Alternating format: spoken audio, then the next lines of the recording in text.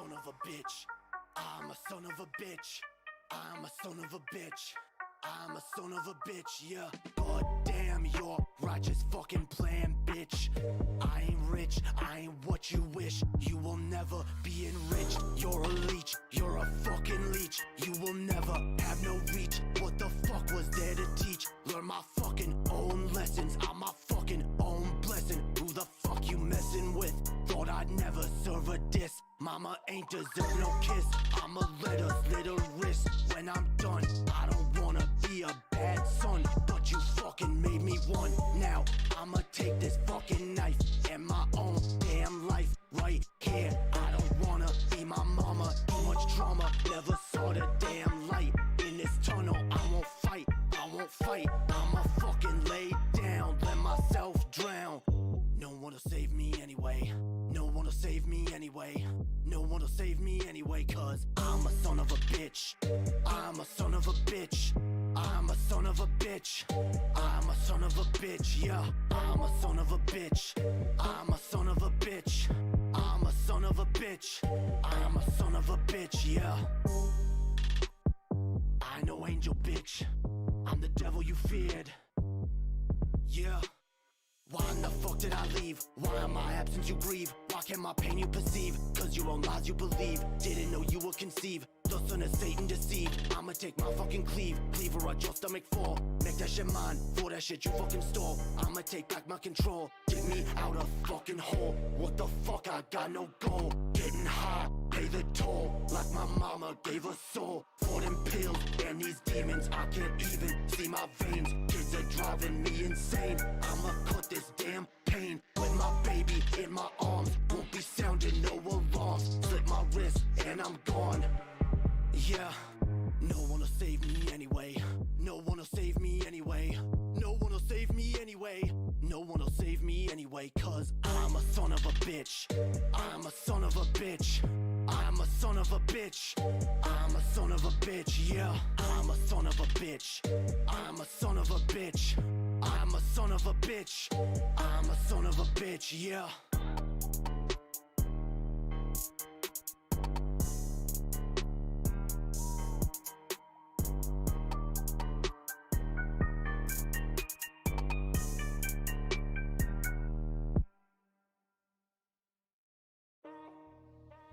Never be a hoe, never be a slave, never gon' break down. I don't want the dough, I don't want the pay, gotta get the change now. Never be a hoe, never be a slave, never gon' break down. I don't want the dough, I don't want the pay, gotta get the change now. Yo, coming up busting the game, don't want the money or fame. I want the public enraged, I want the government change. Cause they bend the rules for the revenue, so we better move right now. Just living proof, I'ma tell the truth, and what I never do is pipe down. What will it take? What can I say? Making them question the norm. If we never change, I don't see a way that we can weather the storm. We buy what they sell in stores, and accept what they tell us is for. You ready for war? Let's settle the score. The world of the rich is the hell of the poor. Yeah. This ain't right, we don't fight, cause it's normalized. Overhyped, underpriced, it's a corporate lie. It's a corporate lie. Money's glorified. Overhyped, underpriced, it's a corporate lie. Never be a hoe, never gon' break down. I don't want the dough, gotta get the change now. Never be a hoe, never gon' break down. I don't want the dough, gotta get the change now. What is the difference between pro-life and misogyny? Free trade and monopoly, sweatshops and robbery. What is the difference between capitalism and poverty? Freedom and worker democracy? Nothing, obviously. What will it take? What can I say? Making them question the norm. If we never change, I don't see a way that we can weather the storm. We buy what they sell in stores, and accept what they tell us is for. You ready for war? Let's settle the score. The world of the rich is the hell of the poor. Yeah. This ain't right, we don't fight, cause it's normalized. Overhyped, underpriced, it's a corporate lie. It's a corporate lie. Money's glorified. Overhyped, underpriced, it's a corporate lie. Never be a hoe, never gon' break down. I don't want the dough, gotta get the change now. Never be a hoe, never gon' break down. I don't want the dough, gotta get the change now.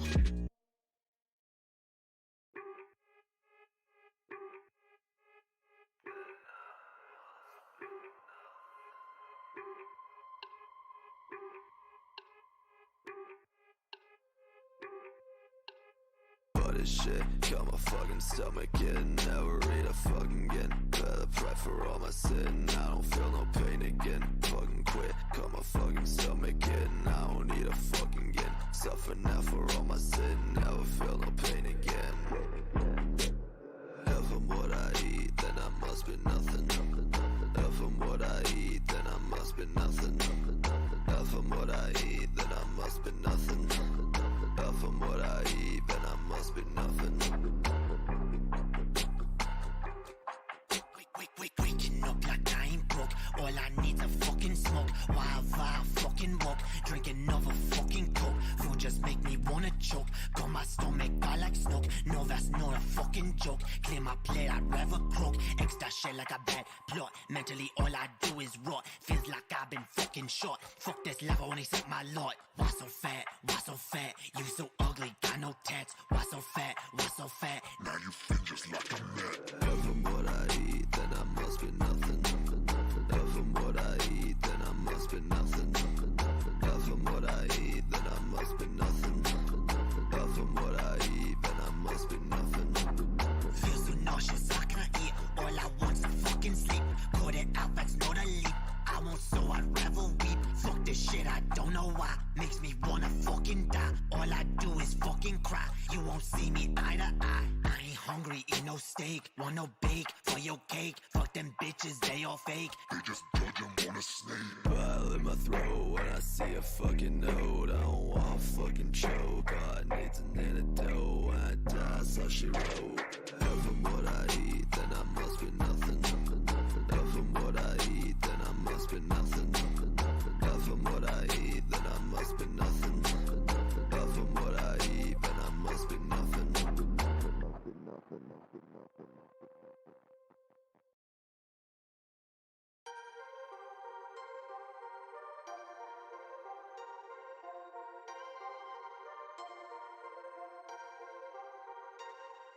The shorter your time approaches, the more that they try to hold you. High exposure to bullshit fuels the fire that smolders inside the mind that I'm losing. Trying to find this composure from oversighted scriptures, hoping the light will get closer. But it don't, and it won't, and it's crazy as it seems. It's a dream with the scheme, but I ain't got a regime or a team. So it's just me, myself, and I. And that's the way it be to the day that I die, I die.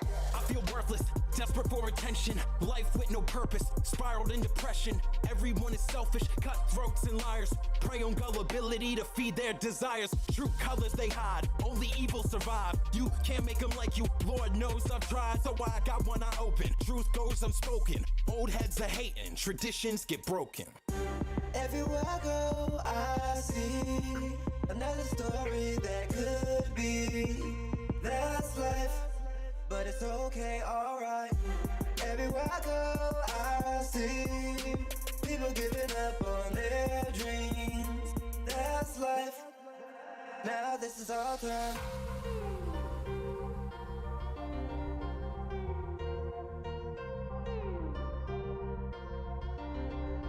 Now this is our time.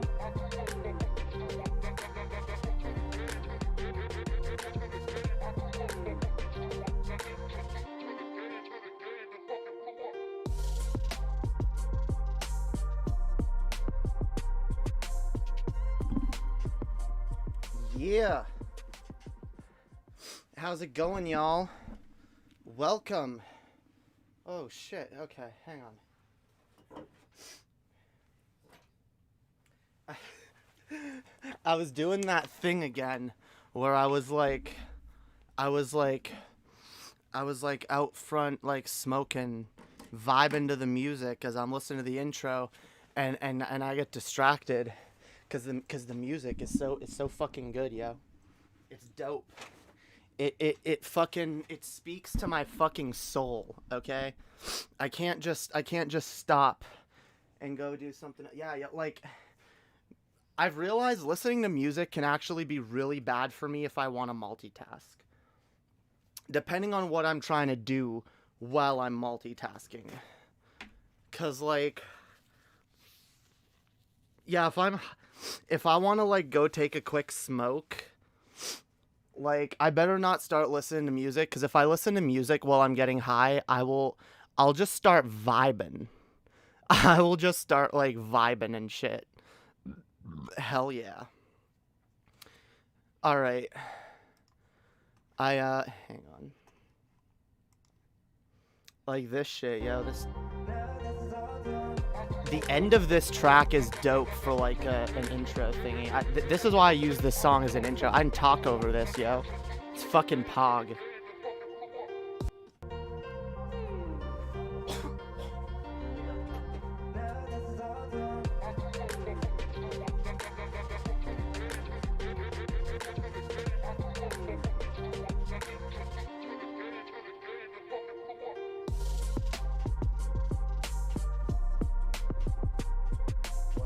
Okay, I'm too high. I was like... Oh, that's what I wanted to get. Wait, hang on. Fucking shit.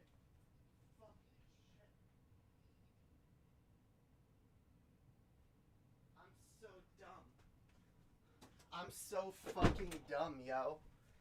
God, okay. Okay, it's fine. We're here, yo. We're here.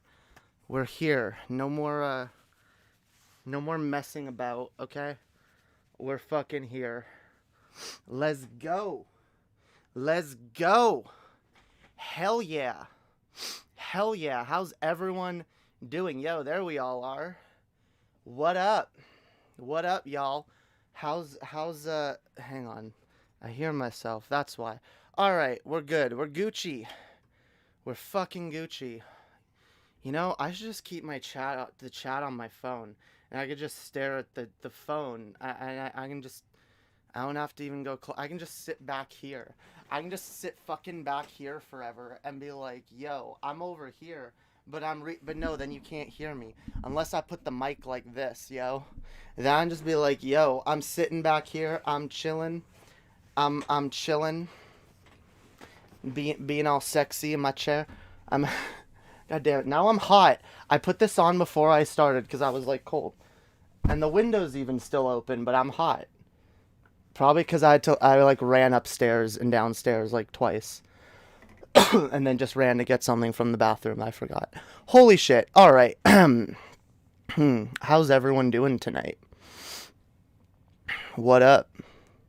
How's everyone in the chat? Yo, we got J. Troido, we got Camino St. Andrew, we got Nachtalb, we got the Shamanite, we got Realize TV, and I'm sure we got others.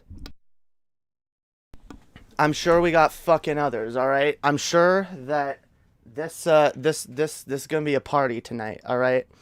Someone asked the Omni ableism. Yes, Omni ableism. Okay.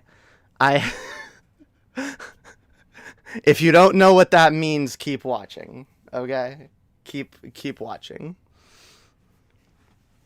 But yeah, oh shit, I left my... You know what? Fuck it. I'm just gonna sit back here from now on. I'ma just sit over here, let the mic pick me up, and I can be comfy while I'm streaming. Oh my god, imagine that. Imagine being fucking comfy while you're streaming. It's possible. It's fucking possible. I am comfier during my streams now that I have this chair, which is more comfortable than my last chair. But it's... I mean, it's clearly got its issues. It's not a perfect chair. I didn't expect it to be. Because even though it was like $200 or some shit, like something like that, whatever. Not whatever. Like one of you guys sent me that, and I'm still super grateful. And it's like because I'm grateful of like when you guys do that kind of thing, that the last thing I'm gonna do is like put some like super expensive thing on my fucking wish list and expect people to buy it. Like whatever. I'm always a person that's willing to cheap out as long as it saves me money and as long as the thing I'm buying still works. And the chair works. It's not perfect. One day we'll get like a super mega gaming chair. That's like $500 to get like a really good one or some shit. Fuck that. Okay, fuck that. We don't need it. We got a good enough chair. This is so much more comfortable than when I used to stream, okay? And I can like adjust it. So I can have it I can have like a straight back chair. Like, look at me. I have posture now, guys. I have posture because I have something to lean against. Damn, I should keep it like this actually when I'm leaning forward. That's actually a good idea. Holy shit. This chair is actually useful. It's fucking useful. Hells yeah. Join the news next week, you poopy head. I might. You gotta understand, like, I was thinking of doing my own stream yesterday, and I decided not to, because I realized that, like, I wasn't in the mood for streaming yesterday. I thought I was for, like, a brief moment. I was like, you know what? Yeah, I'm gonna do a stream. I know some of y'all saw me in Discord saying I was gonna stream, but then then I got distracted, and, I watched, like, 8 episodes of Once Upon a Time, and, yeah. That's what I did instead yesterday. And you know what? It was fun and relaxing. God damn it! And I don't even have to stream on Wednesdays. I was thinking of it just because of the Nintendo shit, which we'll get to a little bit later.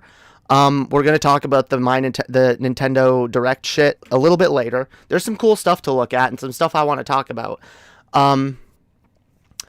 But first, there's something else I wanted to talk about that for some reason was like. We're going to talk about a thing that I literally wouldn't have known or given a shit about if Twitter didn't literally put it in my face this morning and be like, look at this. And I was like, okay, this is a thing from a person I don't normally follow. Yeah, maybe it did that on, like, maybe it knows I don't follow that person. And it's like, hey, I can get you fucking worked up if I show you this stupid thing that this person said. And I feel like we can just get right into it. There's not much preamble needed. Although, well, I do like talking to the chat for a little bit at the beginning so that we can get some more people in before we go full steam ahead. Stop posturing, Jamie. Damn, no posturing. Posture is good. I actually should sit like this. This is actually better for my back if I do this. Rather than, here's how I normally sit. This is back here and I'm like this. Which if you guys can't see, I'm like hunched over like this in my chair usually. Okay? This is actually better. Holy shit. Wiggles. The Wiggles. Does anyone remember the Wiggles, yo? Am I the only one that remembers the Wiggles? The Wiggles. Fuck. I can't even remember a song from them. They were like a kids band. They were like an Australian children's band. God damn it. I need to keep this. If I'm going to I actually do want to keep the gain up so I can keep this at a distance from myself. So I'm going to learn to keep this at a distance from myself. Because I don't like having the fucking mic right here and talking into it like this. See, I turned it down so that would. I'm used to doing this. Like holding the mic and feeling like I need to like grab it. Like physically like grab it as I'm talking into it. I don't know. Trying to be more relaxed about the mic. It's just there. All right? It's just there. We can chill about it. Ah, no. Oh no.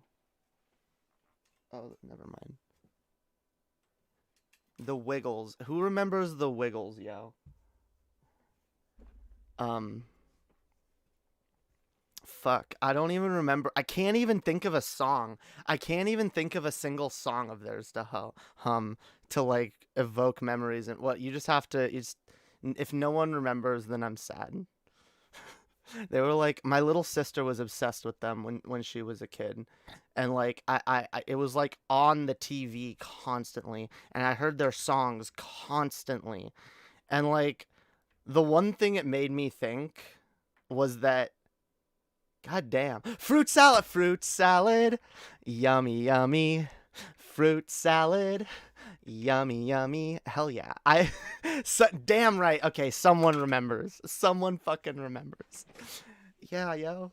That was like, look, like it wasn't a big part of it kind of was a part of my childhood cuz like my little sisters were into it. It wasn't around really when I was super young, but you know what? Like I may have been like slightly above the target age group for that, but even at the time, some of those songs were bangers. Okay, some of those songs were at least if you're a kid. If you were a kid, they were bangers. I don't know about going back and listening to them as an adult. But yeah, God, I don't know why. Like I found an old tape of theirs in well I was like, because I've been cleaning out my grandmother's basement. So I found like a bunch of old like video cassettes of like shit from my childhood, and it was just crazy looking through some of that shit and like remembering, you know. The other thing I found was like I found like old Veggietales videos, which like I can't bring myself to get rid of them simply because when I was a little kid, my fucking Veggietales videos and DVDs were like my prized possessions. I loved Veggietales so fucking much. And I'ma say this, even though Veggietales is definitely got some like really sus religious messaging, for something that's religious propaganda aimed at children, it's pretty damn fucking entertaining, okay? It's pretty fucking good. There was a show. I don't know if anyone remembers this one. There was a show called JJ the Jet Plane. I don't. Here's another obscure one. Let's see if anyone remembers this.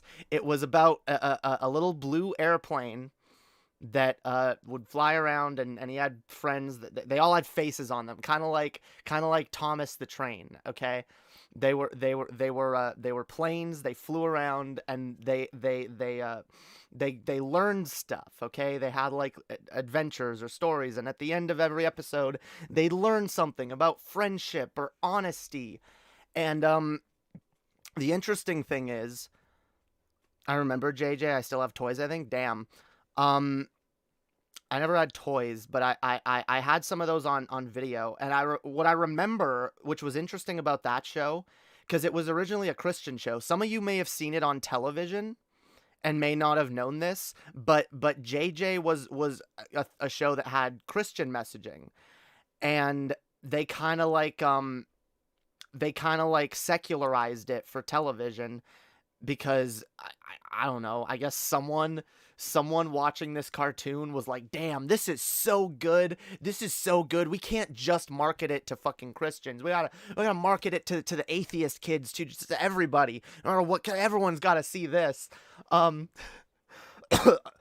More realistically, the reason they did that is probably because it wasn't selling shit as a Christian property. So in order to like recoup some of their losses, they probably had to like, okay, let's do some edits. Let's not make this so like obviously like religious based. Let's just make it appeal to everyone.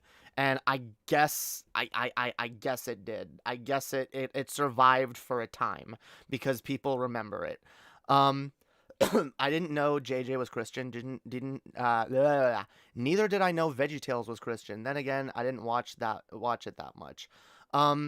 Yeah, no, they were both, but Veggietales never got that treatment. At least not to what I know. I always thought that was a shame, because I always thought like Veggietales had good messaging aside from the Christian shit. And it really could have, and it was funny. It was a funny show. It literally had like, they regularly made like Monty Python references and like references to like pop culture, like Star Trek and all kinds of shit. Like it was interesting. And I actually, part of me kind of wants to go back and revisit some of the stuff that I remember as being really good from Veggietales. because I do know that parts of it can be like divorced from the like it's definitely, don't get me wrong, it's definitely not something I would show to my kids. At least not unless I had a talk with them prior and made it clear, like, okay, this show has some religious messages that I don't necessarily agree with. You know, like I'd have to have like the whole religion talk with them first, you know. Damn. Was Gumby religious? Not that I remember. Bear in the Big Blue House. I do remember that one. I've talked before about how that show, I don't know why, that moon character, the talking moon that he always talked to at the end of every episode, I had nightmares about that chick. I had nightmares about her being like outside of my bedroom window as a kid. And I had multiple dreams of just like the moon being at my window watching me, floating like in the sky, like not like in the like in the sky, like floating around by my trees. Like I had nightmares. I don't know why. I really don't know why. JJ always creeped me out. See, I guess you'll never know like what's gonna creep someone out and what's not. Like something might creep someone out, but like someone else might be like, oh, like this is a beloved childhood memory, you know.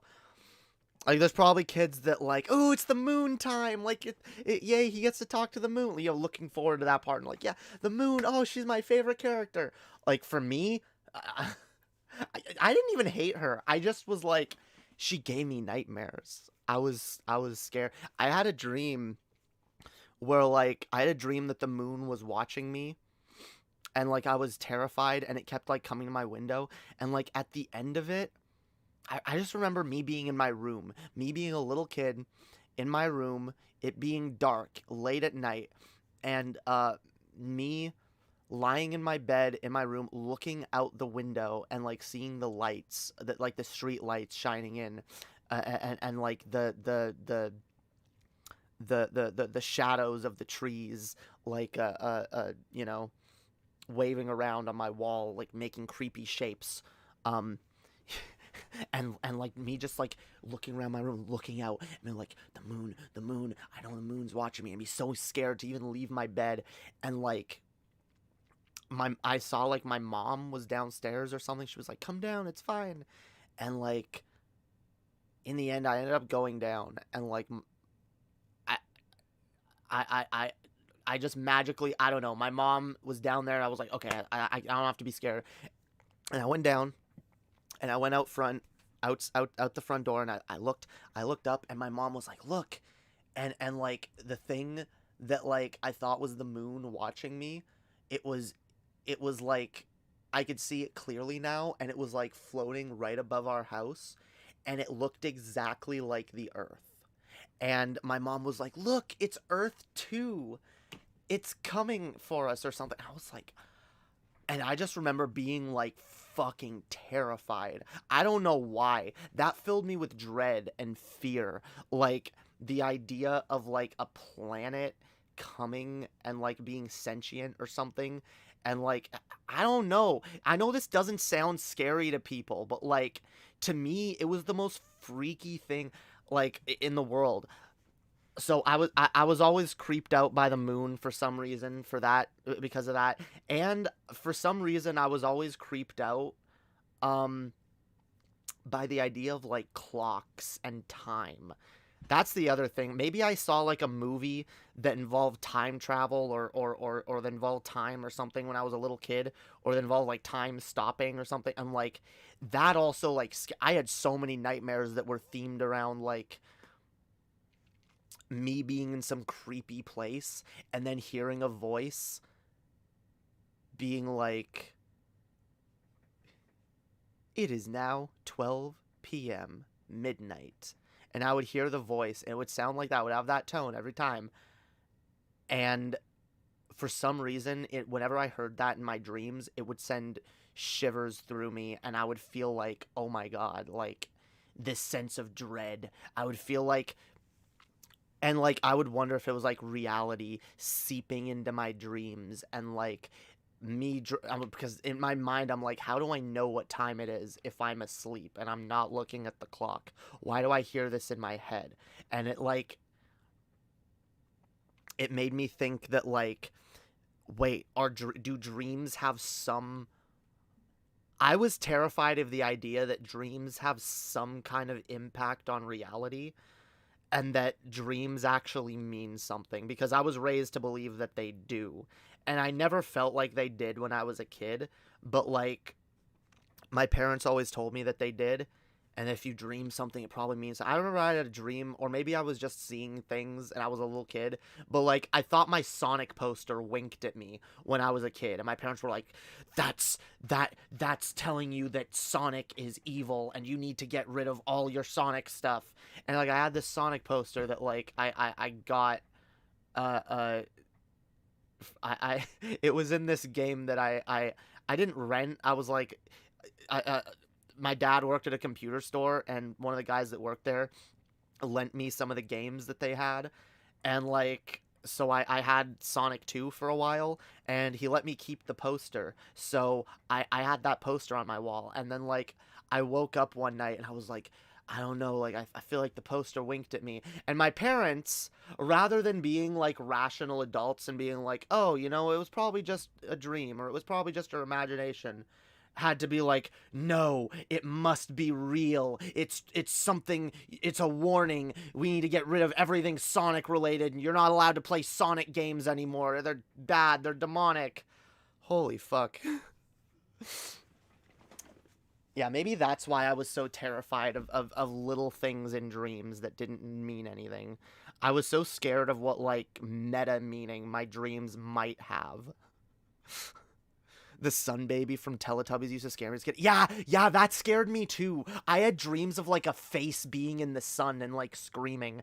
And, like, I was actually still scared of it until I saw, I think, honestly, like, the Rick and Morty episode where, like, the screaming sun rises, and it's just like, ah! And it's like... I think that is what made me view the idea of, like, a face in the sun as, like, hilarious and ridiculous. So I was like, yeah, I can't be scared of that anymore. Joking aside, I've gotten back into Sonic recently. That's dope. Sonic is evil. If you turn on your Sega Genesis at 3 a.m., the startup screen will say Satan instead of Sega. Damn. How do I give you money? I've got a Streamlabs link in the description. You can send me money via Streamlabs. We can't do Super Chat, unfortunately, because I'm still not 1,000 subscribers. You know what's fucked? I was looking at the page. I don't know how I found it, but I was fucking around in the YouTube settings, and earlier today, and I found the thing that like the monetization page, and, like, it tells me. Oh, now I remember where it was. I can actually find it again. It actually tells me how far along I am towards being monetized, and here's the fucked up thing. All right. In fact, here, I can just show you. This is like really fucked and annoying and stupid. Like, oh wait, how do I okay, there we go.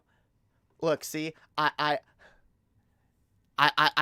qualify in all the other areas, especially the watch hours. And look, see, it needs me to, it wants you to have 4,000. I got 14,000, bitch.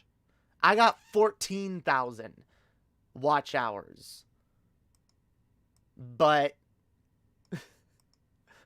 I'm missing 125 or 150, no, 250, something like that. I can't do math. I'm missing about 250 subscribers, so no monetization for me. So if you really want to help me out, do your best to share my content around, guys. Like, really, like, that shit is what helps me fucking grow, and will help me someday actually get paid by YouTube, and will allow me to get fucking super chats and shit eventually. So yeah, if you guys really want to help me out, please that shit. Small YouTube channels like mine are literally made possible by the support of regular ass viewers like your beautiful fucking selves. So you guys doing your part and, like, sharing your favorite YouTubers around, not even me, like anyone else that you enjoy, like not just like let's do this. Let's help small creators grow, guys. It really helps out a lot. Hells yeah. Because YouTube has some really weird, arbitrary fucking barriers that they put in people's way. Especially the fact that, like, since I am below 1,000 subscribers, I don't really get showed out in the speaking. I don't get showed off by the algorithm. So yeah. Like my channel getting out there really is reliant on, like, in large part to, like, you guys sharing this shit. Hell yeah. All right. Let's see. 255 subs. Thank you, Omni. That's how bad I am at math. That, like, when I try to do it quickly, like, when I try to, like, estimate what the math is in my head, I usually get it wrong, and then I get frustrated. I get too frustrated in the moment to go back and actually, like I'm like, oh, goddamn, I don't have patience for this. I don't fucking know. It's numbers, okay? It's fucking numbers. It's a number, whatever, okay? It's you guys can do the math. I swear to God. Other people are clearly better at doing math than I am, okay? I can't do math in my head, okay? I'm good at doing a lot of things. Doing math in my head is not one of them.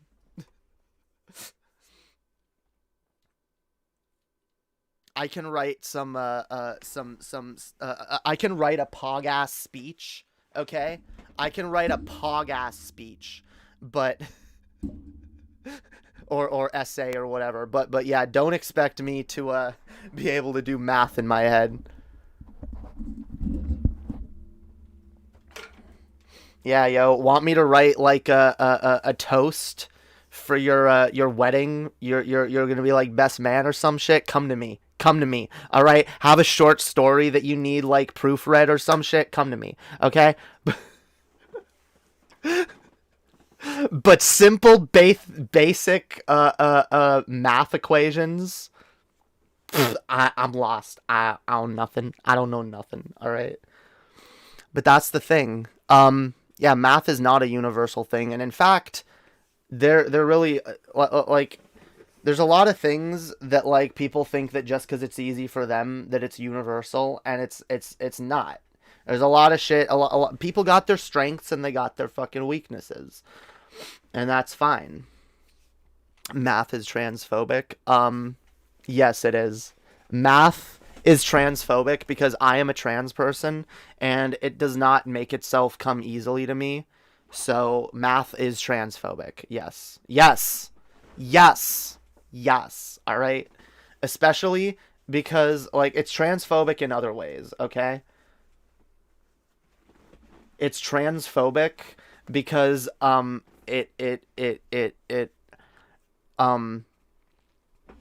because of how it attempts to quantify the number of chromosomes that I have within me and use that to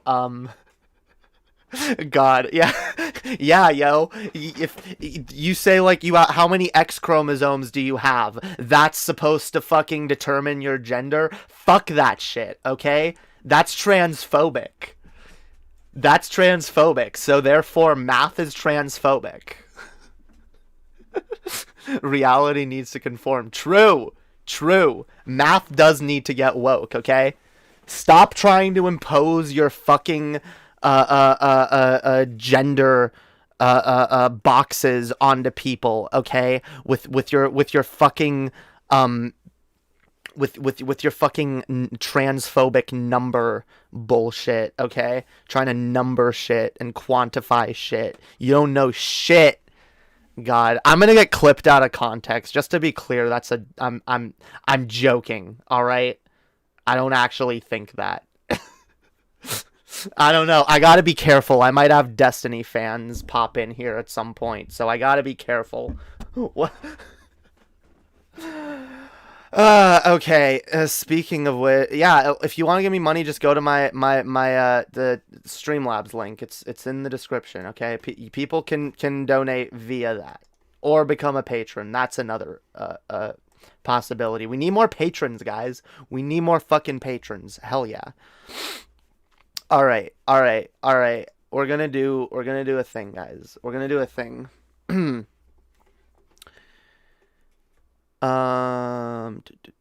Okay, whatever. Yeah, no, I opened the wrong thing. Goddamn. I'm so stupid. No, I'm not. It's good to laugh at ourselves. That is true. That is true. Okay, but right now we're gonna look at something else. We're maybe not even gonna laugh at it. We're just gonna evaluate. Let's say. All right, we're gonna evaluate something. Because like I was saying earlier, I would not have been aware of this thing if Twitter didn't literally put it in my face. And to prove this to you, I am going to show you guys. So here is my Twitter, my notification feed, okay?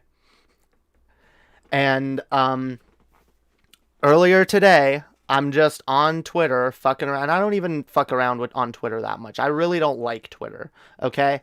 Mostly because it's very difficult. And I'll go on my Twitter rant at some point, like, in depth. But, like, basically, I don't like having to try to, like, get my points across in so little text. It's not a good way to communicate. And so I say fuck Twitter.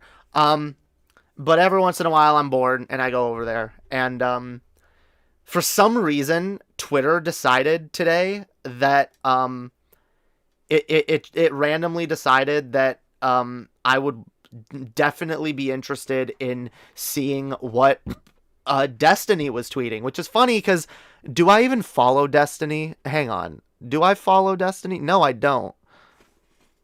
I don't even follow Destiny. But Twitter thought it would be a good idea. It wanted me to know this, okay? It wanted me to know, and it's funny because this is actually kind of relevant to me, so I figured I'd talk about this, okay? And before I start, I want to be clear, the person that Destiny is arguing with or in conflict with here, I don't know this person. I literally just followed them after engaging a little bit here on Twitter. I don't know what their takes are on most things. I don't know what they're all about. I don't know this person, okay? But I will say I saw Destiny kind of bullying this person for something that I share in common with this person. So yeah, I decided to add my voice to the pile, and I decided I'm gonna fucking say my 2 cents on this, okay? So, and this is what I saw, okay? I saw this tweet, Destiny saying, plenty of people with ADHD and autism are capable of having conversations. When you frame disabilities this way, you make it sound like neurodivergent people are incapable of having basic conversations / debates, which is more than a little bit gross. Now, I was curious what the context of this tweet was when I first saw it. So, obviously, I went over to its source. And here's what the person was talking about. To say a video essayist can't back up their ideas because they won't talk / debate on stream is kind of ableist. Different modes of communication work for different people. I learned that the hard way. I learned the hard way that my anxious / ADHD autistic brain can't deal with a live format, let alone a confrontational one. And that message kind of resonated with me because, yeah, I'm kind of similar. Now, I'm not a video essayist. I am a streamer. But I did kind of learn, and yeah, it did suck, and I did have to learn this the hard way. That's either not that like especially heated one-on-one debates are either not my style of communication, or there's something that I'm not ready for yet, okay? And it's fine to say that. Now, it seems like Destiny is taking issue because this person is saying here that their autism slash ADHD, at least they believe that's what causes this to be difficult for them. And Destiny over here, the Omni ableist over here, is taking issue with this being framed as like, from what I can gather, it seems like Destiny is mad because this person is supposedly trying to use their ADHD or autism as an excuse for not engaging in a debate, let alone a very likely toxic one. If we look at how like Destiny's interactions with smaller people tend to go, like, or just a lot of Destiny's interactions in general. And look, I don't hate Destiny. I don't really have a beef with him myself. I've just I like several people that I've seen him be shitty to for kind of no reason. And so I take issue with him there. But I don't really have much of a bias against Destiny besides that. In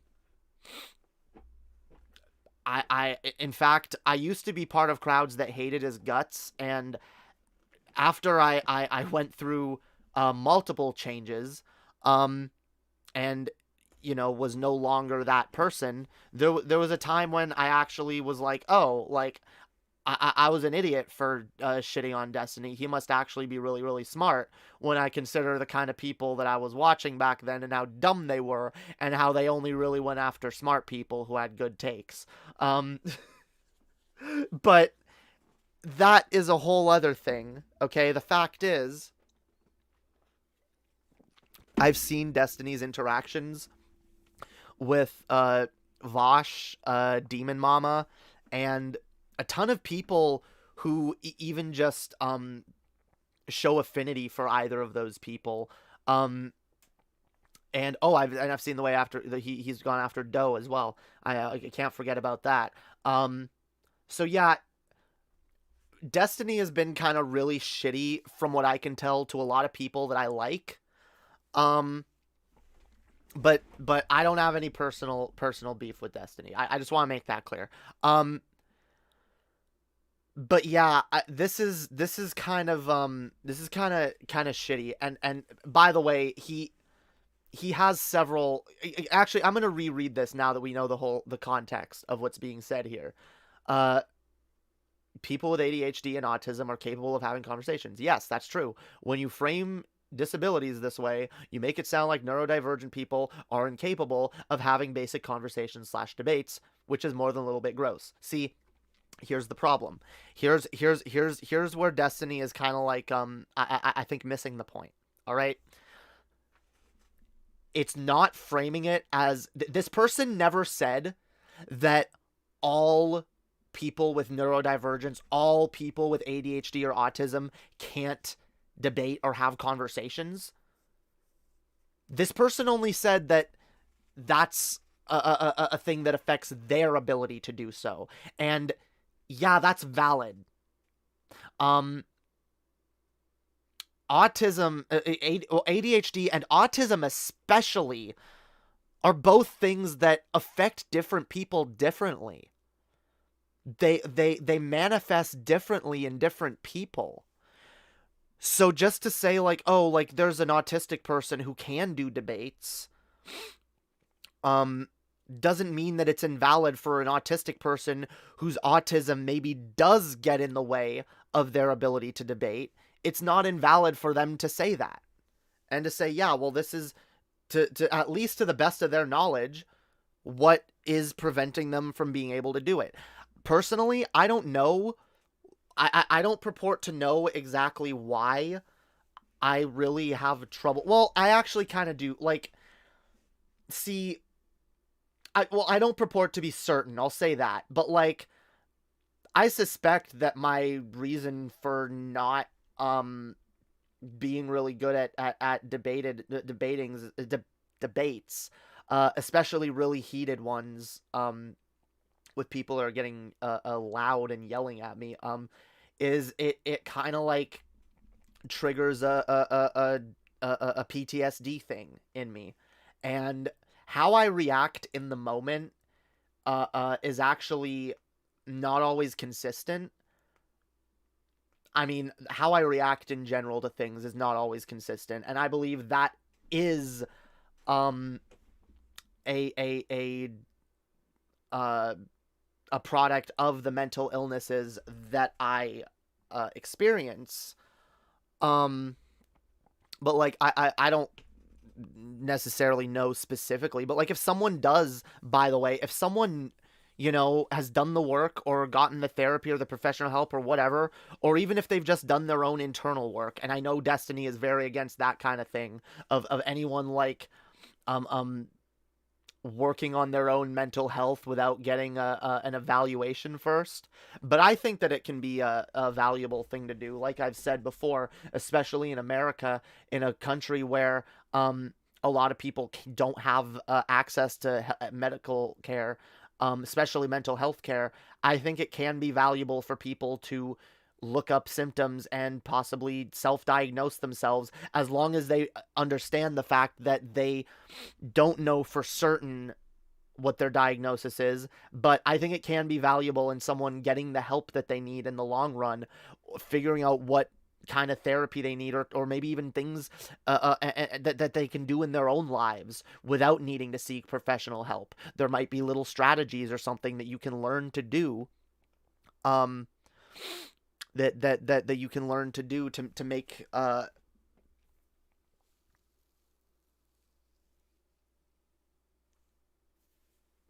things easier. Okay. Yes, I use a hair straightener. I don't know why you're curious about that, but yes, I do.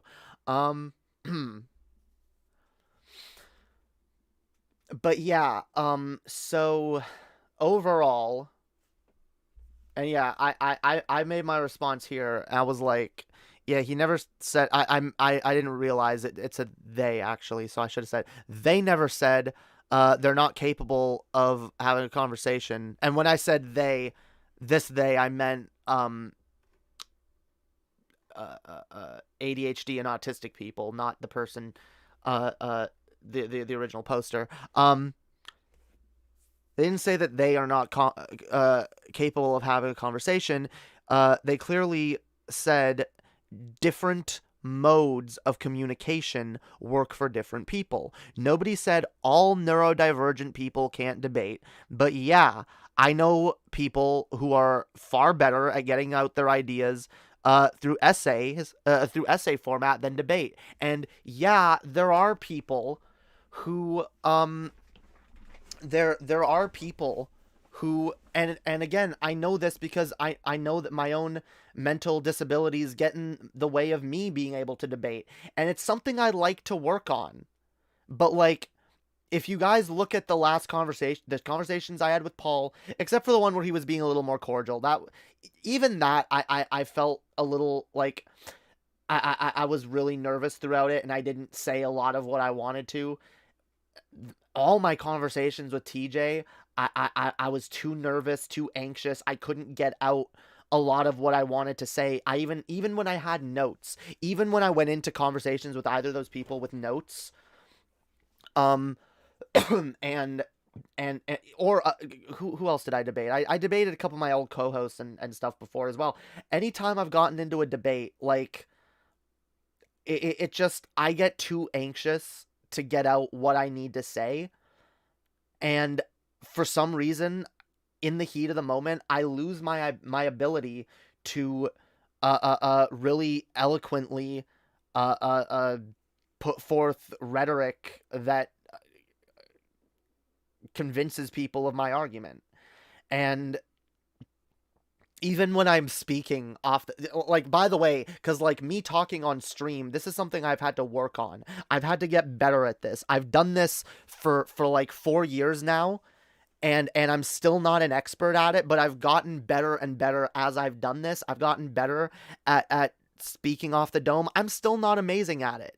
It's still hard sometimes.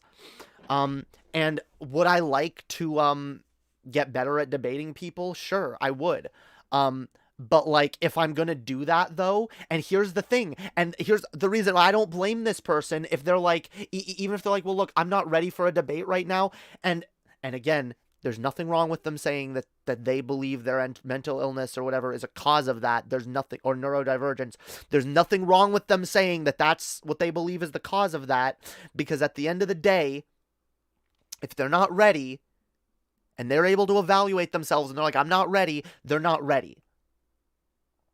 So for you to try to like shame, and I know Destiny does this, and I know it's not even just a Destiny problem. This is an internet problem. This is a debate bro problem. This is a problem on the overall internet where people think that just because they are really skilled at verbally strong-arming someone, at giving someone a verbal beatdown,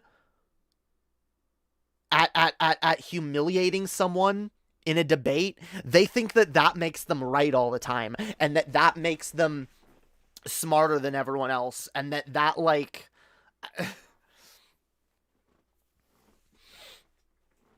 that like, I don't know, like someone who's not able to do that their ideas and opinions aren't valid, that they're not good, that like, no, you're actually worthless, and you shouldn't be talking, you shouldn't be putting your voice. See, what this is, guys, this is an attempt to silence the voices of someone you don't want to argue with. Because yeah, I'm trying to not get distracted by the chat. I don't go off topic right now. I can't focus on all these things at once. Hang on.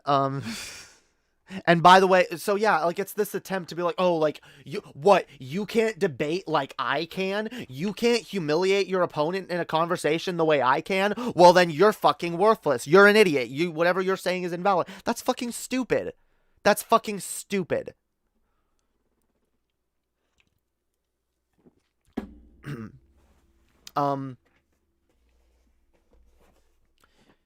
And yeah, and you can tell by the way,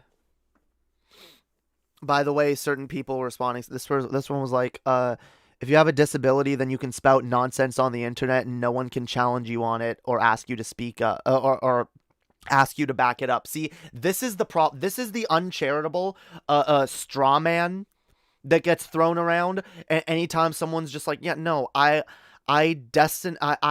genuinely don't want to have this debate. I'm not able to engage in that way. I'm not ready to engage in that way. Like, that doesn't mean that that person shouldn't be allowed to speak.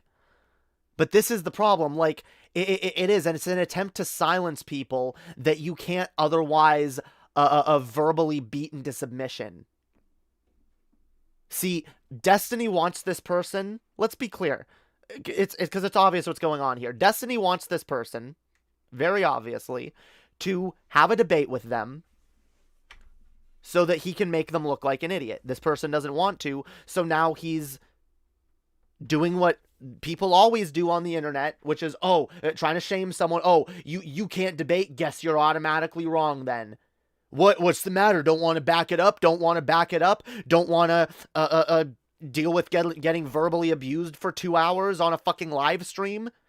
What's the matter? You a pussy? You see, the funny thing is, even if someone is too cowardly to debate a topic, it's such a fallacy to attack that and act like that proves anything. 'Cause it literally doesn't. It literally doesn't. I could come on here right now. I could do an hour-long stream making a really impassioned argument about something, and I could go into all kinds of research, I could back it up, and let's just say, for the sake of argument, it's a really good video. It's a really it's true. It's based on fact, and it is just correct in every way.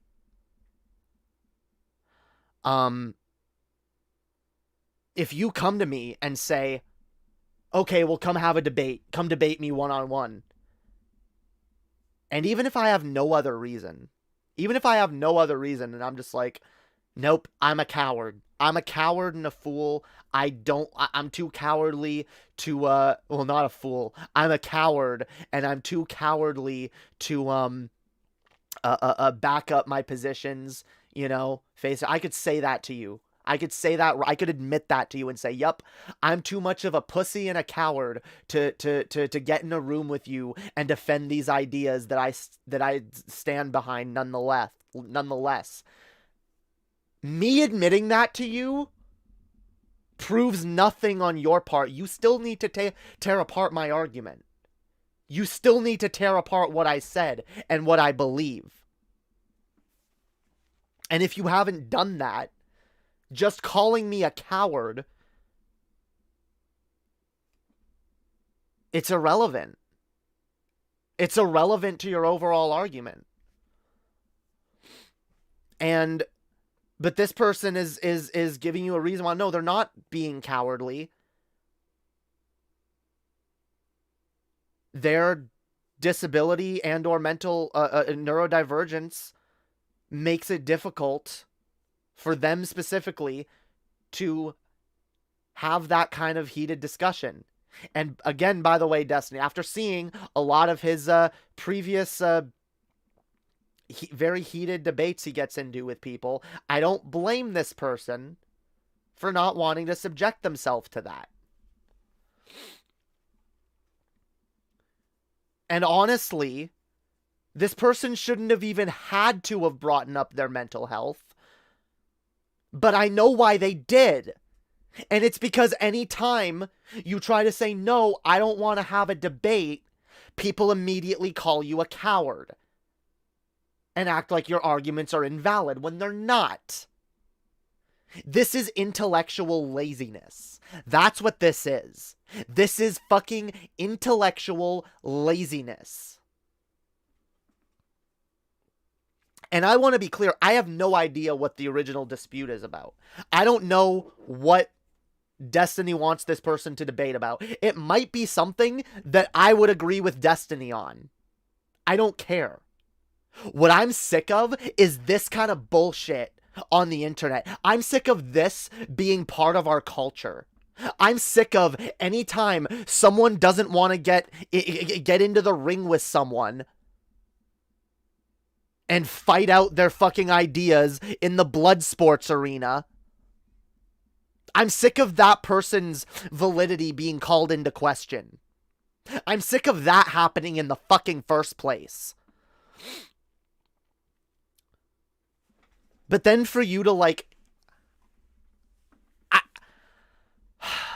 I don't know how to interpret Destiny's interpretation of this as anything other than dishonest. Because from what I can see, he's been doubling down on this shit. Oh God, oh God, he's doing it. He's tripling down, yo. Oh God, he's responding to like, he's responding to a bunch of people that, got into this, conversation. But yeah, this is where I first saw it. Wait, where was the... oh, because we can look at the person's original... because they added a little more as well. And this is true. I don't think you're inherently more educated or knowledgeable or correct on an issue simply because you can defend it on the spot. I think being able to speak well... on on subjects without a script is a great skill, but it doesn't necessarily mean you're smarter. And yeah, that's true. And like the fact that this whole conversation is being had is ridiculous. But of course, Destiny has to get super pedantic and hung up on the ableism shit now. Hang on, let's go to Destiny's Twitter.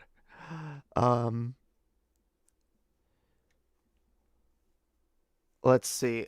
Like, this, here's him responding to this, know nothing. All you have to say is some people can't debate in live formats. It's not for everyone. That's totally fine. But when you start using ADHD/anxiety as an excuse, it's a bit demeaning to those people, because plenty of people with or without those traits have similar experiences.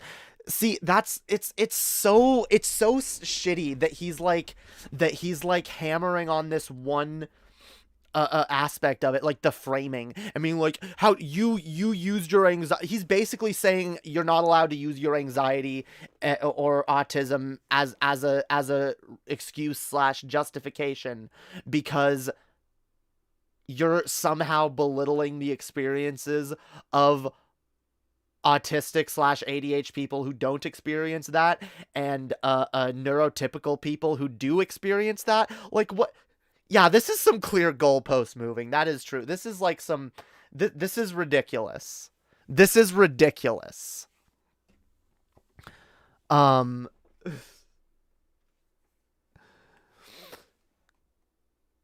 yeah, like, people asking him if it looks like his only problem was with the framing. But, like...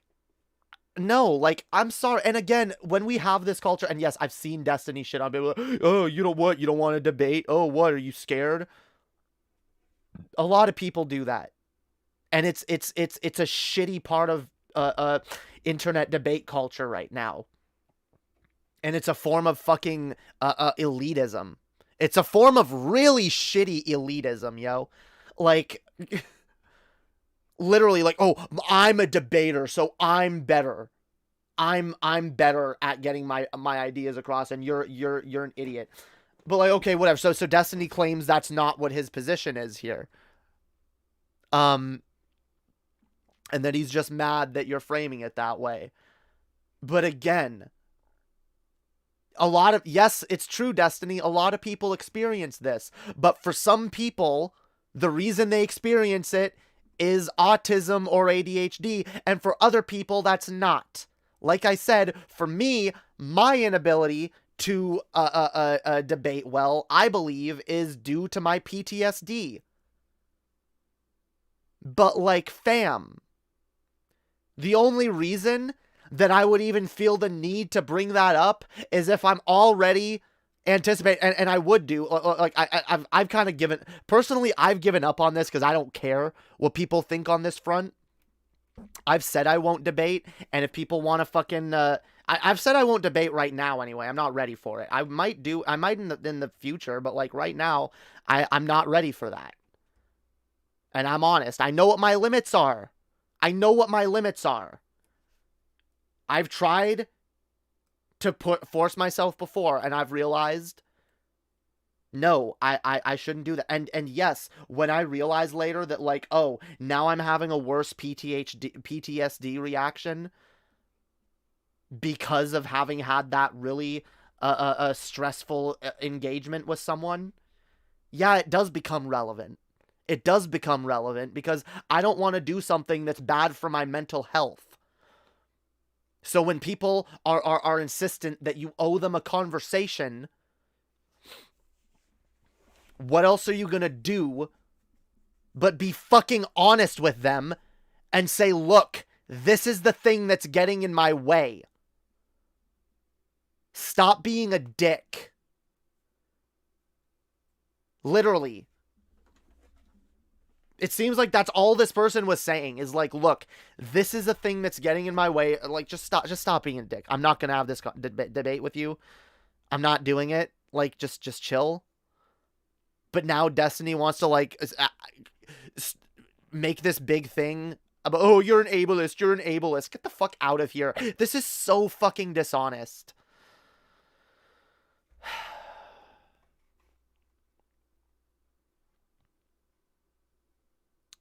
And someone's like, so what, you don't disagree with the take, you just think it's mean?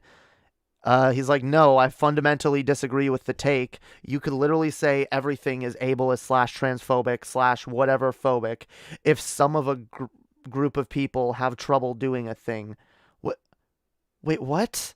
No! It's... Oh my god. Is he intentionally trying to miss the point? It's transphobic or ableist or homophobic or whatever if you're making fun of... Oh my god.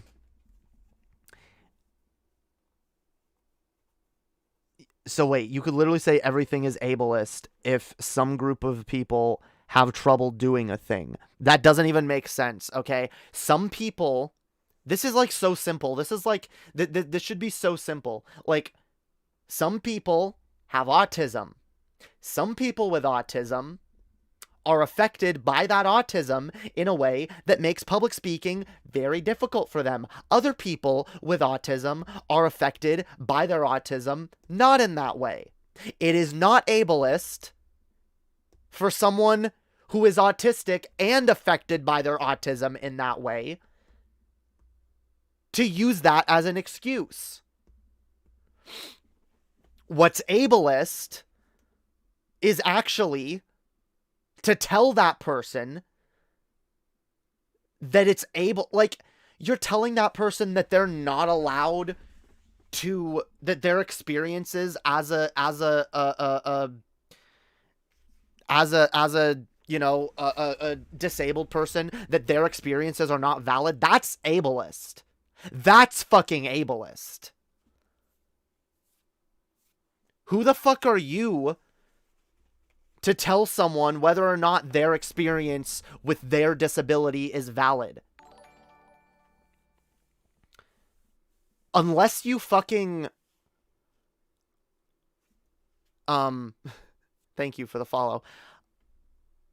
Like, fam.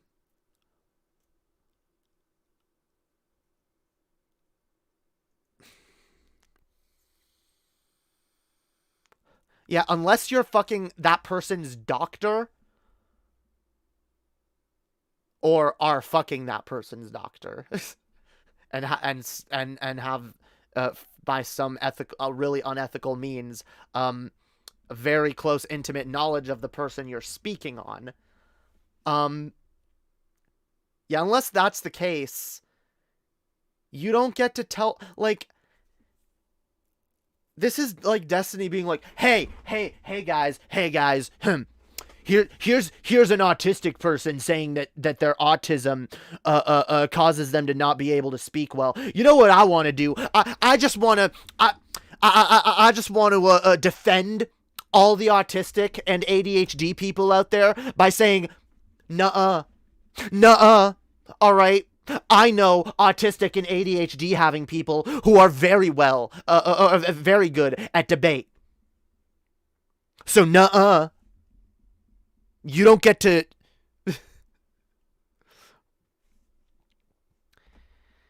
So this is the problem. This is what I think is at the core of this problem. I think I know what Destiny's overall problem is. Destiny gets caught up in a thing that I've talked about before and said is a really stupid fallacy that a lot of people get distracted by, which is the consistency meme. Everyone wants to come across as the most consistent person ever. Oops. The most consistent person ever. Ooh, look how consistent I am. I handle all people of this group consistently. I handle all situations of this type consistently. I'm Mr. Consistent. Always fucking consistent. You'll never catch me being a hypocrite. Yeah, see, I treat all autistic and ADHD people as if, you know, that stuff doesn't get in the way of their abilities to speak publicly and have debates. And because the autistic and ADHD having people that I know are good at debating, and that doesn't get in the way of it for them, I have to make the assumption that, by the way, and this is like, It's a really disgusting thing that a lot of people do. This is like literally like again, you're trying to invalidate someone's experience with their disability based on information you know nothing about. And yeah, we all know this is nothing new for Destiny because I've seen him do it before. I've seen him do it to Doe and Demon Mama and others.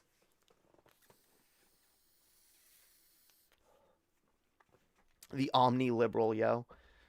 Might as well just call yourself the Omni everything. I am the arbiter of political discourse, mental health, and everything else on the internet. I'm sorry, motherfucker. Even if Destiny himself is autistic and has ADHD, he still doesn't get to he doesn't get to make assumptions about the experiences of other people. He doesn't get to invalidate the experiences of other people who experience that thing. All right? Which is why this is one of the reasons when I talk about things related to my journey of self-discovery as a trans person, I make it very clear that the stuff I'm talking about is related to my journey specifically. Because I know that my experience as a trans woman is not identical to every other trans woman's. So I'm not going to act as if they are. And I'm not going to make assumptions about my experiences and assume that another person who is also trans has the exact same experiences. Because at the end of the day, that is so fucking stupidly reductive. Stupidly reductive.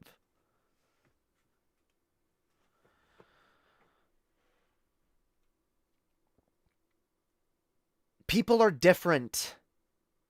Different illnesses, whether it's a physical illness or a mental illness, affect different people in different ways. And this is what I'm talking about, guys. When people try to force everything into a box, everything has to fit. Not everything fits into a box. There aren't always simple answers for everything. This is why we need nuance and a critical thinking so we can understand things, so we can understand each individual a specific area of a thing, okay?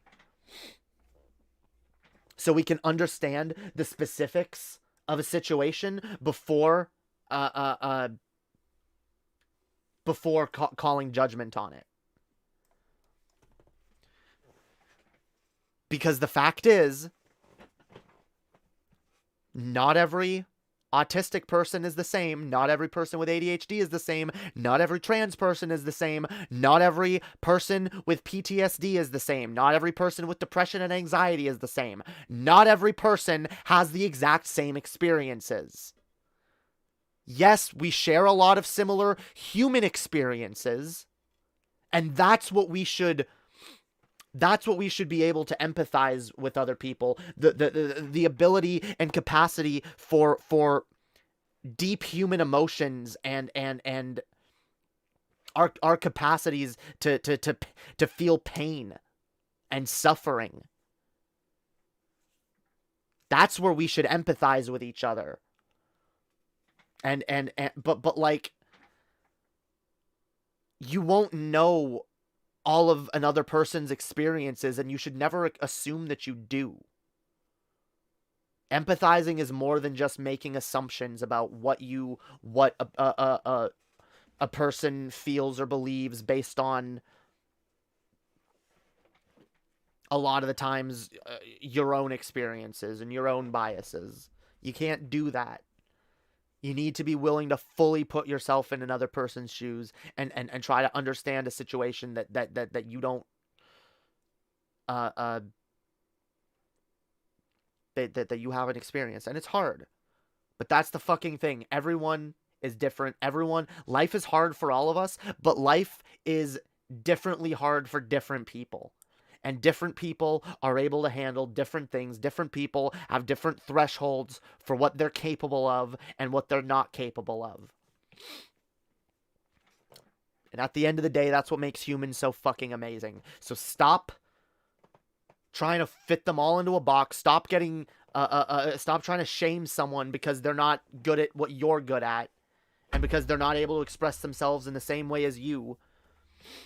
Stop trying to shame people or invalidate people when their experiences with a thing that is also experienced by another by a larger group is different to a lot of the people of that larger group.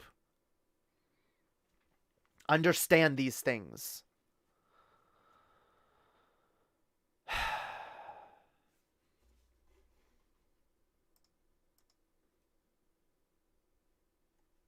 Stop what? What are you on about?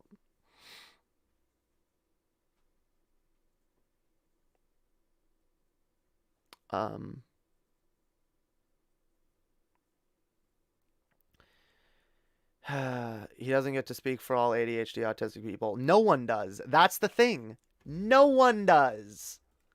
And Destiny is like acting as if this person is doing that when they're not. They're not doing that. But Destiny's trying to do that. Meta's mad because you said what? Chill the fuck out, Meta. I don't know what you're on about. Calm down and act like a normal person in the chat, please. That's actually my message to everyone. Just learn to calm down and act like a normal person in the chat. Okay.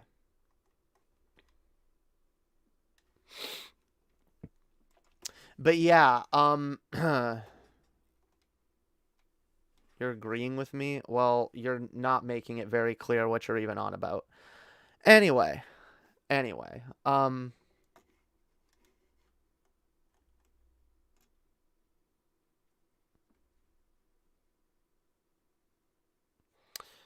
yeah, guys, like we gotta learn to understand. Everyone goes through different shit. Everyone's got different ways,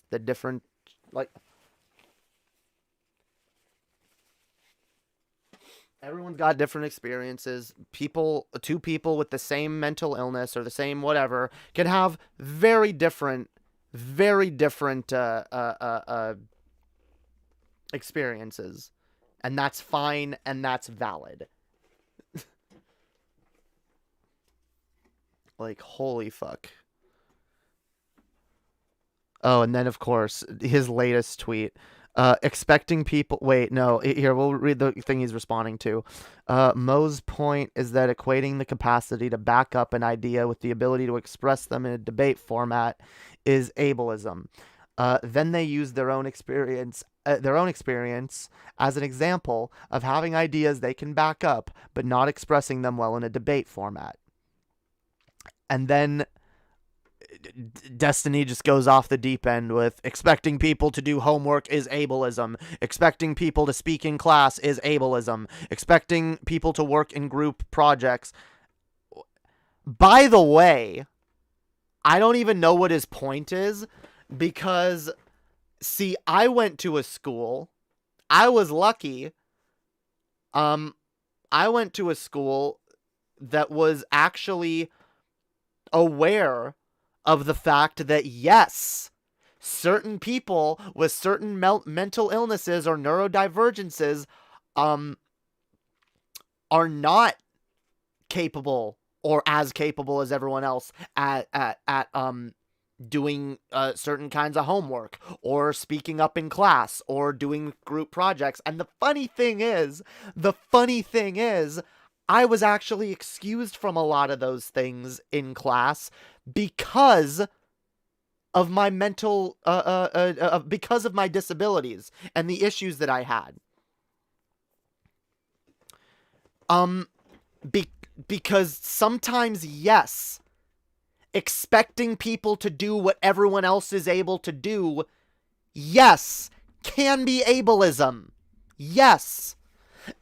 And when we recognize that mental illness, that mental disabilities are disabilities, that mental health is health, when you put forth an attitude as if, like, yes, everybody's supposed to be able to handle this thing, and if you can't, then we all get to shame you and make fun of you and shit on you.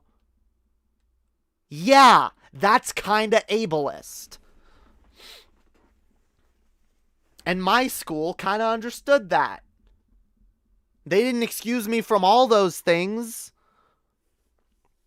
I'm going to keep reading this. Expecting people to have work meetings is ableism. Expecting people to deal with rowdy customers is ableism. See the problem? Yeah, the problem is, if we use your way of thinking,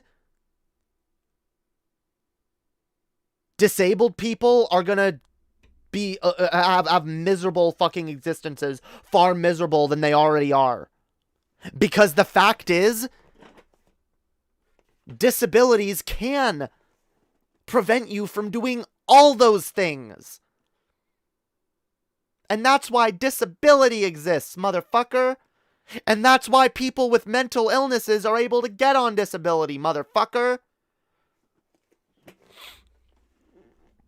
You're a liberal, right? Don't you like the social democracy that's going on, the welfare state, yo? That's a good thing. Liberals like welfare, don't they? I don't know. When he calls himself the Omni liberal, like, when I think of liberals, I think of, like, really one-dimensional people with, like, a really one-dimensional understanding of, like, politics. So it's like, yes, I am a liberal. I like these things. I align with... I don't know. He doesn't seem to like leftists or socialists very much. Not every person is the same, so don't act like you know everything. True. True. That's the first thing of psychology you need to know, is not every person is the same, so don't act like you know everything. Very, very true. Destiny likes to act like he knows everything, though.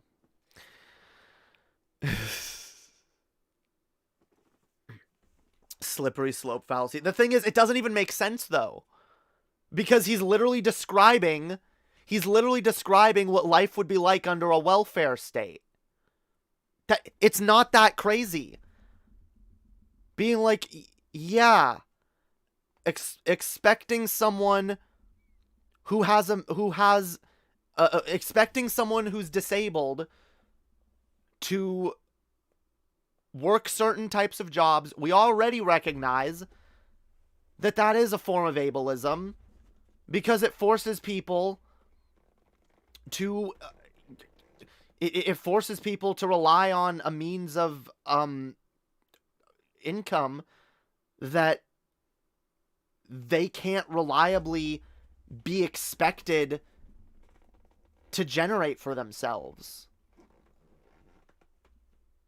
A lot of people experience disabilities in different ways that prevents them from doing different things. Being a progressive society means pointing out those things and being like, yeah, this thing, this expectation that we have of all people as a whole, yeah, there are actually some people that can't be expected to do that.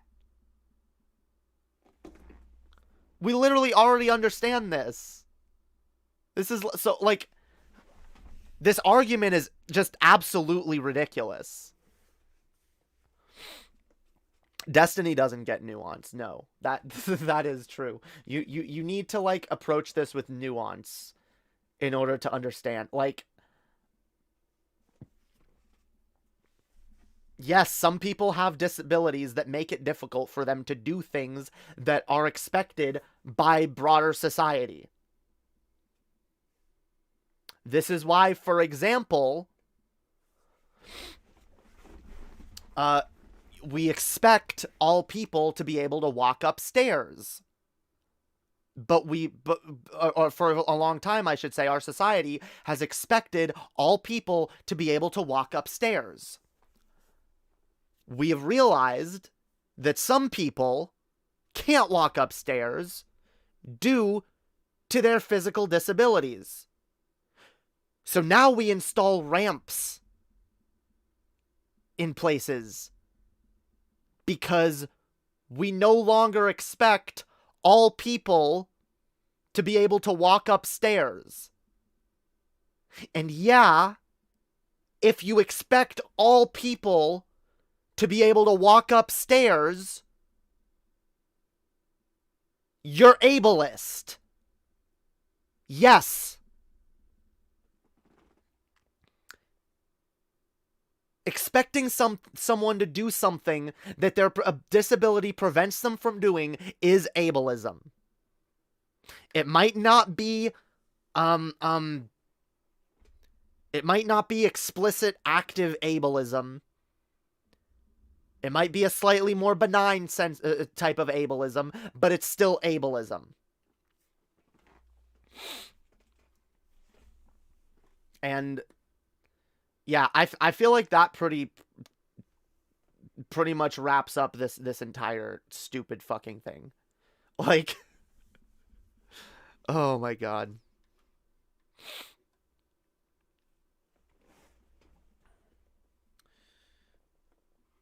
Yeah, like, my god. It's not everyone has to debate, okay? And if you believe that your neurodivergence or mental disability or whatever thing is keeping you from being able to do so, you have every right to use that as an excuse. But the fact, again, is you shouldn't have to. And if we didn't have assholes like Destiny trying to bait everyone into a debate, then humiliate them the minute they refuse to engage in that debate, then no one would feel the need to cite their disability. But by the way, and here's another thing, it's not, here's another reason why it's not ableist. And it actually is, it's ableist. It's actually ableist of Destiny to say, no, shut the fuck up. As an autistic / ADHD person, you don't get to claim that as an experience that members of the autism / ADHD community experience. Because the fact is, again, no, Destiny, you do not speak for all of any group, quite frankly, except probably your own fans. You don't speak for all ADHD or autistic people. Neither does this person, but here's the interesting thing. What you're doing is actually a form of ableism, because what you're doing attempts to erase the experiences, the very real and valid experiences of some members of the ADHD autism community. So as much as you and people you know might say, hey, it's really fucked up that us people with autism and ADHD get painted with a broad brush, because I understand, by the way, I understand that side of it.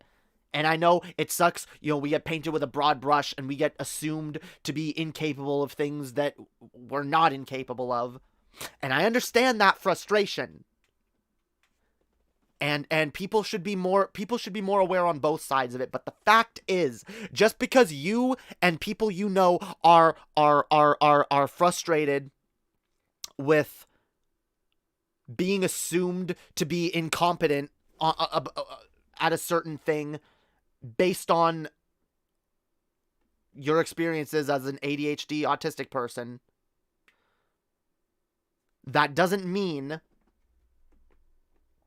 God damn it, chat.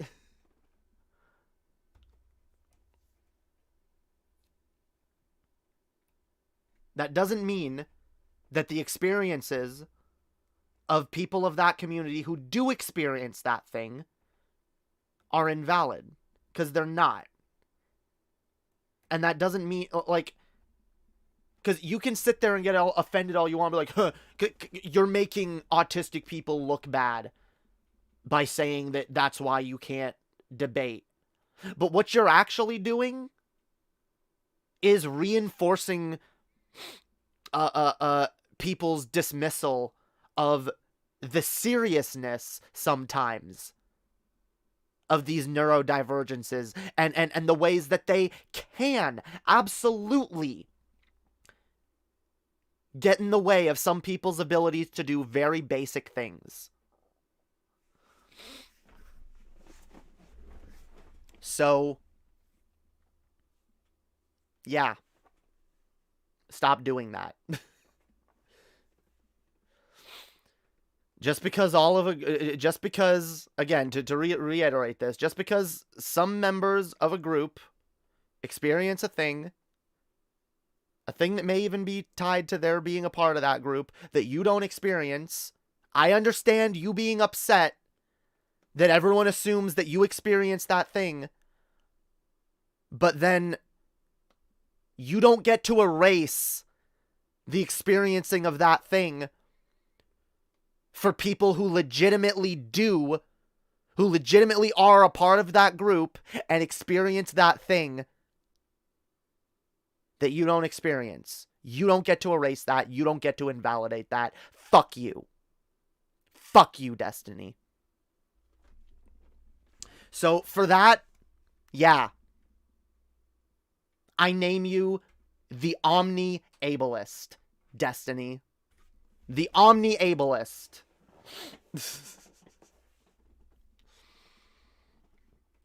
What an interesting little arc. Maybe we'll catch up with the Omni Ableist another time. Maybe we'll see if the Omni Ableist ever strikes again, because yeah, this is pretty bad. This is pretty bad. Again, especially considering that this very tweet, like, completely ignores the idea of the very basic fundamental ideas of disability and what it is. Okay, if you spam in the chat, you're getting timed out. I've said this before. Like, please just, if you're gonna be in my chat, everyone is welcome, but everyone is required to at least behave like an adult and, you know, not be a dipshit, okay? Don't behave like a troll. Don't spam. Anyway, the Omni Ableist, okay? The Omni fucking Ableist. I'm sick of Destiny trivializing other people, to be honest. I am too. And like I said, I wouldn't have talked about any of this, but, like, this just came up on my feed. I saw it, and it made me mad, because, yeah, I experienced this shit too. Like I said, my PTSD and probably some other things make it really difficult for me to have a debate.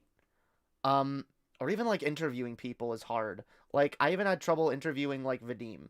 Like, I'm not great at that stuff. What I'm good at writing. I'm good at, like, making music, rapping. I'm subjectively good at comedy from time to time. But, again, it's got to be written. Like, most of the shit I'm good at is, like, either, like, sitting here just coming up with ideas off the top of my head, or performing stuff that I've already written. That's what I'm good at. And yeah, it does suck when people go like, "Oh, what are you, a fucking coward? What are you, a fucking pussy? You don't want to debate?" And I have to be like, "No, it's due to shit that, like, honestly, I shouldn't have to talk about." But when people act like when the internet as a whole acts like it's owed an explanation for someone just making a decision, being like, "Yeah, I'm just not gonna do this thing," like, I don't blame people for explaining and being honest, and I try to be honest. I try to be honest about my experiences and pretty much everything.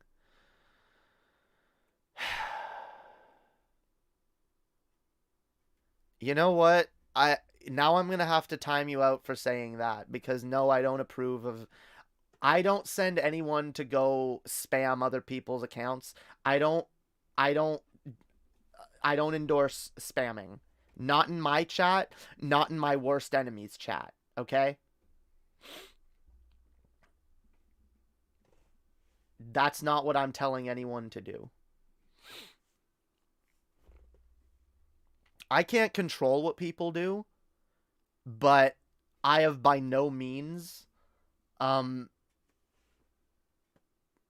any point, indicated that I'm even okay with people. Do not, in fact, I'm just going to say this. Do not troll on my behalf. Don't do it. If you do it, you're not doing it on my behalf. And that's that. I know people have done it in the past.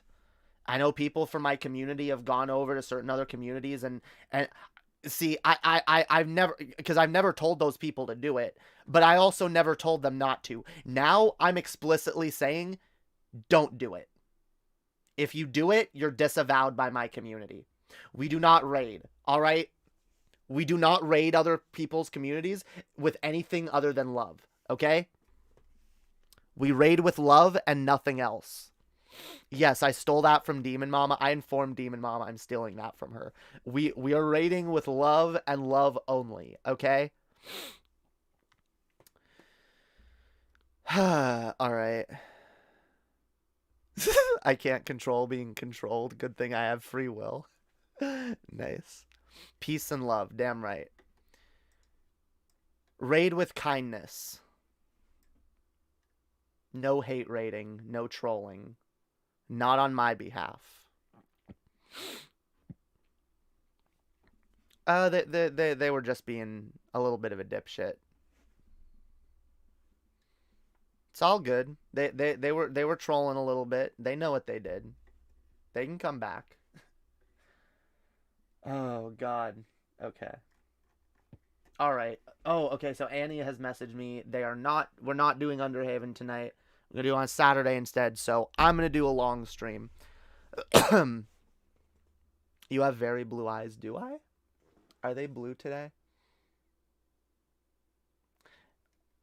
I'm told my eyes change color. Apparently my eyes change color. I'm not the best at like noticing the subtleties in like different colors, so I don't always notice my eyes being different. It's very rare when I'm like, oh yeah, my eyes look radically different from before. But like, yeah, sometimes they look blue, sometimes they look green, sometimes they look gray.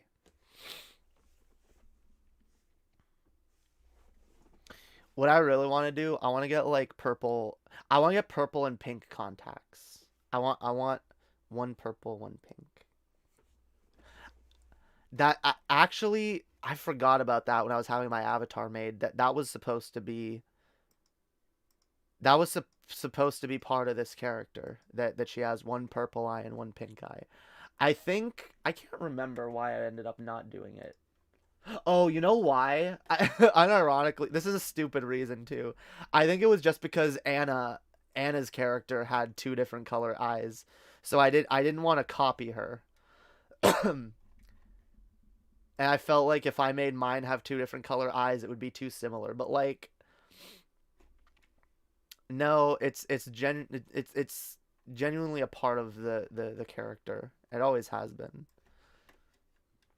So one day I have to get the eye colors changed. Nobody's eyes change color. They just look different under different kind of lightings. Well, that's boring. Okay. Fuck that. My eyes are magic and they change colors because I'm a fairy.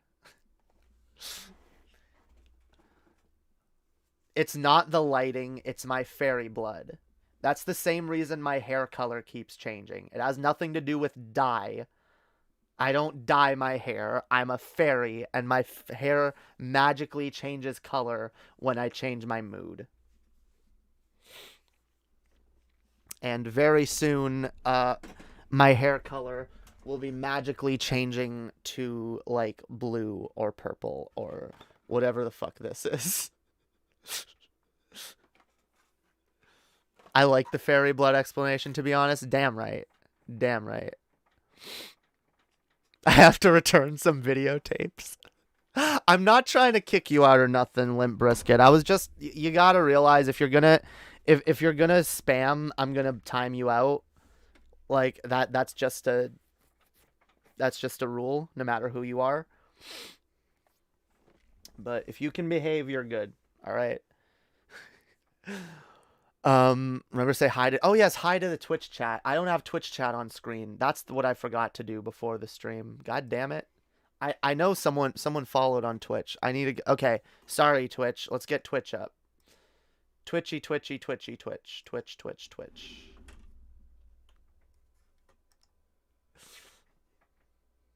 No, that's Twitter, not Twitch. God damn it. God damn it. Twitch. There we go. Lady Hopium. Yeah, everyone should follow me on Twitch, okay? It's Lady Hopium on Twitch. It's Lady Hopium everywhere. Oh, there's a bunch of people in the chat. What up, yo? Sorry, I haven't been looking over there. Here. Let's get the chat popped out properly. No. God damn it. I hate Twitch. I mean, no, I don't. I love Twitch. Give me money.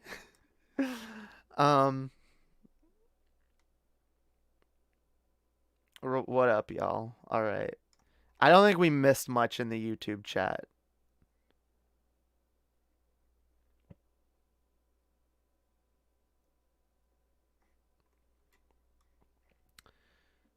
Someone asked if their card is still being rejected, they stop being a page. I have no idea. I'd have to know who you are on Patreon to know that. Oh wait, is that Desolator? If so, then no, you're not a patron. Fuck. Yeah, I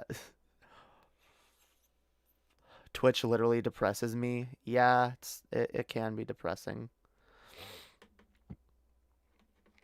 Oh, okay. I got a Shabisky fan in the Twitch chat. What up? Shab is evil Bisky. All right. Good emote. We need to get some of our own emotes. We really do. If anyone out there is an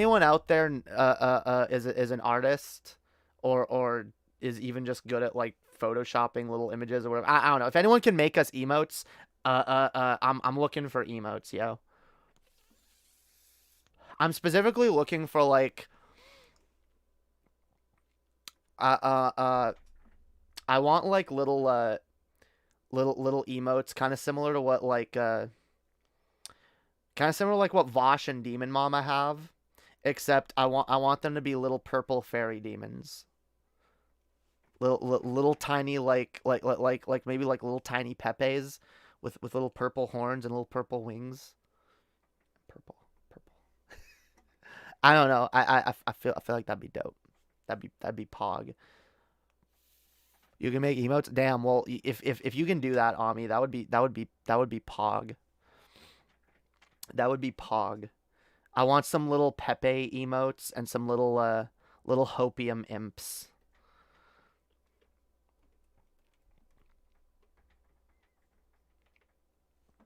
That's what we need over here. What up? Are they NFTs? No NFTs. No NFTs allowed. All right. Yo, what up? Openly avoidant. All right, I can draw some up. I think dope. That's dope, Ami. You're fucking awesome, yo. Just a reminder, yo. You're fucking awesome.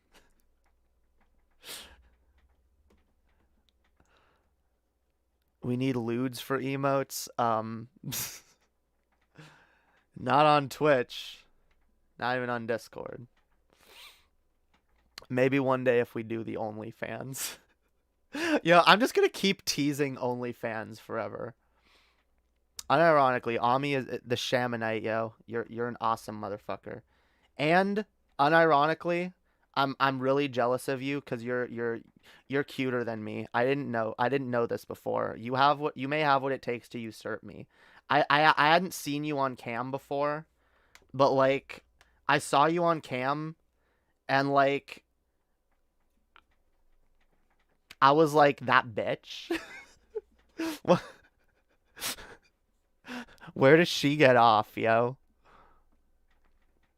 Where does she get off being looking cuter than me without a fucking filter? How dare you? Look up the injection fairy lily. Maybe you can make a custom emote of that. It's a good pick.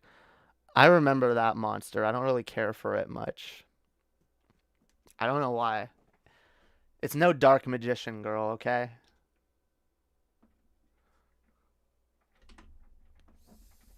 Nah, yo, you gotta learn to feel better about yourself. You got to hell yeah. Don't we all look in general? We all need to learn to see the value in ourselves. But like, here's the thing we need to learn to do as well. When you see the value in someone else, point it out. Especially if you feel like the person might not know or might not realize. Like. We gotta just get better at that, yo. Point out the value in other people and just being kind to other people. There's nothing wrong with, like, complimenting your friends. Hell yeah. NFT sounds like scam stuff. It literally is, and I don't feel like getting into NFT nonsense. Value is subjective. That's true. But because it's subjective, we might not see value in ourselves where other people might. So it's important, yo. We gotta, sometimes, like, you need another person's perspective in order to see the value in yourself, because sometimes you don't notice.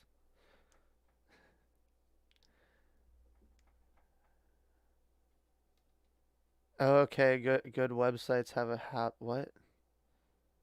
Oh, I don't care. I don't care, Desolator. I really don't care.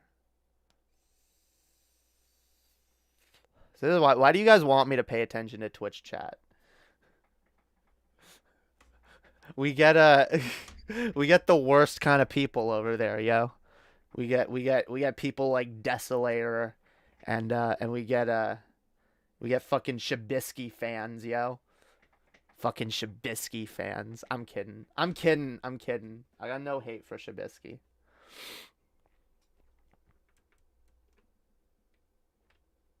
I literally got no hate for that motherfucker. Alright? Have you seen The Crying Game yet? No.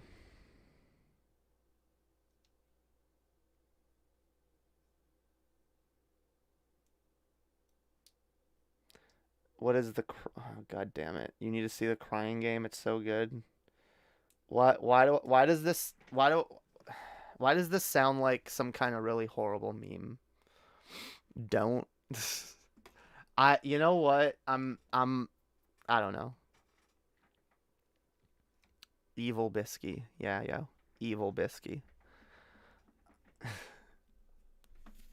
It's not a scam. Oh, God.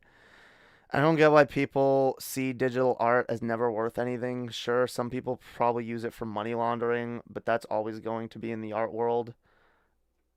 What?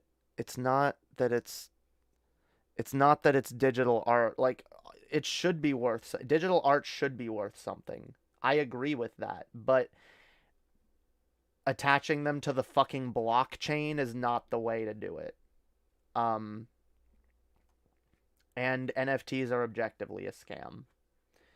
That doesn't mean you can't make money off of them, but, like, by definition, most of these are like a literal Ponzi scheme. And by the way, you can make money.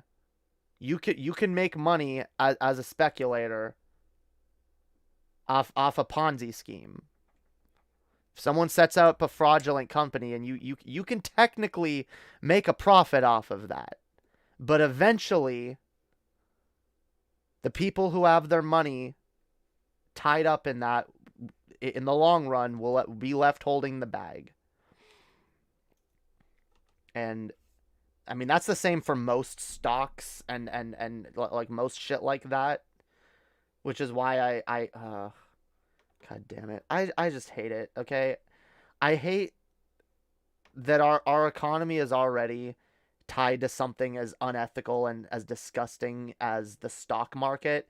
And now we got like douchey tech bros pushing an even worse version of that thing that's not only all the things that the stock market is, which make it horrible, but even worse because it has a worse effect on the environment.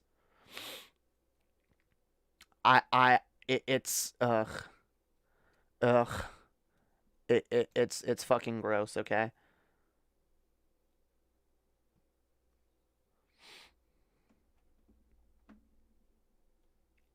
You know why I don't want to give you 3 minutes, fam? It's because every time I read something of yours, it's never you trying to contribute something to what I'm talking about. It's always, hey guys, I'm having a problem with this, or hey, can you unban me? Or hey, I'm wondering if my thing is still active. I'm wondering if I'm still a patron of you. I'm just curious if I'm getting charged on a credit card when I should be able to look that up myself and know whether or not I'm still getting charged for something, and I shouldn't have to ask the content creator on stream. But like, yeah, you're a really self-absorbed narcissist that tries to make everything about you. So forgive me if I don't feel like reading your comments.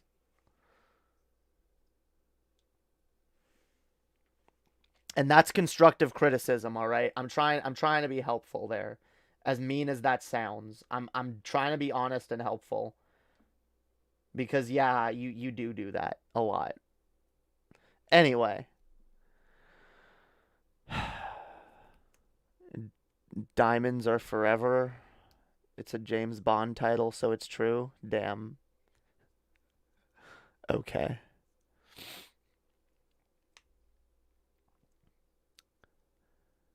What color would be your dildo wand? I don't have a dildo wand. I do have a wand. Oh, where's my wand? Oh, it's upstairs. Hang on, I'm gonna get my wands just because.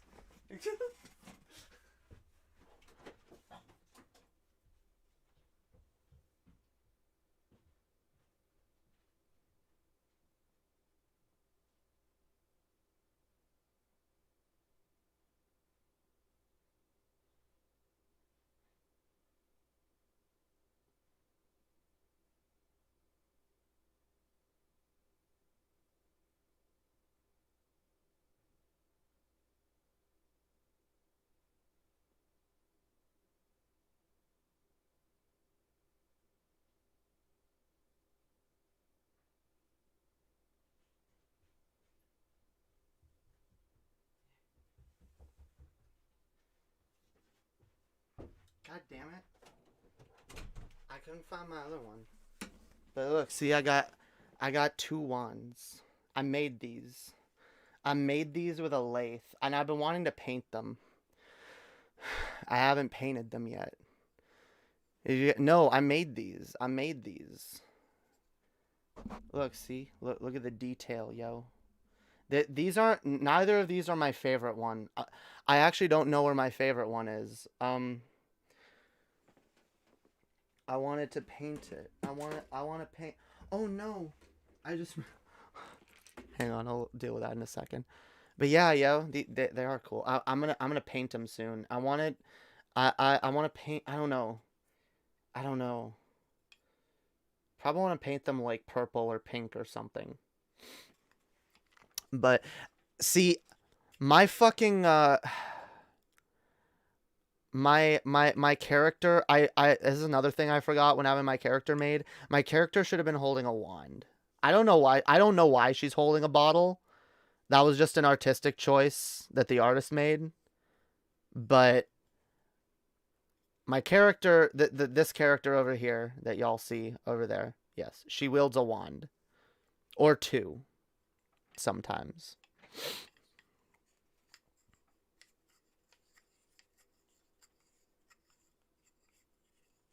Wait, you have a small bottle?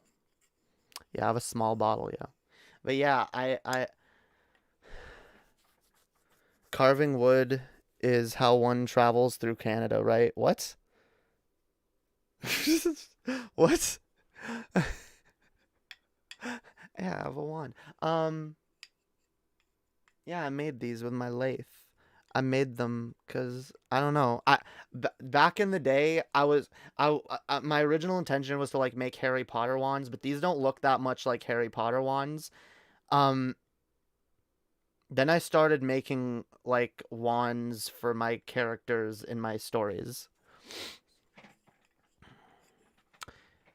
I had a big bottle filled with wand magic. Well, yeah, presumably that's what's in the bottle. Fairies don't use wands. They have their own internal magic. That depends on the fairy, okay? Fairies have, yes, they have magic, but like, you can use a wand, first of all, okay? Lady Hopium is half fairy, half demon, okay?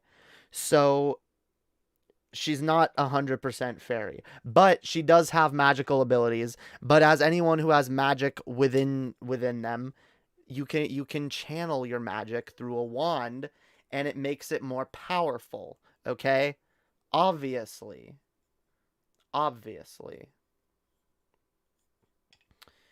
Just wanted to say you look and sound beautiful. Thank you. Also, favorite Lord of the Rings character. I don't know. Probably Samwise, but that's because I read him as gay, and I don't care what anyone says. I don't care if you're the if you're the biggest Lord of the Rings historian ever. I read Samwise as fucking gay as hell, okay? Or at least bi, okay? He's definitely in love with Frodo by the end of that trilogy.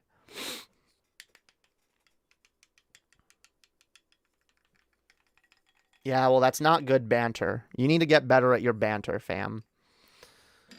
Here's a tip. If you wanna banter with a streamer, and not annoy them, try coming up with something to talk about that doesn't revolve around yourself.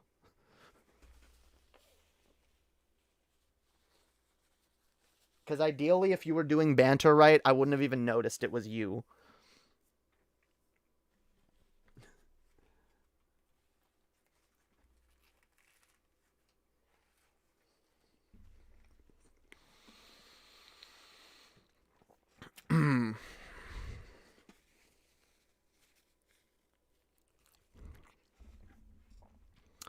Damn right. Sam and Frodo need to get it on, all right? They got the hots for each other. They just gotta admit it. They want each other, and it's fine.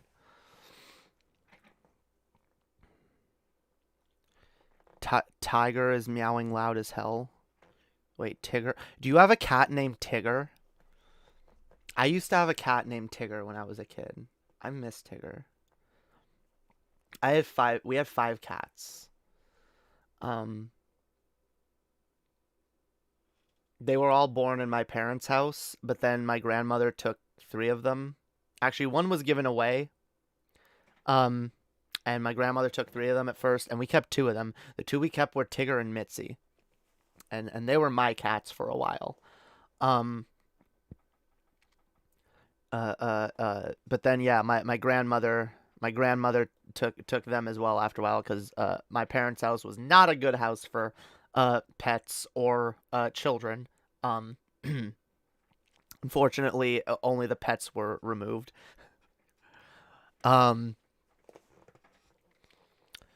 But yeah, I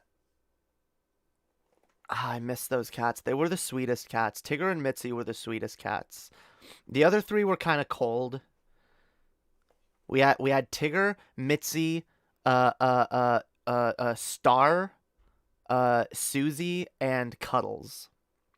And Susie got her name after because my parents did the very sexist thing of, because she kind of looked a little bit like Tigger, they just called her Tigger Girl. Yeah. Yeah. Real original. And we had another one, and this is the most shameful part of it. We had one that was all black, or mostly black. I think he had like a white spot on him somewhere, but he was mostly all black. And my parents named him Blackie, and he was the first one that they made sure to get rid of, which is really fucked, come to think of it. Yeah. I have no idea where that cat went. I hope it had a good life. I remember some older woman at church took it. I think she was a person of color too. I imagine she like they're like, oh god, this fucking white family at a church getting rid of the black cat. They're calling it Blackie. They're being like, oh god, I gotta save this cat before I gotta save this fucking cat. I really hope first thing she did was change that cat's name. Oh my god, I hate my parents. My ex had a cat she named Salem. He got lost for a year, moved to another country, and we found him. Oh, moved to another county, and we found him somehow. It was really strange. Interesting. You know that movie? What's the movie with the cat and the dog? There's a few of them where like cats going on. Not Benji. I know Benji is similar. Oh, Homeward Bound. I think that's the movie. It had like a cat and a dog going on a journey together. It was something like that. Whatever. But like, I just anytime like an animal gets lost and finds its way home way later, like I always imagine like the plot of one of those movies playing out. Yeah, Homeward Bound. Yeah, that was Milo and Otis. Yeah, that was another one that had a similar plot. Those are two movies. Yeah, they're both of them were similar. But yeah, like I always imagine like the plot of one of those movies taking place whenever like an animal was like found. It's like, yeah, it went through that journey. It found its way home. You hate those movies? I don't know. They were fun as a kid.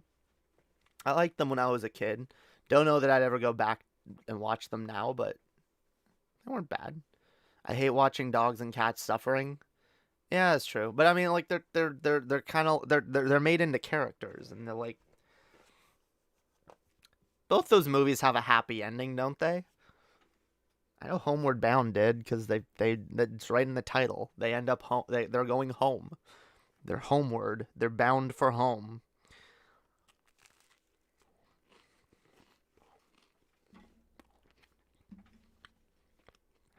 It'd be a pretty shitty movie if they didn't actually get there at the end.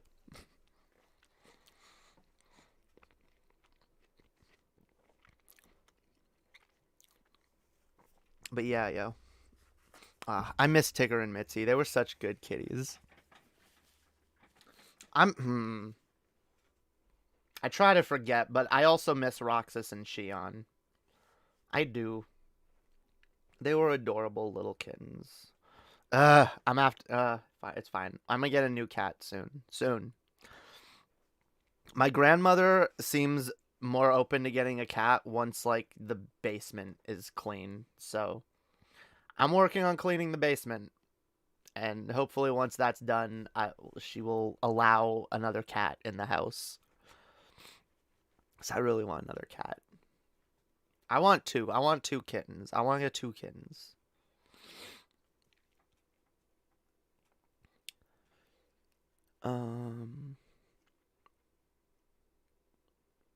Yeah, everyone in the chat, be nice to cat. All right, be nice to kitty cat. Be nice to a skitty. A skitty. That's what I used to call my skitties. I called them skitties. My skitties. A skitty. Meowing all night, a skitty. Yo, what? I gotta figure out how to turn that off. Thank you for the follow.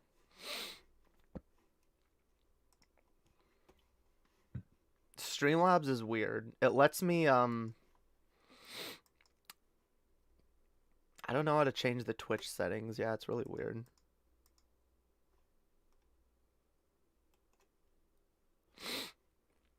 But welcome. Welcome. God damn it. The Omni Ableist. You can enjoy those movies as a child, then you turn into a cynical, jaded teenager, and you obligatorily have to hate them. See, that's the problem. Oh, we'll get to that in a minute. Yeah, we'll get to the we'll talk about the Nintendo shit. I'm not particularly looking forward to Chrono Cross that much, but I know a lot of people are. So, what was I talking about? That's something that I've been talking about lately is just this like cynicism, and it is something a lot of us like adopt when we're teenagers. This like real extreme cynicism that's like born out of like a hyper awareness of like peer pressure and shit, because peer pressure has to do with it. It's not just becoming cynical, but it's being around a ton of people who are cynical and who hate shit, and like that makes it easier to hate shit when everyone's like, oh, this is lame, this is stupid, and like I was talking about in my last stream. Well, it was what my last stream was about. The fact is, misery loves company, yo. Misery does love company. But so does joy, yo. So you gotta learn. You gotta learn to not let the cynicism keep you from enjoying something. Really born out of insecurity. I mean, it's born out of a lot of things for a lot of people. But yeah, that's definitely a part of it. Insecurity is a bitch, and it causes us to do really dumb shit.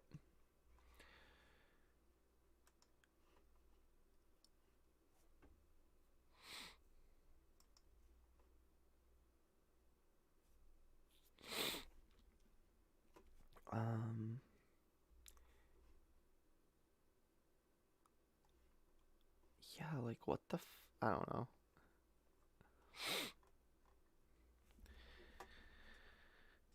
Hide the cats. What?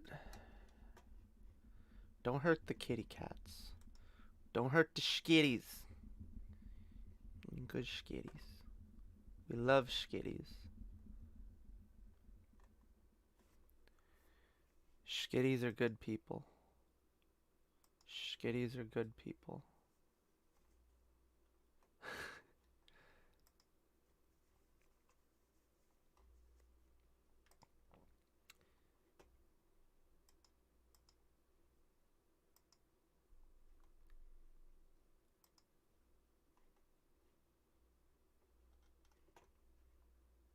Yeah, like it's, I don't know. It doesn't let me turn off the thing for Twitch follow. Like I don't see the Twitch follower thing in the fucking in the settings. It's not there. It's not there. It just says subscribers. My subscriber alerts are disabled. Like what the fuck? It shouldn't be that like why isn't Twitch, I don't know. I don't know, whatever. If anyone knows how to do that in Streamlabs, let me know, because I've been trying to figure that out for a while. Anyway. What? I'm trying to plan my getting ready so's I can have donut tomorrow. I'm confused, but that sounds dope. If it involves donuts, then I approve. I approve of donuts. I want a donut. Now I want a donut. God damn it. I gotta go to McDonald's tomorrow. That's what I'm gonna do. I'm gonna go to McDonald's and I'm gonna get a donut from the D's. Let me get a donut from the D's, yo. Because we got donuts at the D's up here. Donuts from the D's.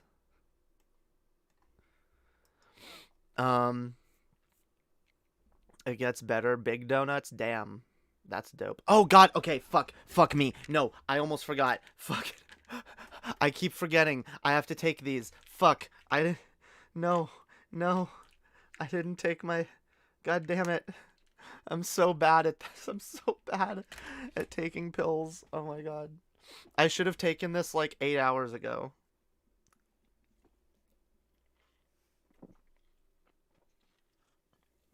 But then I wasn't awake 8 hours ago. Holy shit.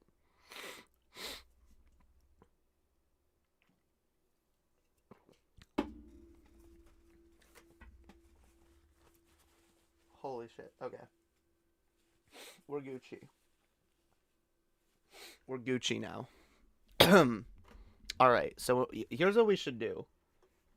Because I've been getting distracted. We've been getting stun-locked, guys. And I know that you guys think it's my fault for, like, being all ADHD or whatever. Oh, speaking of ADHD... Thank you, Alan Reyes, for the incredibly kind 666. Can't remember if I said that or not. Set a timer for yourself. It'll become easier without a timer that way. See, yeah, I gotta set like an alarm every day at like a certain time. Be like, have you taken your pills yet? And if I haven't taken my pills yet by the time I'm like, fuck, I gotta take my pills.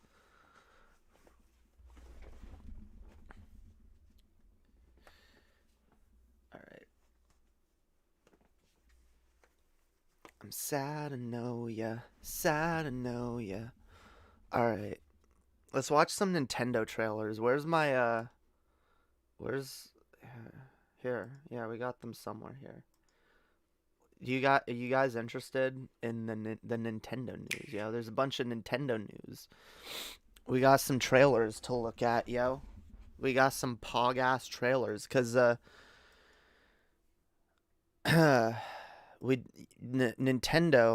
Nintendo just did a direct announcing a bunch of games that are coming to the Switch.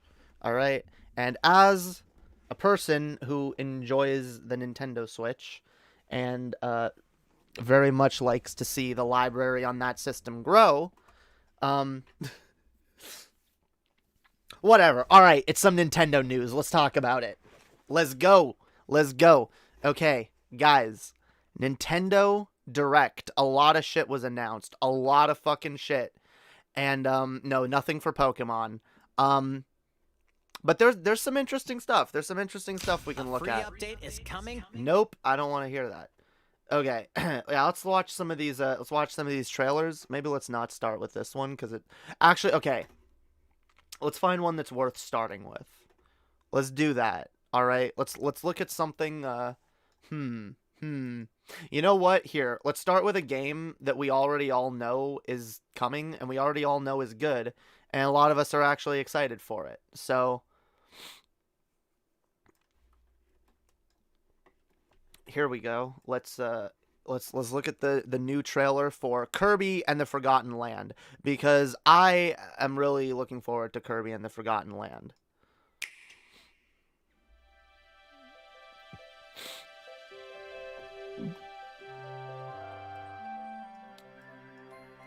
Actually, let's like turn this down.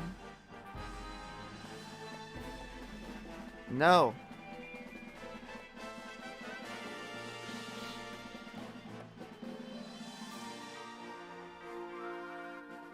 There we go.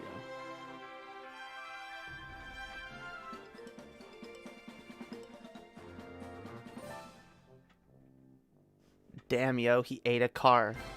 He ate a car. I will say mouthful mode is kind of a stupid name. But Kirby and the Forgotten Land. It all takes place in a mysterious world with an unusual mix of nature. I don't think we even need to listen to it. God damn it. rescue the kidnapped Waddle Dees, Kirby sets off on a new adventure. Yeah, I don't think the dialogue is that important. Well, Introducing mouthful mode. mouthful mode. I'm sorry. What? God damn it! I hate my keyboard. I'm sorry. Like, I can't take mouthful mode seriously. Like, don't get me wrong. It looks fun. It looks cool. Like, who came up with that name? Who came up with mouthful mode? who literally, like, who at Nintendo was like, all right, we gotta come up with a good name for this this new ability in this Kirby game.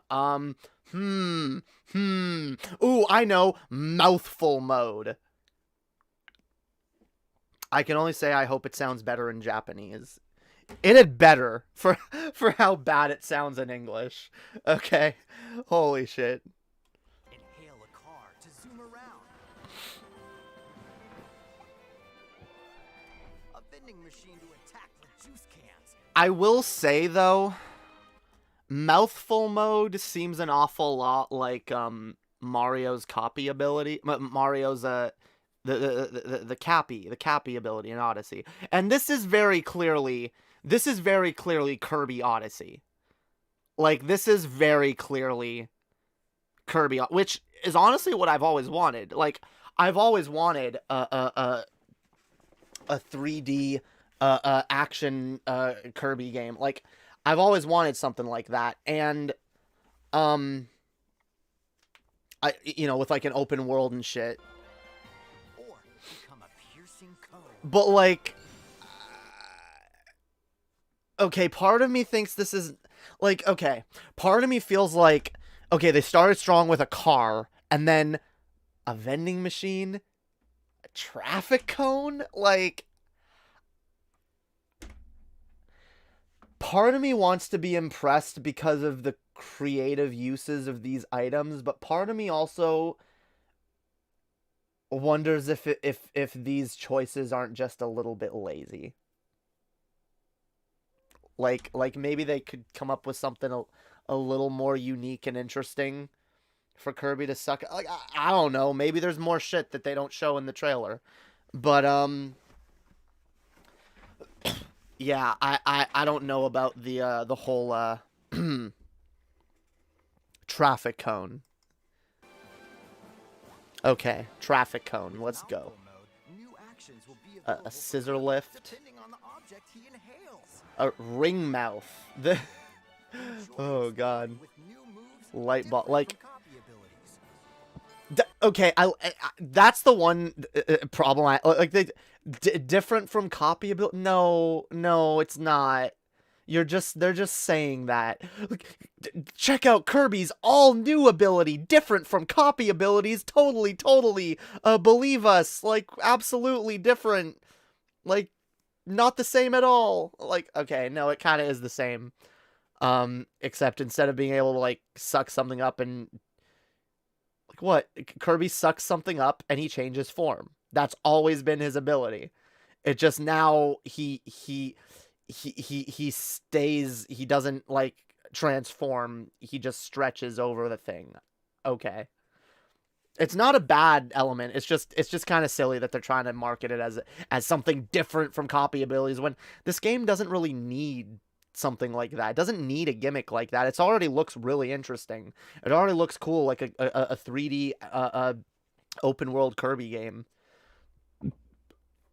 Like, I don't know why they always got to do the like this isn't Kirby Planet Robobot where they had to lean heavily on, like, that gimmick, because otherwise it's just the same Kirby game that they already released 3 other times on the 3DS. But yeah, anyway, let's keep going. Kirby can even weaponize a mouthful of water, like this. Now they're ripping off Super Mario Sunshine, yo. No, unironically though, this is what I want. I want a Kirby game that uses a lot of the elements of 3D Mario games. And honestly, I want to see them do this with more franchises other than just Kirby. But I guess Kirby's a good start because it fits well for that type of gameplay. But, like, I don't know. Nintendo's got other franchises that they could dust off and give the open world Odyssey kind of treatment. I mean, honestly, I think they need to make an Odyssey 2. They really do. Like, they need to use that engine and do something more with it while they still have a chance before doing what they usually do, which is just completely throw out whatever they did for the last iteration of 3D Mario and start over each time, which isn't even a bad thing, but like I've always felt like Nintendo could get a lot more out of these engines that they create for the 3D Mario games pretty easily by just adding some fucking levels. They don't even need to make a whole fucking game. Like, we live in the age of DLC now. I'd love to see new levels added to Mario Odyssey. But, like, barring that, I'd love to see an Odyssey 2, you know? I'd love to see honestly, I'd like to see a Pokemon game that takes this kind of style, where, like, maybe you play as a Pokemon, or, like, you can play as multiple Pokemon. Maybe not, like, any Pokemon you want, but, like, I don't know, maybe they could come up with a system that would work for like a 3D action adventure game where like maybe you can play as like starter Pokemon or something and they don't evolve and like, you know, they have like different abilities like fire or water or, you know, like I don't know. I've always wanted to see that be done with the Pokemon franchise. I know that'll probably never happen, unfortunately. Anyway, this looks fun. Waddle D Town will continue to grow, and more resources will become available. I do like that. I like you got a city. It grows as you play the game. At Waddle D's weapon shop, familiar copy abilities can be evolved. See, this is what I want out of a Kirby game. This is why I'm so excited for this game, because it's everything I've wanted out of a Kirby game. A big hub city, open world type gimmick, 3D levels, because I don't know why Kirby hasn't gone there yet. And also upgradable copy abilities. Yes, please. One of my favorite Kirby games of all time is Kirby Squeak Squad on the DS. I still maintain that's one of the best Kirby games that's ever been.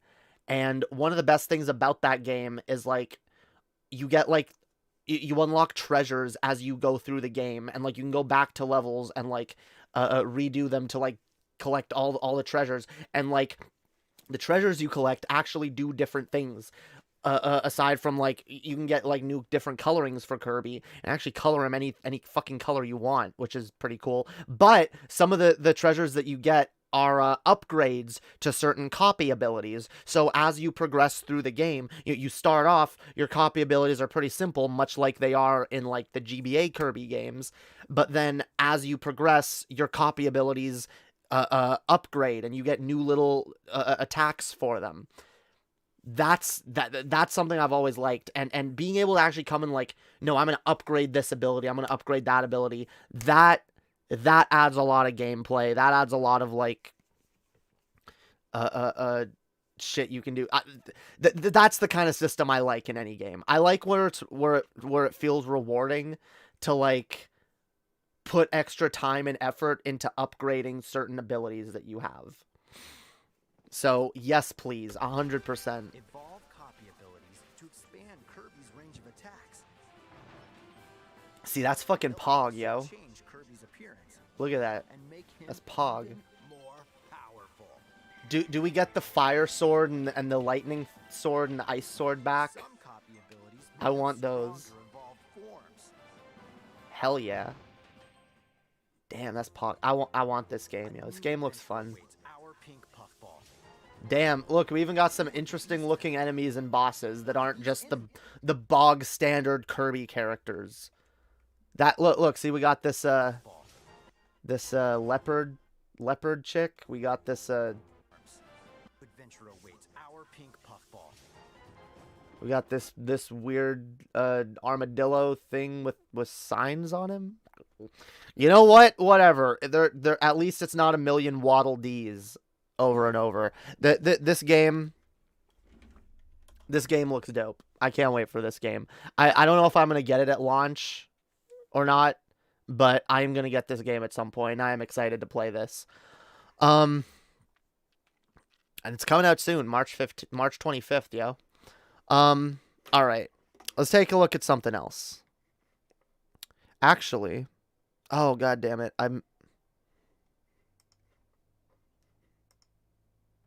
Actually, yeah, let's take a look at this cuz I'm kind of excited for this. I wasn't expecting this. We're getting Mario Kart DLC. We're finally getting Mario Kart DLC. For 3 years later, for a remake of the same Mario Kart that we got on the Wii U. And it took us this long to actually finally get some new content in this game. You know what? I'm just going to keep these muted and talk over them. That's what I'm going to do.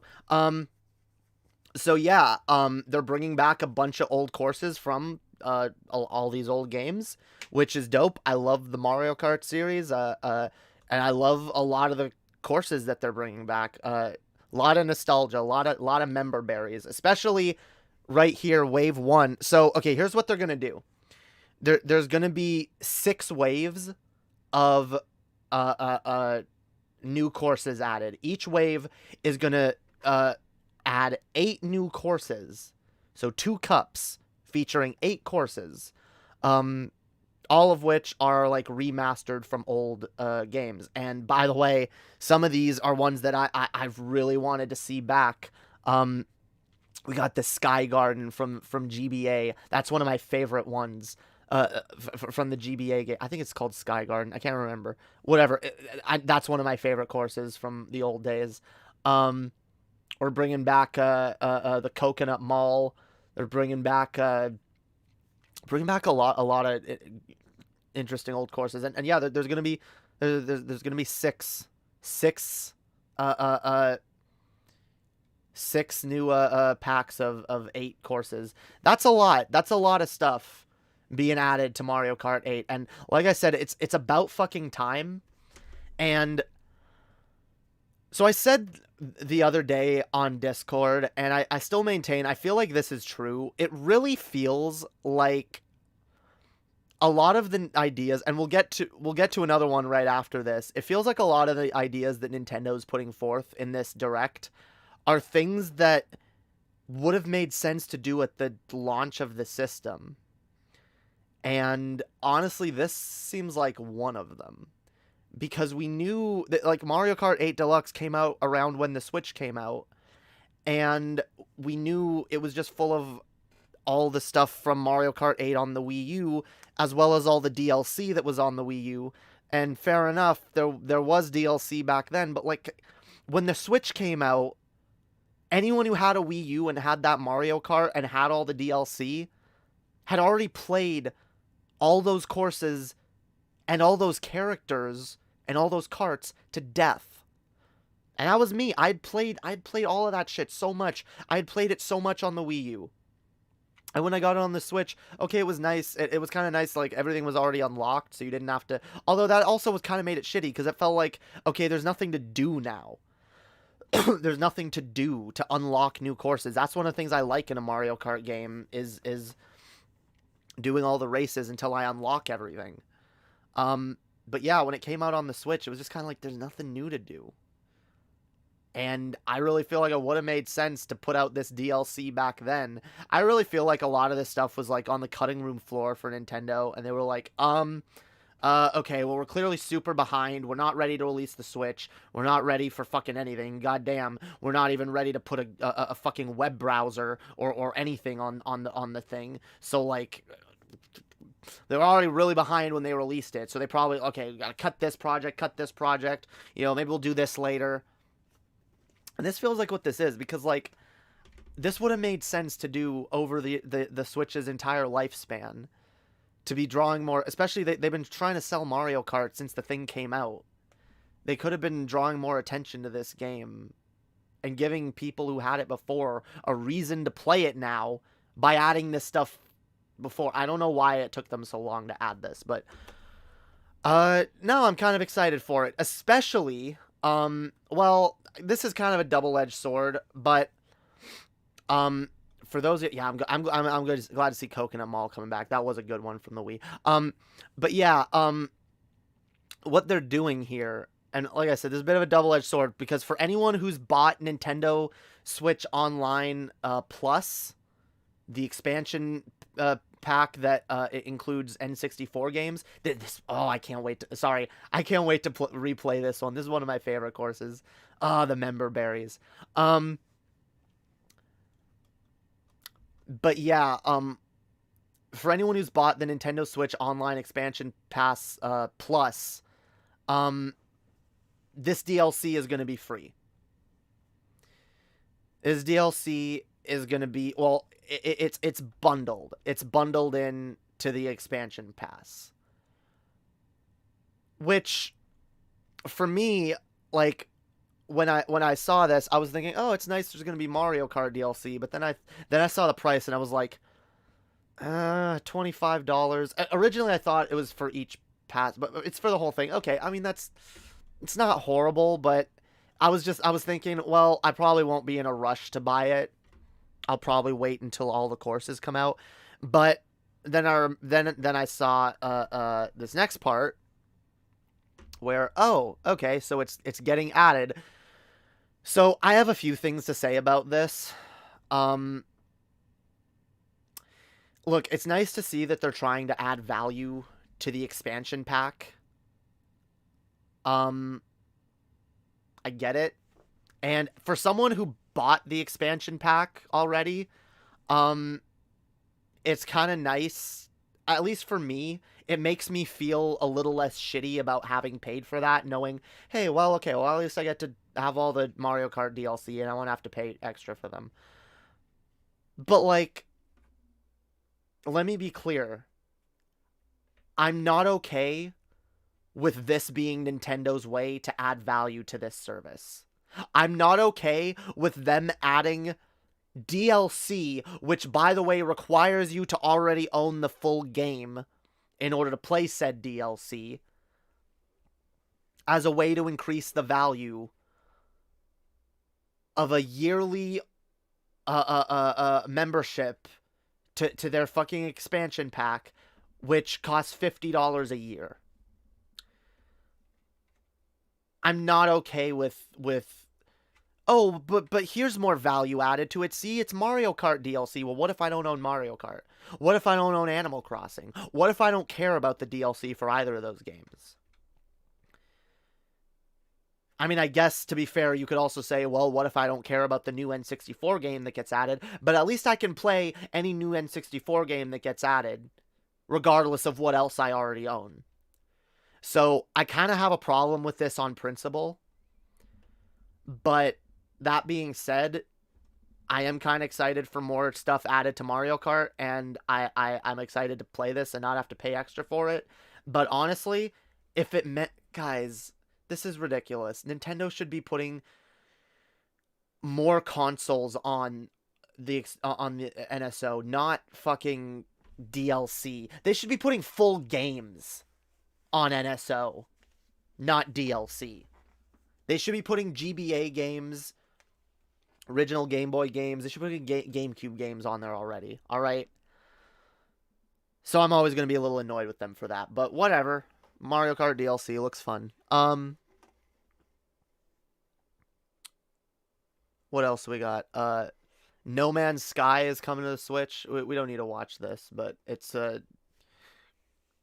I did like No Man's Sky, and I am kind of interested to play it, like the updated version, because I know it's gotten a ton of updates since I've last played it. I played it right at launch. So yeah, I don't know. I depending if it ever goes on sale on the Switch, I may grab it on the Switch at some point. and dive into the game again, because I did like No Man's Sky. It's not amazing, not everything I hoped it would be, but it's cool. Here's something quick that I'll just look at. Metroid Dread, a free update. I almost got excited when I saw this until I realized what kind of free update it is, and it's the laziest kind of update that they can add to a game. New difficulty settings that should have been packaged with the game when it came out, and whatever. It's nice that we're at least getting them and we don't have to pay for them, but like, it just kind of feels shitty to be someone who've played the game, enjoyed the game, and would like there to be more content or some reason to go back and replay it other than just difficulty. Because honestly, going back and making the game harder doesn't appeal to me. It just seems like, oh, it's going to be harder for me to get through this game, and I'm going to be more frustrated with it. That's not a selling point, you know? They're adding a boss rush mode too, which is not bad, but like, I don't know. I miss the days when you could expect like little bonus shit to do in games. You know? I don't know. Whatever. That's just me. That's just me being like, games was better when I was a kid. Oh shit, I just realized the chat is fucking frozen. I just realized I haven't... What? Yeah, the chat's way behind. What the fuck? Hang on. I thought the chat was silent. No, y'all were just, What the fuck is it doing? Update the fucking chat. Oh my god. Whatever. Or maybe it's the other chat that's not updated. Whatever. I don't know. Anyway. So yeah, update for Metroid Dread. Oh, okay, here's something that's actually kind of Welcome to Super Smash Bros. Ultimate. Oh, nope, that's... Wait. Oh, no, it is. Okay, I'm gonna mute it, because I don't care what the fuck they're talking about. But yeah, Earthbound, guys. Earthbound is coming to the Switch, yo. No, wrong way. I don't care about this Smash Ultimate nonsense. There we go. Earthbound and Earthbound Beginnings are now available on Nintendo Switch Online, which, okay, this is the kind of added value that I want to see on NSO. And I'm glad, although this game, a lot of people have been like, well, where the fuck was Earthbound for like years now? Why hasn't this been on there? It should have been on the Switch by now, but whatever, it's coming there now. I really do wish Nintendo would like speed up with their like NSO releases, because they're really drawing this out, and they're really trying to like keep us waiting between releases. Like, this should have been out a long time. There's no excuse, but whatever. It's here now. Earthbound Beginnings is here now, which is dope. Earthbound Beginnings didn't get a release until back in the Wii U era. And a lot of people are hoping that this means Mother 3 is coming. I wouldn't hold my breath, but it's a possibility. It would make sense that they would want to put Earthbound 1 and 2, or Mother 1 and 2, rather, on the Switch before announcing some kind of, like, Mother 3 remake. But they didn't announce that at this Direct. I don't know. I do still think Mother 3 is a possibility. Let's see, what else? Ooh, now we're just gonna keep this muted. The Klonoa games are coming to the Switch. Although they're getting a remaster. Although it looks like not the one on the... I don't think it includes the original one on PlayStation. I think it's just the GBA ones. Which are good games. It's definitely cool seeing them get a remaster or a remake. This looks like a full remake. So yeah, that's not bad. What else? Oh, Worlds Cross in the triumphant return of this RPG classic. A remaster of the acclaimed RPG Chrono Cross is coming to the Nintendo Switch system. One fateful day, the protagonist Surge wanders into an alternate world. Though it somewhat resembles his home world, he finds that he no longer exists here. so yeah, yeah, we don't need to listen to the whole plot, but yeah, no, I'm definitely glad to see an old beloved RPG get a remake on the Switch. That's pretty dope. I know a lot of people really like Chrono Trigger and Chrono Cross. I know both those games have very big followings. I've never really I've played Chrono Trigger a little bit. Didn't really get super into it, but it's always a series I've wanted to take a crack at. So hey, maybe I might take a crack at it here. Also, interestingly enough, this includes a game called Radical Dreamers, which is, I guess, like a prequel to Chrono, the Chrono series. It's a text-based adventure that's gotten like a remaster, and that's being packaged in with this as well. That's kind of cool. I always like to see when they do that, like when they remaster a game and then they package in like an older version of a really old game just because. That's always a nice little touch. So yeah, for the Chrono Cross fans out there, fuck yeah. That's gonna be dope. Here, what else? I have no idea if the chat is excited about any of this, or if y'all are just like, all right, when's she gonna get over this Nintendo talk? But whatever, we're plowing through, okay? Here's something that I actually want to talk a little bit about. And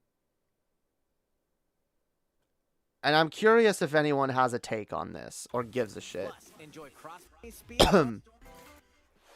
Unleash the power of the Force in this classic Star Wars action-adventure.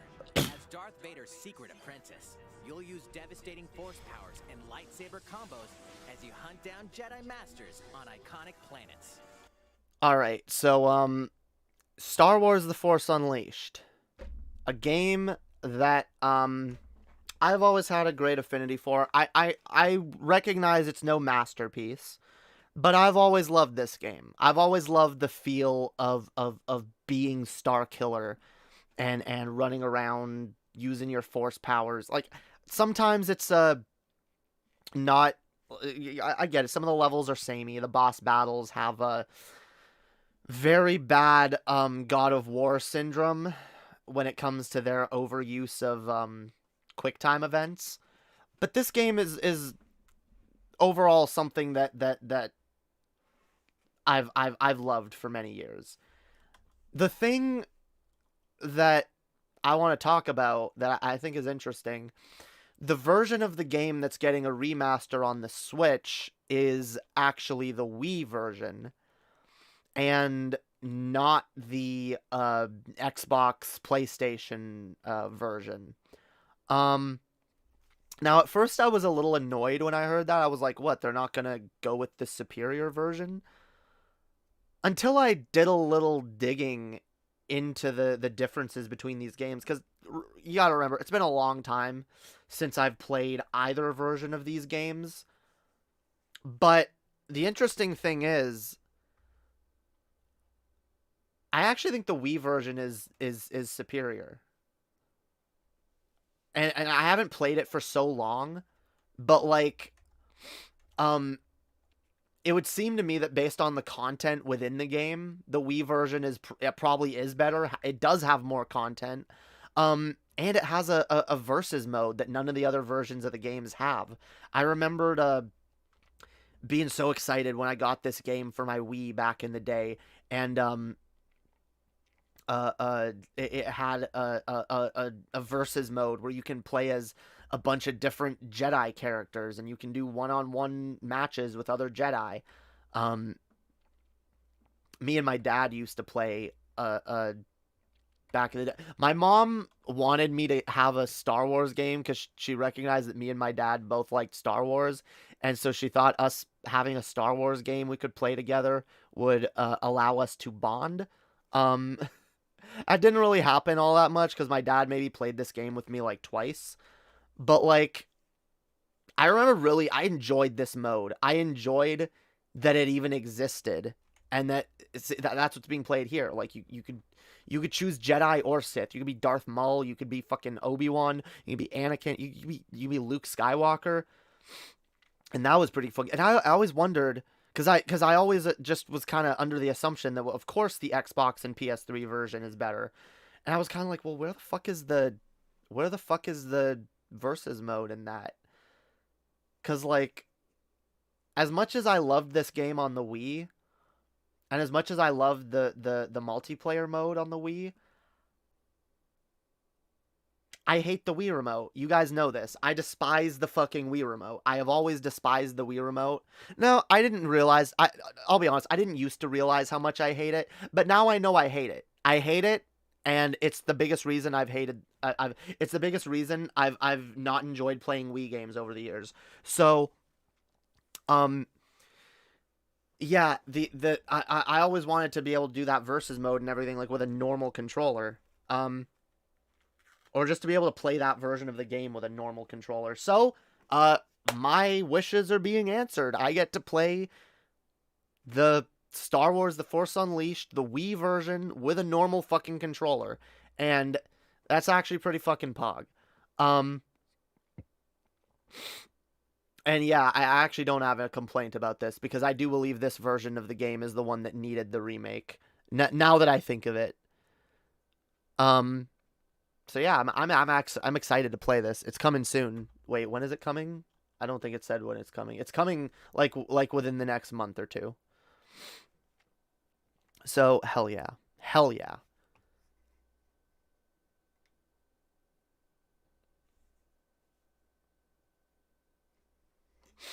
Okay.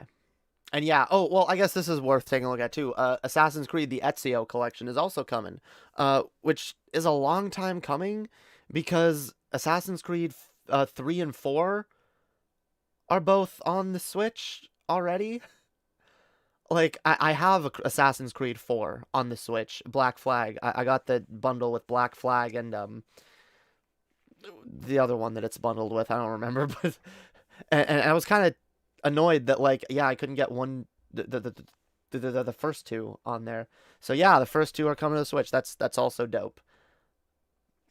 This game, don't know what this is. Never played it before, but looks kind of fun. It's coming to the Switch. It's dope.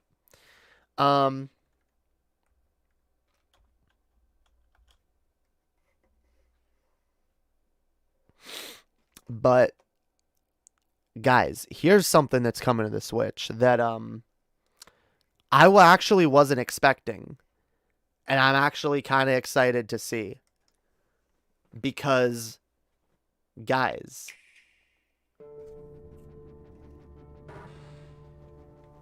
it's here. It's you. It's coming, yo. It's been a long time. It has been a long time. How have you been? I've been good, GLaDOS. I've fucking missed you. I've missed GLaDOS. Oh, fuck. I cannot wait to play these games on the fucking Switch. I cannot fucking wait to be able to take these games, take them with me, fucking, be able to play them on a handheld system. Oh my god. That, like, I don't think you guys, like, understand. So, I know some people don't understand my obsession with portable gaming.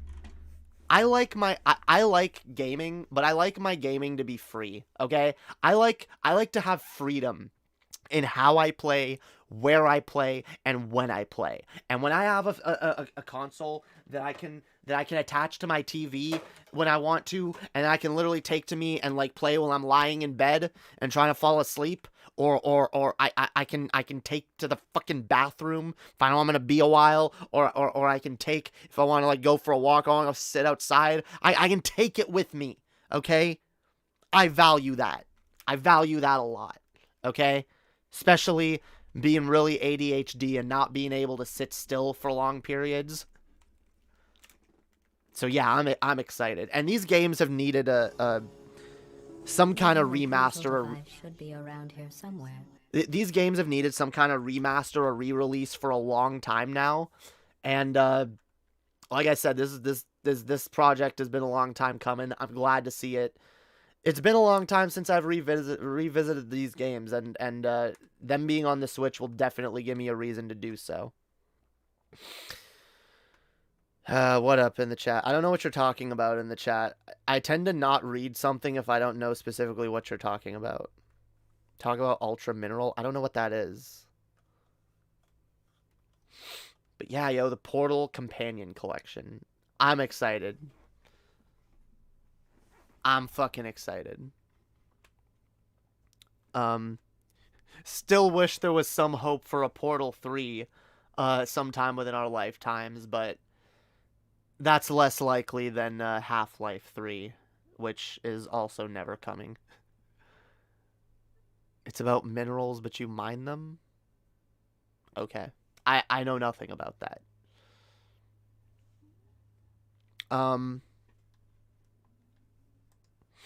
Let's see, what else? New footage of Splatoon. Not that, look. Actually, yeah, we can just watch through this, and I'll tell y'all what my problem is. Cause look, we got our regular ass Splatoon gameplay, but now, ooh, look, there's new things, and this time there's these creatures that we have to fight. I assume this is like for the single player mode. I hope you can do the single player mode in co-op, because that would definitely be much needed for Splatoon. But like, yeah, new types of bosses, new types of enemies. Like, I'll be really honest. What I see Splatoon as, and I think it's really starting to become, or has the risk of becoming, if Nintendo's not careful, is just their Call of Duty. And if, make no mistake, if Splatoon becomes Nintendo's Call of Duty, and it gets to the point where, like, all they do is, all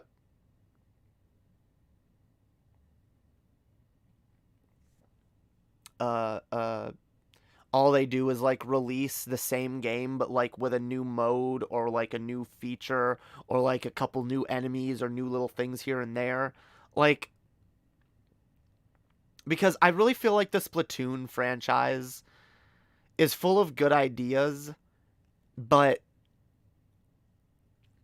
I feel like they're holding back. I feel like they're holding back some ideas because they don't want to overplay their hand. They want to have stuff to release. They want to be able to well, they wanted to be able to make up Splatoon 2 and 3. When, honestly, I got Splatoon 2, and it just felt like Splatoon 1, the Switch version. So, I'm going to say this. I really hope that this game manages to stand out from the first two substantially enough, because if it doesn't, then Nintendo runs the risk of Splatoon just becoming, again, their Call of Duty. By the way, person in the chat, I don't know what offer you're on about. If you want, you need to be clear. If you are asking me something, you need to be clear what you are asking me, okay? I'm usually all for, like, use of slang and shit, but, like, if you're trying to ask me something, you got to be clear, because I don't always know what exactly people are on about. People want to use, like, slang terms or, like, abbreviations that don't necessarily know what they are. Anyway, like Pokemon holding back a superior game. Yeah, Pokemon does that too. Pokemon's been doing that. Pokemon has been doing that for a while. But let's see. What else?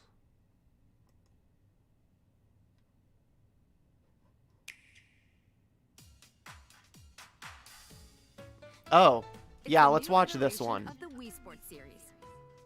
Nintendo Switch Sports. Let's begin. So guys, this is probably the one I have the biggest complaints about, and this is the one, by the way, well, I guess I have something to amend since I went off about this on Discord the other day.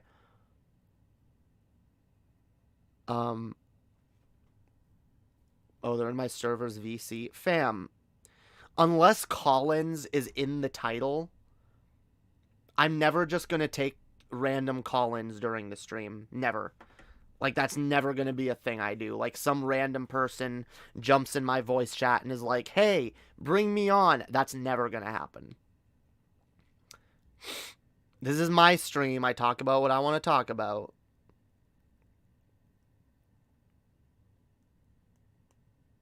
Let me in to talk about games and I'll drop $50. See, I don't work that way. If you want if you want to come on and talk to me and that's your offer, I would never agree to such a thing unless I saw fucking money. So donate $50 and we'll talk. Otherwise, you can wait until the next call-in stream I do like everyone else. I don't do this, bring me on, and then I'll donate shit. If you want to donate for something, you donate for it, and ask me to do it. Or, at the very least, you ask me to agree to do a thing if you donate, and then you donate first. But yeah. Yeah, that's nice. The promise of cash is real nice. But unless I see cash, it's just words on a screen. $150? Fam, if you donate $150 to me right now, I will bring you on and talk about video games with you. With the caveat that if you are coming on to troll or to be an asshole or an idiot or to like, I reserve every right to kick you at any time. I feel like. So if that feels like an offer you're willing to make, go right ahead. But I'm in the middle of talking about something right now. So anyway, let's fucking get back to it. God fucking damn. Thank you, Hyun. Since I can't donate to Miss Parker today when Stinky was on, here, Jamie, have cash or something. Well, thank you, Hyun. I appreciate that very much. Thank you for the incredibly kind 1666. That helps out a lot, yeah.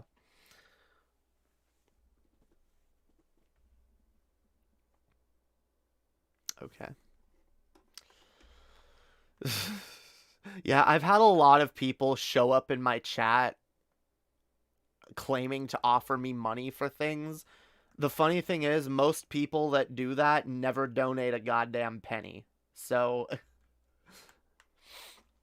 I've learned to not take it seriously unless I see money in my account. See, Hyun, I know Hyun's serious. If Hyun was like, yo, shout out my channel or something if I donate or whatever, and Hyun, like if Hyun came to me and was like, I'll donate again if you shout out my channel, I would be like, sure, why not?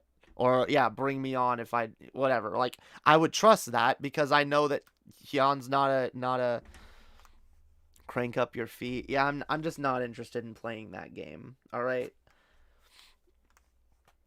Because people say, like, oh, come on, what? I'll give you this much. And then they say, oh, no, I'll give you this much. But, like, no matter what, they never end up giving you shit. All right? I didn't start being a streamer yesterday, okay? I did not start streaming yesterday. Oh, God.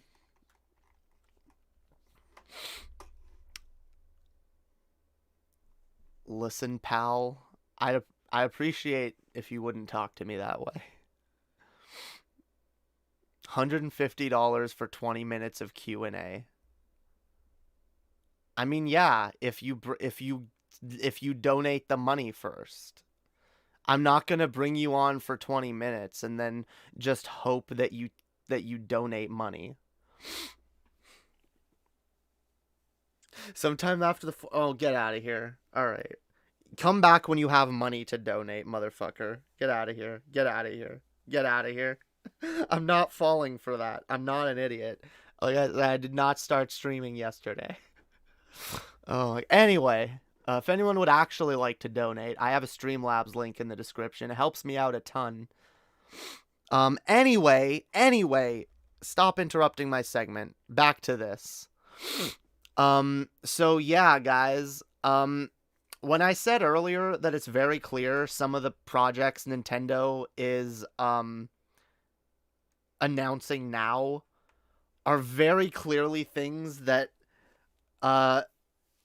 were either on the cutting room floor at launch or were put on the back burner for a very, very long time. And this is definitely one of those projects. Because Nintendo Switch Sports, for them to be announcing a game like this 4 years almost into the Nintendo Switch's life cycle is kind of ridiculous, especially considering what game this is following up from, Wii Sports, which was really popular for the big reason that it was free. Free.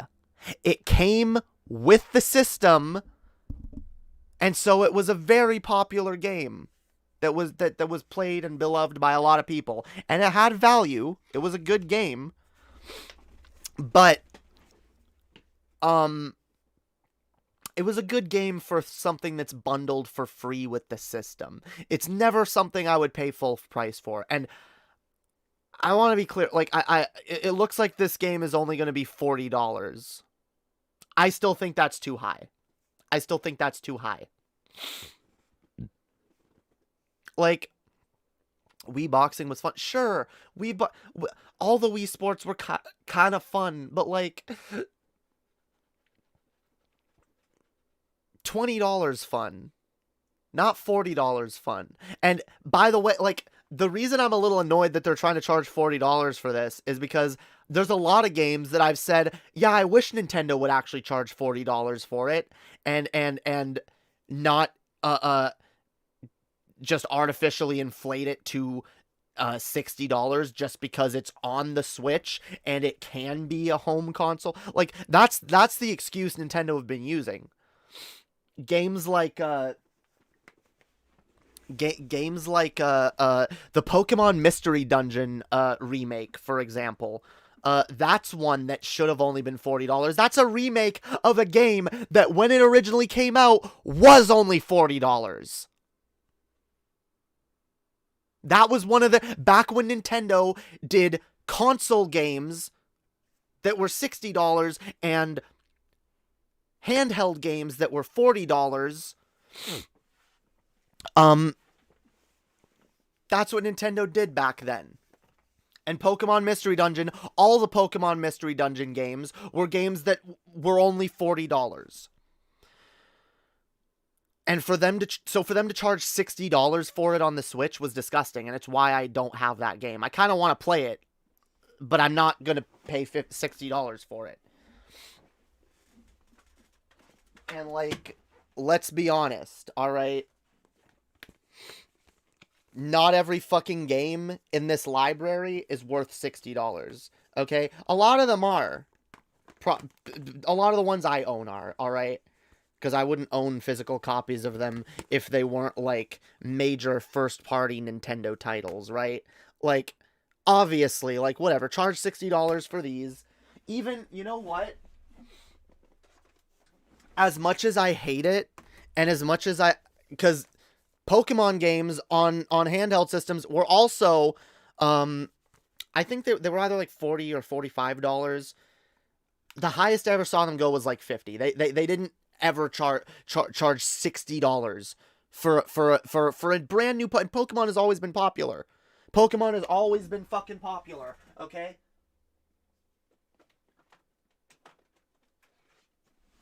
None of these fucking games, when they first came out, did they think, oh, yeah, we're gonna charge $60 for this. So, that's kind of annoying in general. That's kind of annoying in general that Pokemon games have gotten more expensive. But you know what? Fine. I'll even kind of ignore that because whatever. They're big AAA titles that everyone looks forward to. But at the very least, a game like Pokemon Mystery Dungeon should only be $40. So it makes me mad that when they finally do put out a first-party title and charge $40 for it, that it's one that is, let's be honest, worth even less. This is a $20 title. This is a launch title. This is the kind of game that comes out that should come out when the system first comes out. The kind of game that's existence is meant to like show off what the system can do. But like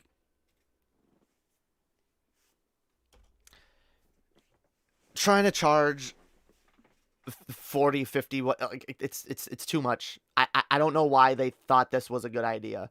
I don't know who's gonna people will probably buy this, but most people will probably be like, I had Wii Sports on the Wii. It's fine.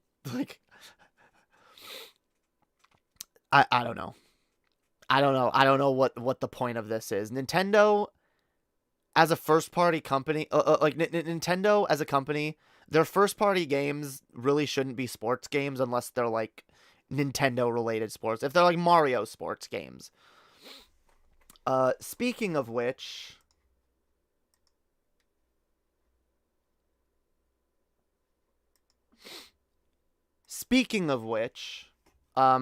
let's look at an actual interesting sports game that's coming. Something I never thought we'd see again. Do I have...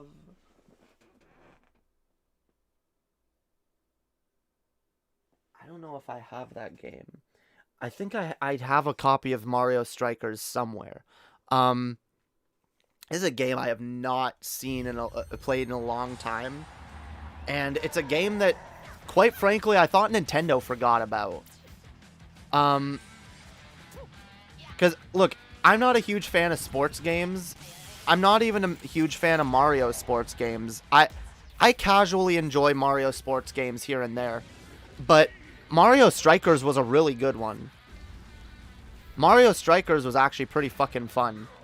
I mean, I usually prefer, like, Mario Golf or Mario Tennis. Actually, no, I prefer Mario Golf. I don't really like Mario Tennis that much. I like Mario, what's the other one? I like the baseball one on the GameCube. Do I have that one here? God damn it. I had to find my GameCube games. I usually have them on a shelf. But no, it's nice to see them revive this. I'd like to see them revive the Mario Baseball series, honestly, because Mario Sluggers, that was on the GameCube, and I think it got re-released on the Wii. But yeah, it's nice to see them going back and revisiting one of their old sports games that did pretty fucking well. And this game, by the way, is one that almost wasn't released because it was too violent for Nintendo. I believe it originally started off as like a Mario wrestling game, and then became a soccer game because it was too violent as a wrestling game. So yeah, definitely something I'm glad to see more of. Probably not something I'd buy for full price or anywhere near the launch, but yeah, it'd be a fun game to play a little bit. And yeah, they got different costumes and abilities and shit that affect you. And so yeah, it seems like it'll be an interesting little game. You can also battle alongside friends in No. Yeah, let's see. Not much else worth talking about, really. Bunch of other stuff was announced. Mostly older games. A lot of games I never heard from. Live Alive. I've never heard of that game, but apparently it's popular. Xenoblade Chronicles 3. I never really cared for the Xenoblade series, but I know some people really like them. This Disney Speedstorm just kind of looks generic and dumb. Just another racing game. Kingdom Hearts Integra masterpiece for cloud. God fucking damn it. I'm still mad about that. I was mad because during the Nintendo Direct, they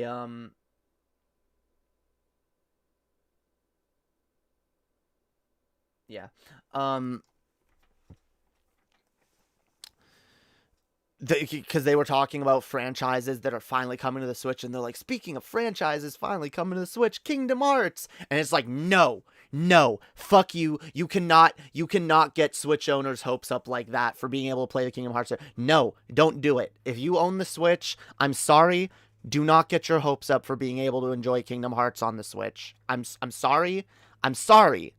I would love to enjoy Kingdom Hearts on the Switch myself. This is not it. And I swear to, like, if you're considering buying it, please play the demo first. Test it out on your internet connection. Because for most people, it's hot garbage. And I really don't want to see people wasting their money. Especially when, oh, do I still have that meme? Wait. Oh, I do. Wait, is this it? Yes, it is. Guys. Unironically. Unfucking ironically. $90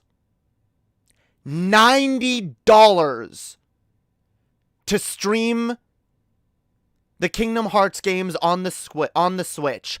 Only works if you have really good internet, and you'll lose access to it if the servers ever close. Meanwhile, if you have a PS4, you can pay right now between $20 and $40 for Kingdom Hearts, the entire collection, and it plays on your system, no internet required, and will be yours forever. Do not fall for this cloud version bullshit. My God, even if it does get a significant price cut, which it absolutely needs,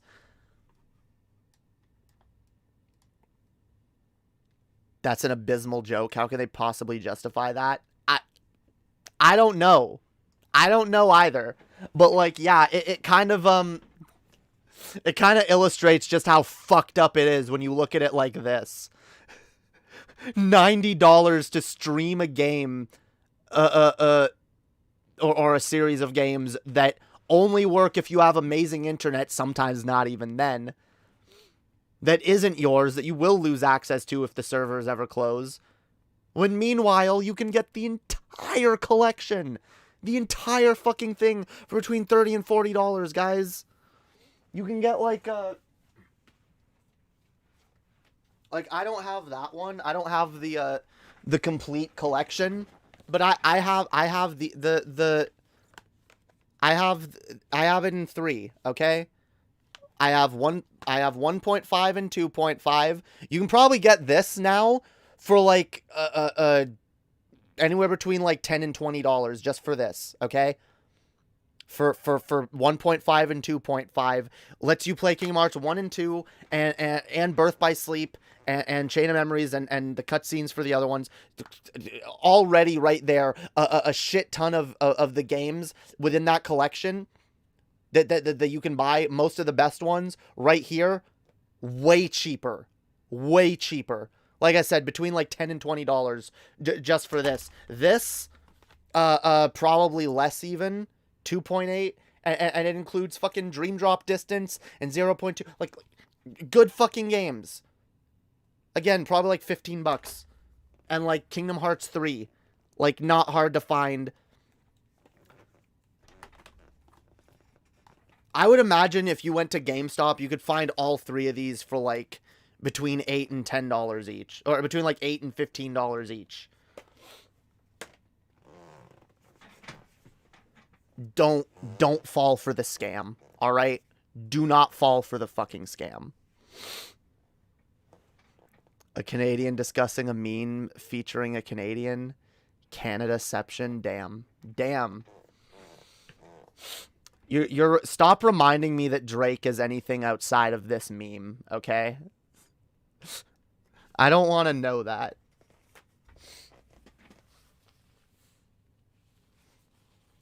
It's this meme and nothing else, okay? Oh, God. The Kinect motion controller fad. Glad it's over. Yeah, yo.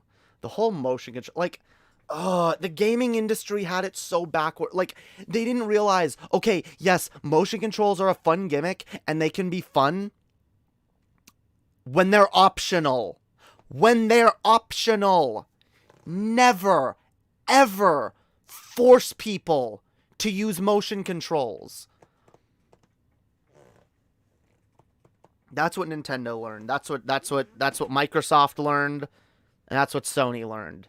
All of them, they learned the hard way. But Nintendo learned the hardest, because Nintendo went all in with that shit. They went all in with forced motion control. Not smart.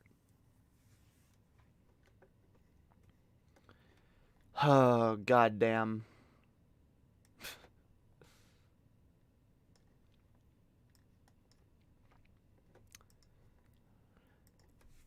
Anyway, I will say this, we got some interesting shit to look forward to in gaming. I will say that, okay? I'm trying to be less cynical about gaming, because I forgot, like, video games make me happy, alright?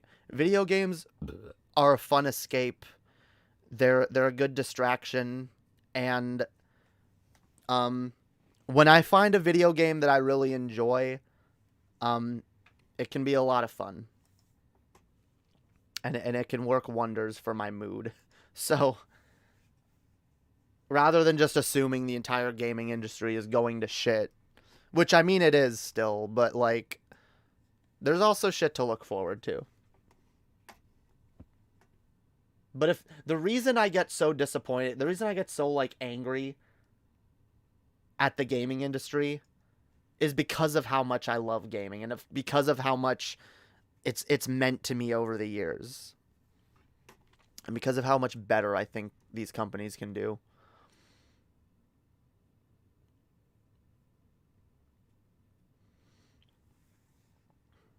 Yeah, yo. Okay, hang on. I'm gonna be right back. I gotta piss like really bad. Which makes sense, because I haven't pissed since I took my HRT earlier on stream. So, yeah, here, I'm gonna play a song. I will be really quick. Alright? I'll be really, really quick. I love y'all. I'll be right back. Don't go anywhere. Don't go anywhere. Or if you do, you suck. Alright?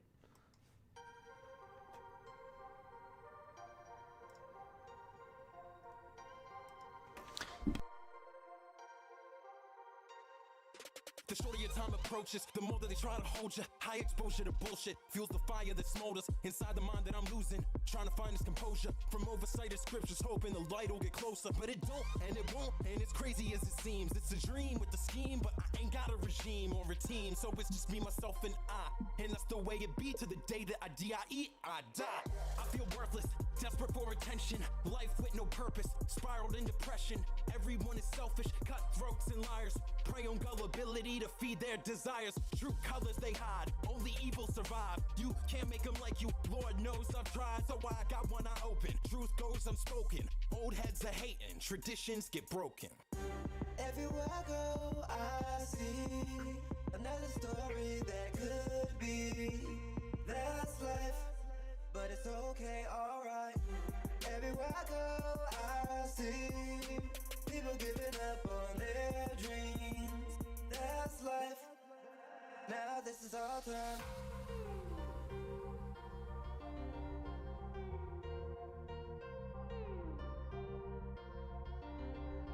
Now this is our time.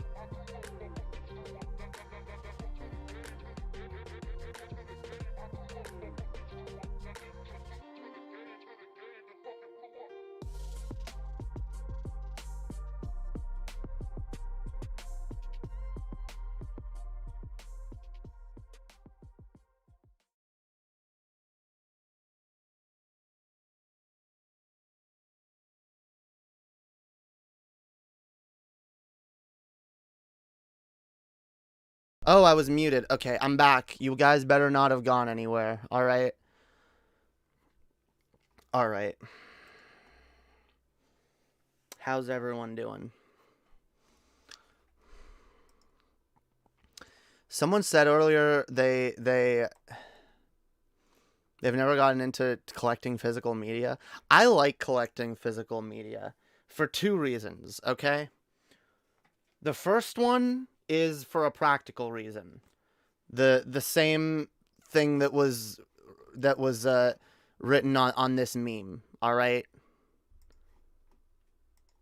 You buy a game, it's yours forever. This is mine forever. I have the disc. I could lose my access to my PlayStation account. I could lose my logins and everything. I could have my PlayStation account banned and nuked. I will still always own this game. I will always be able to take this disc and put it in my PlayStation and play it. That's the first reason I still like collecting physical media. The second is a lot of time they look really good on the shelf. I like how they look on the shelf. I like having a collection of like my favorite games and putting them up on the shelf. Look, see, I got my oof.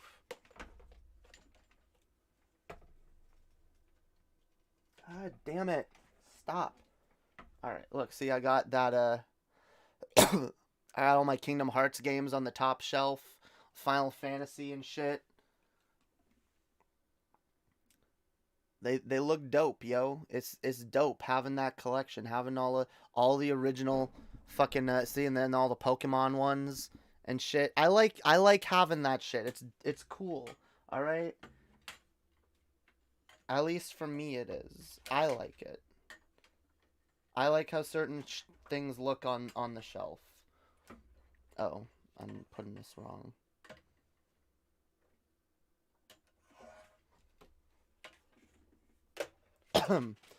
God damn it, it's still wrong. Over here. There we go.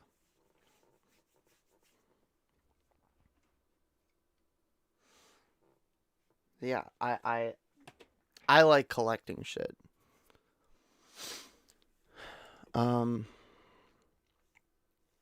People thought VR was going to be big in the early 90s. It's still just a fad, but Facebook is going all in with the meta. I mean, the thing is, virtual reality isn't where a lot of people want it to be. Like, virtual reality is not what we were promised in the 80s and 90s, okay? The fucking the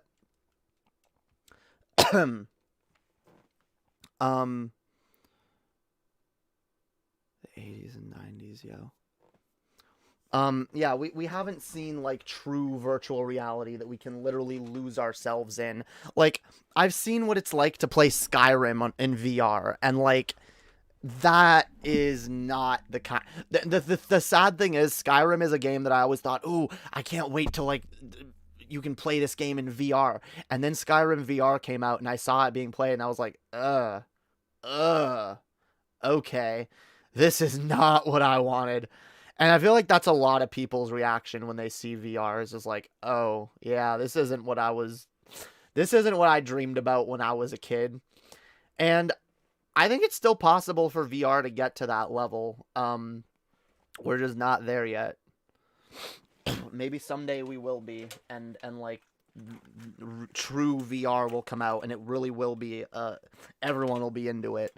I really do feel like once real VR exists, yeah, like it'll be more than a fad. Like people will go crazy for that. I definitely would. Like, if I could, like, feel like I'm in another world. Like, I'm in the game, you know?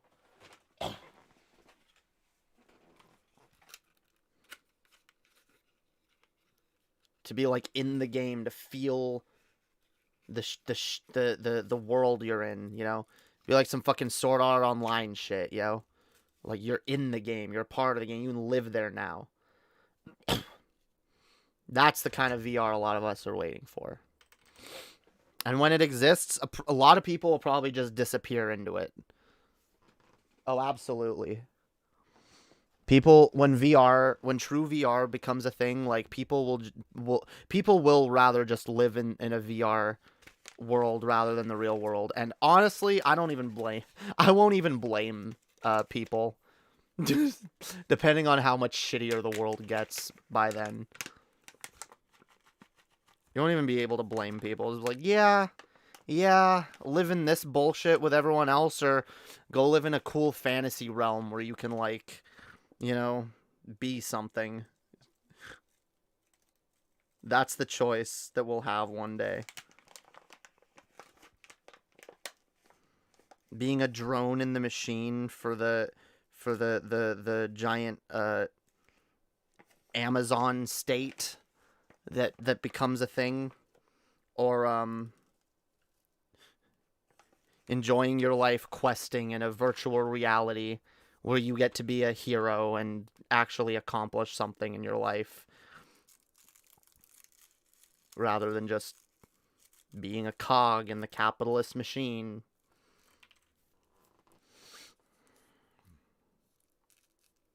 I do not blame people for wanting an escape. Video games have always been my escape.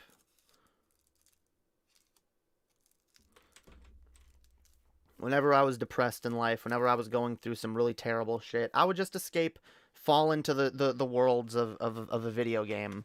You know, I'd play some Legend of Zelda, and for a little bit, I was Link, questing to save a sunken Hyrule in a giant sea with islands and a talking boat.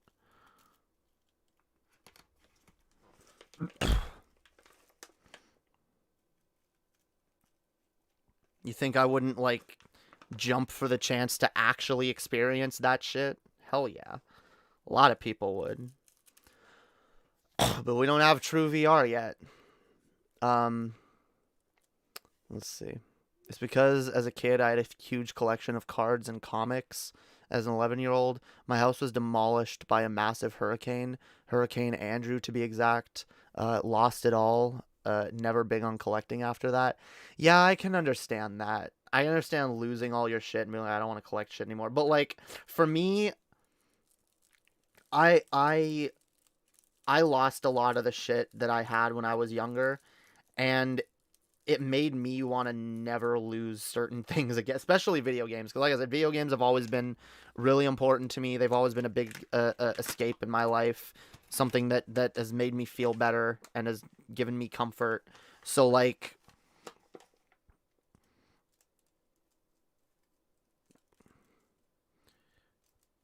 yeah, like, when it comes to video games especially, I don't ever want, if I start playing a video game and I'm enjoying it, I don't ever want to not be able to play that game again. You get what I mean? Because, like, that, for me, that feels like getting access to another world. You know?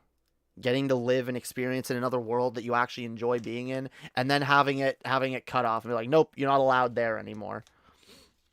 Because, damn, when I was a kid, the video games, they were other worlds. To me, they were real worlds. I was exploring Hyrule and the Mushroom Kingdom and all the other shit, alright?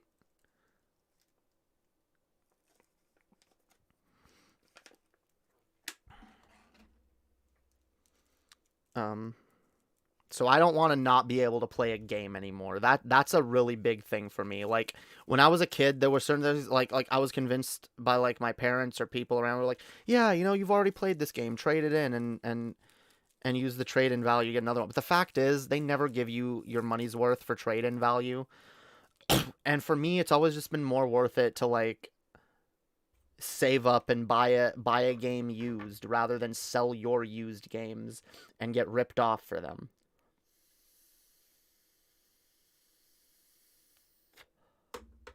Tired of getting ripped off by GameStop. That's the other big reason I don't sell games. But yeah, like especially if I like a game, I don't want to be barred from playing it ever again. So I'm usually not going to sell it or get rid of it. But if I really like a game, see, these days I will buy digital copies of games if I just want access to it on the system I'm playing. But like, I really should have bought Metroid Dread, like a physical copy. Just because I feel like Metroid Dread is going to become a collector's item. And I have a lot of first-party Nintendo games in my collection that are collector's items. Including, I still have my NES. I have an NES and an SNES and an N64. But like, I got like, and I know I can play them on my Switch, but like, fuck that. I got my original NES, and I can, if I wanted to, I could pop in fucking Mario 3 and play it on the original fucking hardware with the original fucking controller. And the value of the nostalgia of being able to fire up one of those old systems, like, is worth never getting rid of that system for me. And some people disagree. Some people get rid of their systems all the time. I don't like doing that.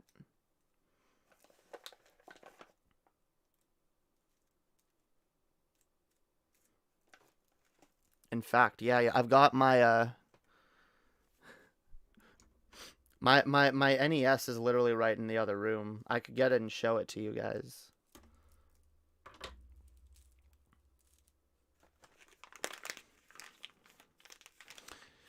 I was excited thinking GameStop was going to die. See, I never wanted them to die, mostly because I liked shopping there. And it was see, I never wanted them to die. They were always the one store that I liked going to. Like, the store that when you walk in, they got a shit ton of video games and used video games. I like being able to buy used video games from there. But, like, the less access they had to old games and shit, the less of a point GameStop even had for existing. And I got to the point where it's just like, oh, it's a retailer where you can buy brand new games and some older games, but I hate that, like, because GameStop will every few years, it feels like halfway into a new console generation, they'll start trying to phase out shit from, like, 2 console generations ago. And so they'll do... GameStop always does this. They do, like, some big sale where, like, all games... They did this for the original Xbox back when that was obsolete. Original, like, PlayStation... like Dreamcast and shit. Then they did it for like original Xbox, PS2, GameCube. Then they did it for PS2, 360, Wii. Like, they keep doing that. And I never understand why they do that. When for me, literally, having access to old games is the only reason I bothered going to GameStop. That's why I loved it. Because you could get old games for cheap. Why would they stop selling that shit? Yo, what up, the Holy Spirit, Betty White? How's it going?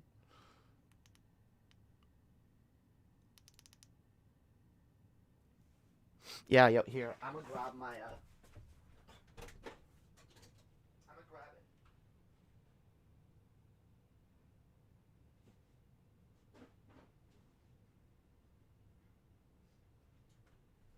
Yeah. There it is. In there, yo.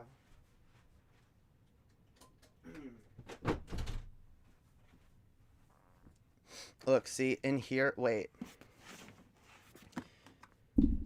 So in here is, oh, accessories for the NES. I got the NES Advantage, which is dope. I love this thing. I love playing certain games on this thing. It's fucking dope. With the joystick and some games are definitely better with that. I got the zapper, the gun, the light gun. And in here I've also got my my Sega Genesis. But yeah, the actual NES itself is in the other box, I think. Yes. Because no, wait. This is my... Where's the NES? I got like my Mario Dr. Mario Golf. Mario 2. See, I just love having these things. I love knowing that I've got like the original hardware to play these. It's so damn fucking nostalgic. Okay, yeah, my Super Nintendo is in this. Where'd my Nintendo go? I know my Nintendo is around here somewhere. But I got original PlayStation thingy.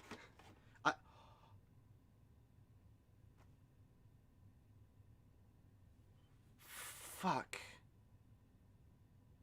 I just remember. Oh, I hope I still have that. I don't think I do. I had another one of these. I had a screen. I had the screen that attaches to it. I don't know where that went.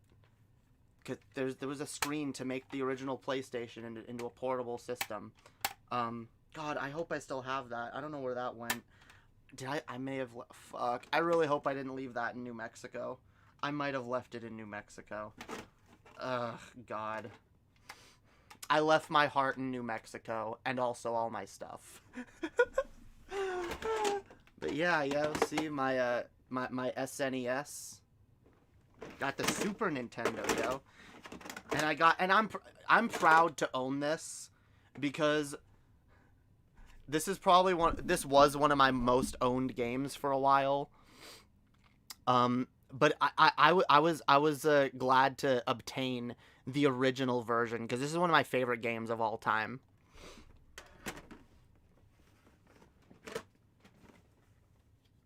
But yeah.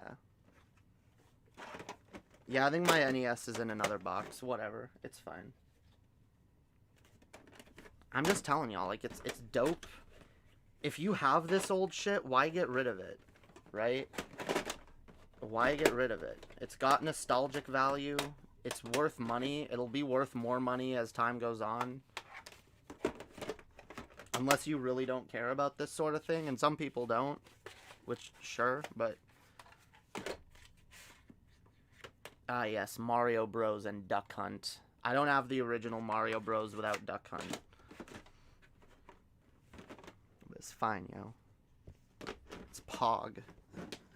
Someday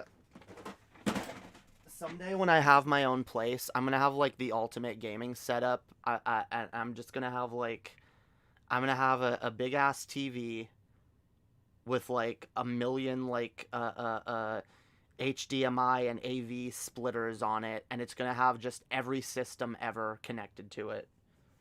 And it's gonna be the most Pog, like, gaming setup of all time. Of all time. Damn right.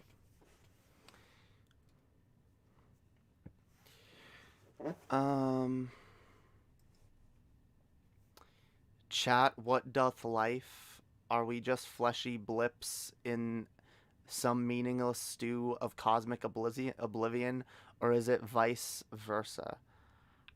Look. Life... The fact is, nobody knows. But the fact is, life is amazing. The potential of human beings is amazing. The potential of all of us is amazing.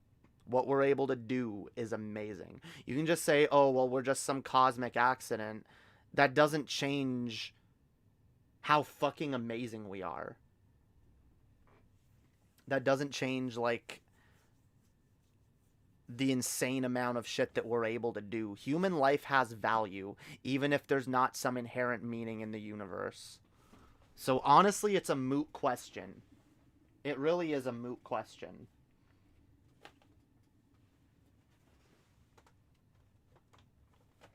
Just find whatever value you can in life and learn to enjoy it.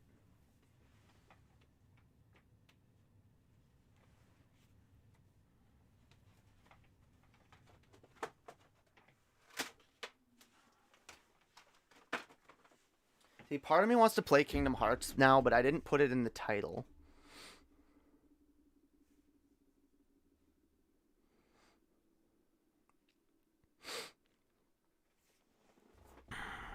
Oh, it's a shit post. Interesting.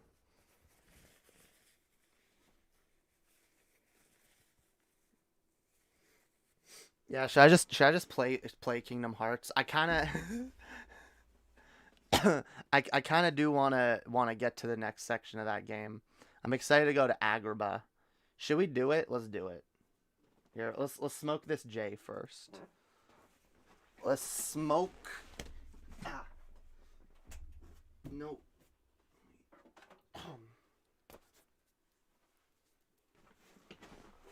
Let's smoke this damn J. Let's go. Look at the artwork. What? Upcoming mods for what? For what? All right. Let's here. I'm gonna smoke this and then we'll play. Actually, here. I'll start up the Kingdom Hearts. What the flux is happening in Doctor Who? I could talk about that a little bit. I mean, I am working on a Doctor Who podcast, which is going to come at some point, called The Hopium. I like that name. We're sticking with The Hopium. But, yeah, I will say, I don't know what's going on in Doctor Who right now. Flux was kind of weird. I have to rewatch Flux, honestly. I really do have to rewatch it and reevaluate it. Because, see, Doctor Who is a show where, like, it's one of the few shows that even though I do usually watch every episode in order, I do kind of try to take each episode as its own thing. And it makes it tough when, like, there's an entire series that's like, nope, this season is one thing. It's all one story. And it's like, well, what if you don't like that story? Or what if the story wasn't executed to your liking or just not well, you know? Because I don't think the story was executed all that well. I didn't hate it. It was fine, but, like, it was paced horribly. Horribly.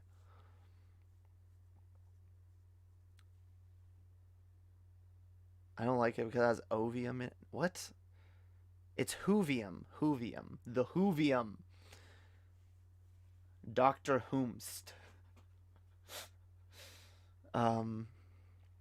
That's the name. It is the Hovium. Dr. Hovium. I was either going to call it Dr. Hopium or the Hovium, but we're going with the Hovium.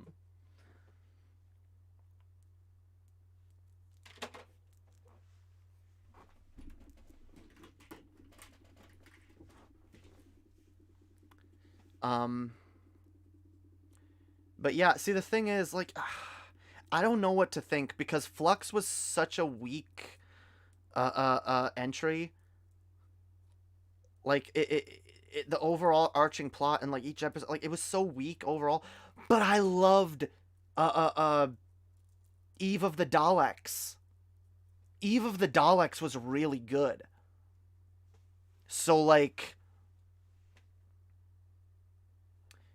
fam, if you think it sounds gross, that's due to your own associations. Don't project your own associations on everyone else, okay? You think it sounds gross. That doesn't mean it sounds gross.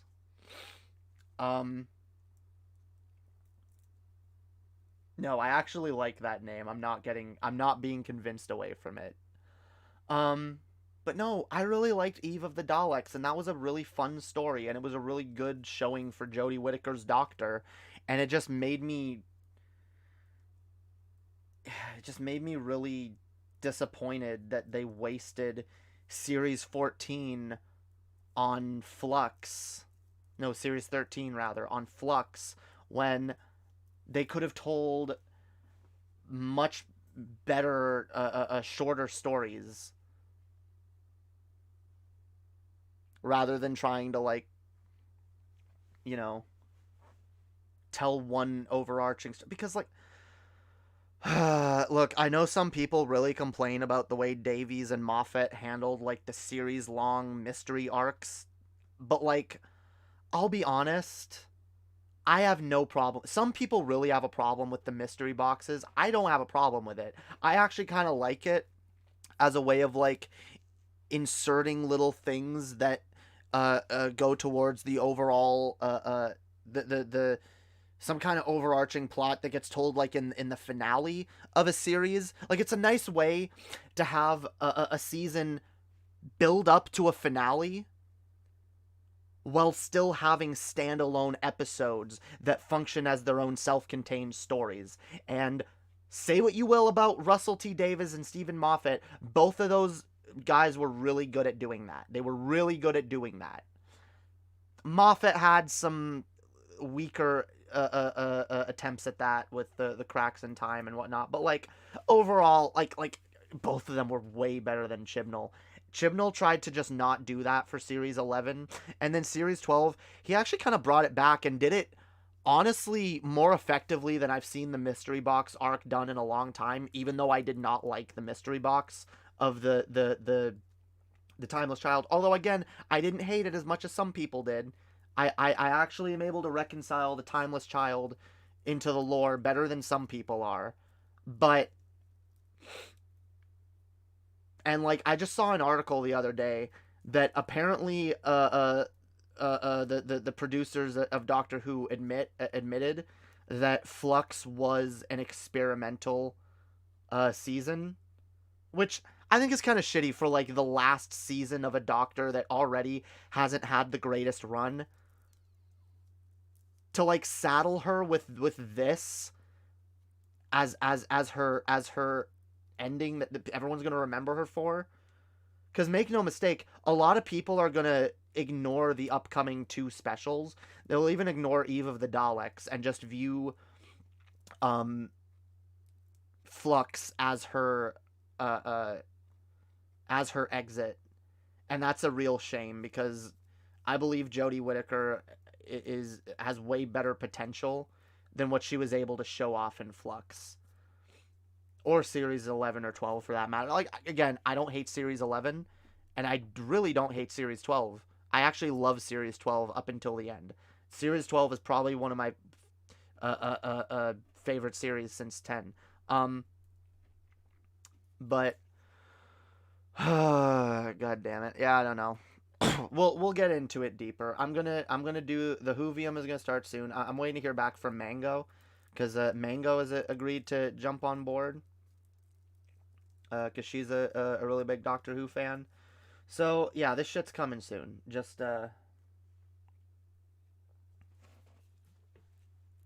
like Peacemaker, very good show. I have not seen that. God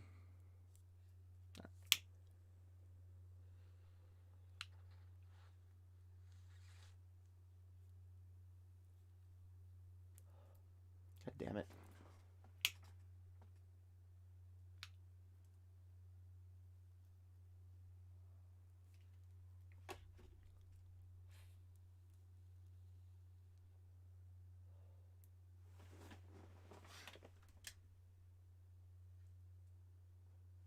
God damn it.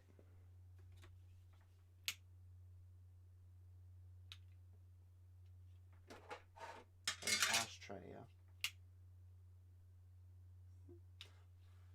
I need a better ashtray than a used Pokemon tin.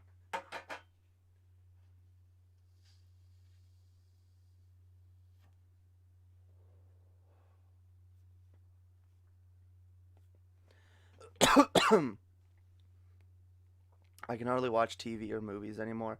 See, I can hardly watch movies. I can't get into movies, but TV shows, I've realized, are kind of my favorite form of storytelling.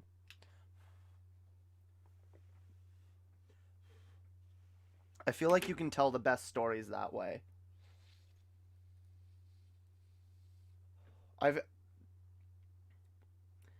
feel like it's the best way to tell, like, long, complicated story. Like, here's my problem with movies. I've actually realized this lately. What my actual problem is with movies.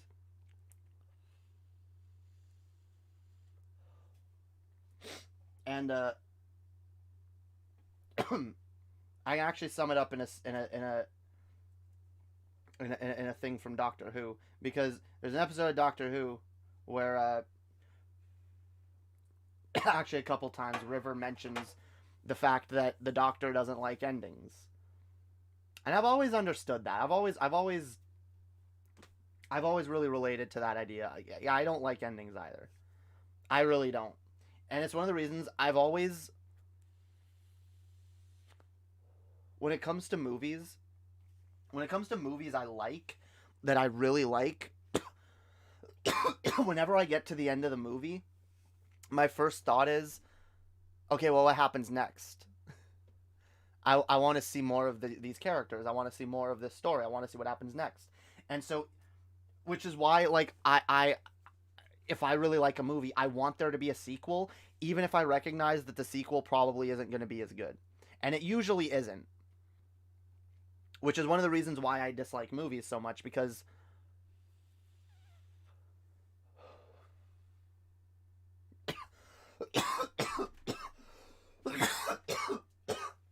okay, look. If you have a TV show, you make a bad episode, then the next episode doesn't have to be bad, right? You can completely rework it and like you can save a season from a bad episode. But when it comes to movies, you can't. It becomes much harder to save a franchise from a bad movie, especially when sequels progressively get worse and worse.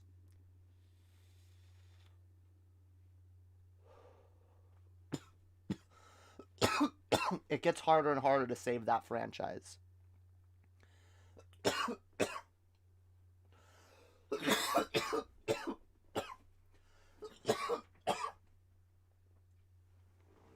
But also, just like, for me personally, like, I like a story to be told throughout a longer period. But I like, see, rather than, you would assume if I like long series, long shows, because if I like characters, I like to stick with these characters for a long time. So you might assume, okay, well then I must really love long movie series. But no, not really. I don't like sitting down and watching, like the nice thing about a long TV series is that each episode is easily consumable. They're palatable. I can watch one 30 or 40-minute episode, or even hour-long episode, and then I can come back to it and watch the next episode another day. But, like, a movie, it tries to tell a more complete story in a larger time frame, in a way that just I don't prefer.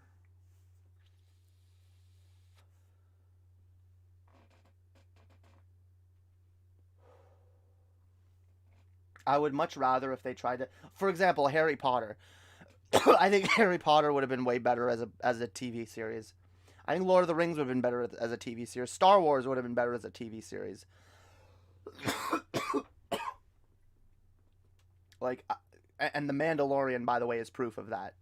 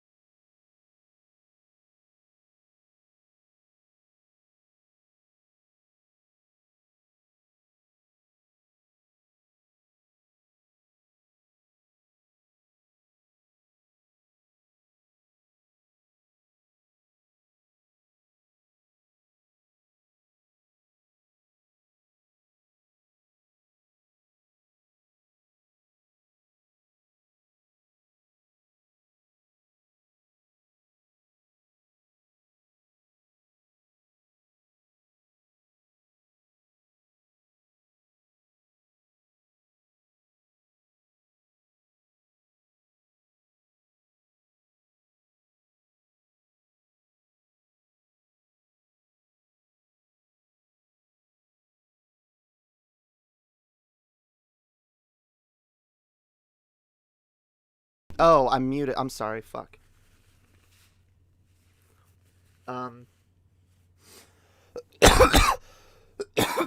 I was saying, when it comes to, like, watching a movie and, like, the way a story is told in a movie, I always feel like it could have either been told shorter and more concisely if it was done as a single episode of a larger show, or that it could have been told longer and more detailed if it was stretched out into an entire season of a show rather than just 1 hour and a half to 2 hour piece, you know? So yeah, I like storytelling in TV shows better, and I just always will.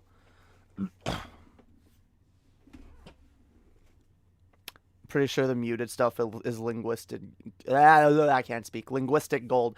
No, it was just me. It was me saying that, but then I said series instead of season, and I was like, oh wait, it's the British version. I have the British terms stuck in my head mostly because of Doctor Who. Because Doctor Who, it's especially, like, Doctor Who is, there's a difference between saying season 10 of Doctor Who and series 10 of Doctor Who, because if you say season 10 of Doctor Who, a lot of people think you mean, oh, you mean with the third Doctor? You mean back in the 1960s, season 10? Because the reboot of the show, they're called series. It's series 10, series 11, series. That always distracts me. That always confuses me. It should be series, honestly. I don't know why it's called season. It should be called series. It is a series. It's a series. It's a series of episodes. Game of Thrones had 6 series of episodes. I don't even know why I brought up Game of Thrones. I haven't watched that yet. Of all the I do like shows that tell stories, but, like, I don't know. I've never gotten around to Game of Thrones yet. I want to, but, like, there's a lot of it that doesn't really appeal to me. And, like, I don't know. Like, I've seen pornographic scenes of that show pop up too much, and I've heard it made such an emphasis of, like, oh yeah, the sex scenes and the rape scenes, and I'm just like, especially if there's rape scenes, I gotta be in a good headspace to watch that kind of shit. Because I don't particularly enjoy watching rape scenes.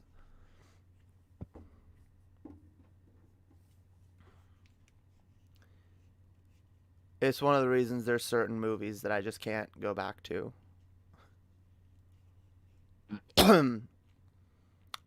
Gang of Thrones, yo. Alright. Getting distracted.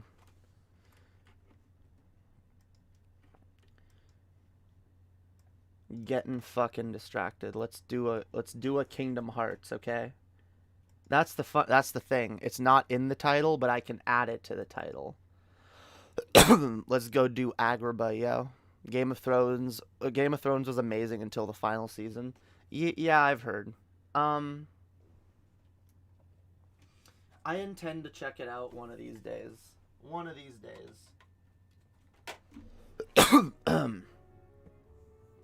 Honestly, it having a week ending is not making me want to watch it any sooner, because I always hate when a show ends really weak, because, like I said, I hate endings.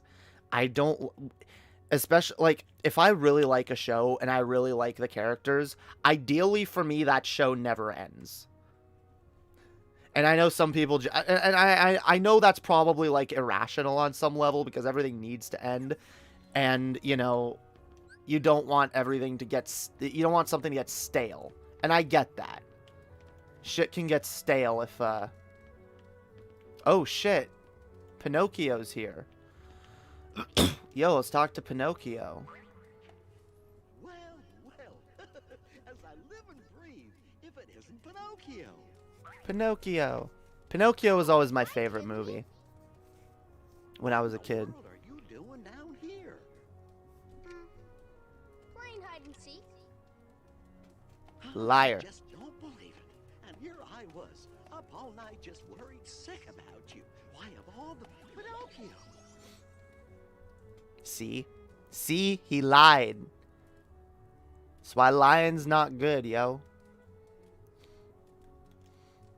When you lie, it grows and it grows until the lie is as plain as the nose on your face. That's why honesty, guys. Unironically, honesty is the best policy. Unironically, it is.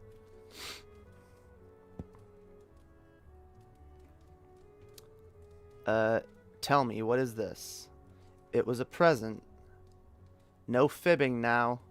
You're not supposed to tell You're not supposed to tell lies, Pinocchio. You're not supposed to tell lies. A lie only grows and grows till you get caught. Plain as the nose on your face. That's a bit of a misquote, but okay. A lie grows and grows until it's plain as the nose on your face. That's true. It's true. All right? But what if you want something? Why wait? Why not just take it? Oh my, who told you that? You do. You need some advice from your conscience. That's right. You're my conscience, Jiminy. I'll never tell lies as long as you're around. Oh, that makes it shrink, because he's like, yeah, I'm not gonna lie anymore. Damn. Damn, did the blue fairy install an auto shrink feature because she was just tired of having to show up constantly? As long as he admits to Jiminy, as long as he apologizes to Jiminy and says, okay, I'll be honest now, then the nose shrinks. You promised Geppetto you would be, right? Oh, do you know where Father is? He's not with you? Jiminy, let's go find Father. Now hold on. There are all sorts of dangers and temptations out there. I'll go find Geppetto, so you just wait here. These fellows here will be helping me. We will. Damn right we will. Well, shall we go, Sora? You could have asked us first. I mean, to be fair, they're running around doing all their shit. And they don't really, we don't really know where we're going. We're just looking randomly for the king. Might as well look for Geppetto as well. But yeah, we're not gonna find Geppetto tonight. Instead, we're gonna go to a different world. We're gonna, well, hang on. Let me make sure I got my shit that I need. Yeah, we're good. All right, let's go to Agrabah, yo. Gummy ship. Oh, I meant to play around with the gummy ship. Yo, I'm not gonna do it now. Fuck it. I'll do it off stream. It's too much. It's too much nonsense. I'll just get fucking flustered and annoyed. Alright, sorry, I'm not trying to ignore the chat. Pinocchio, if Pinocchio says his nose won't grow, what happens? Damn, I don't know. It creates a paradox. Yeah, lying doesn't get you anywhere, unless you're a CEO or a politician, true. Yeah.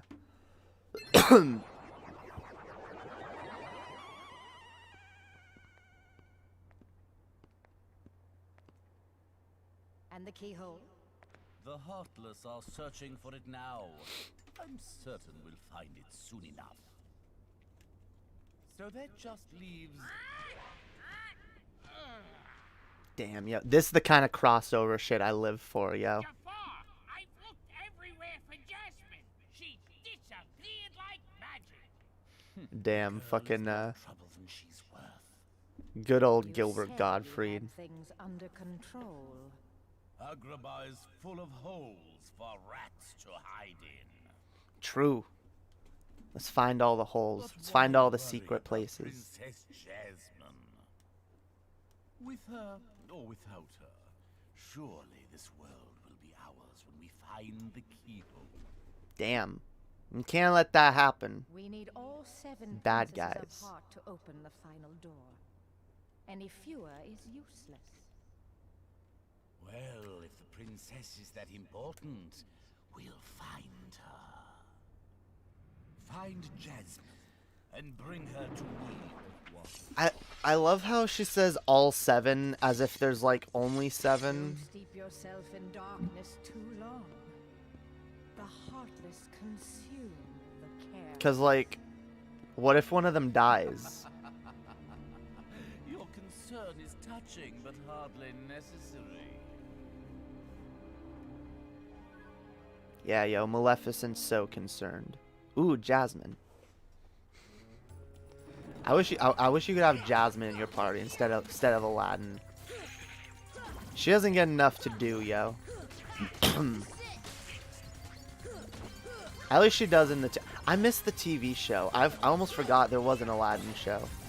It's not even on Disney Plus, I don't think. Which is sad.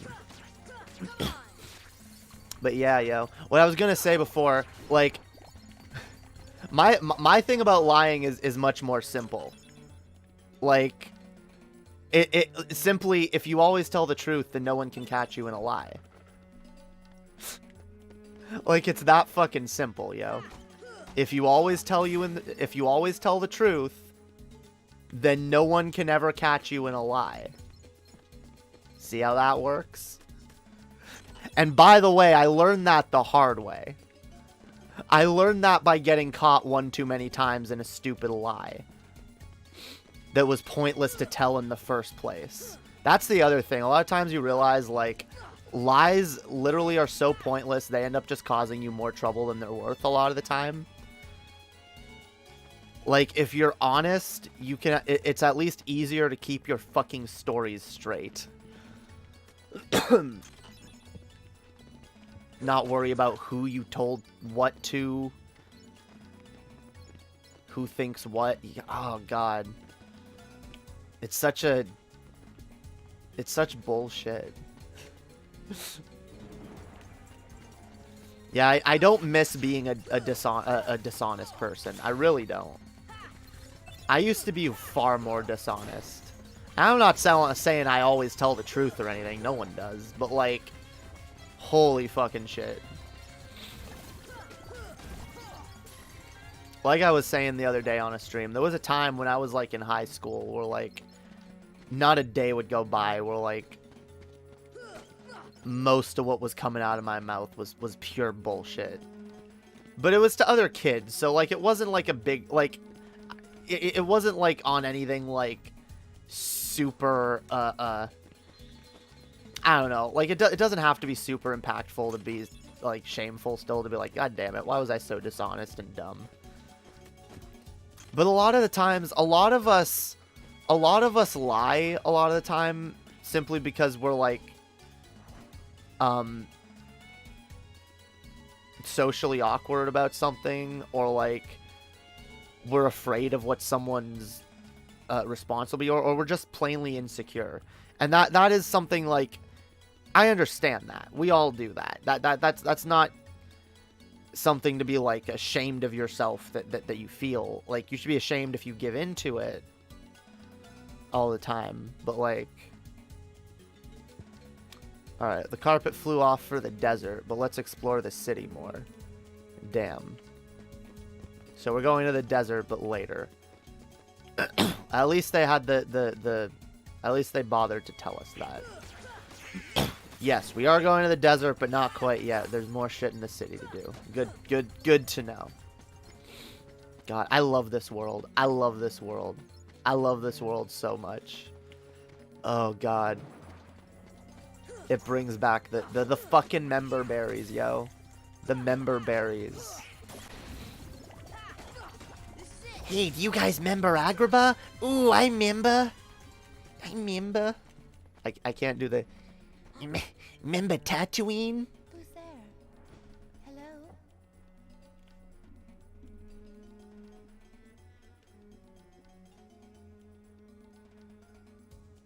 I'm Jasmine. My father is the Sultan of Agrabah. So that makes you a princess. But he's already been disposed by Jafar, who now controls the city. Jafar? You haven't heard of him? He's the royal advisor. He gained evil powers and seized Agrabah. He's desperately looking for something he calls the keyhole. Jafar caught me trying to escape, but he helped me. Who helped you? We were hiding nearby, but he left a while ago to take care of something. I hope Aladdin's alright. Aladdin? Where might I find this street rat? Jasmine, allow me to find you more suitable company, my dear princess. These little rats won't do you, see? Damn, that's offensive. Wait, I'm... Ah, the boy who holds the key. The key, yo. I'm bust your ass with this key. I just realized we gotta pay attention. I don't know if Jasmine gets any speaking lines, because I was about to say, why not just voice act that little bit before the cutscene with Jafar? Like, would it have really been that hard at the time to just voice act that?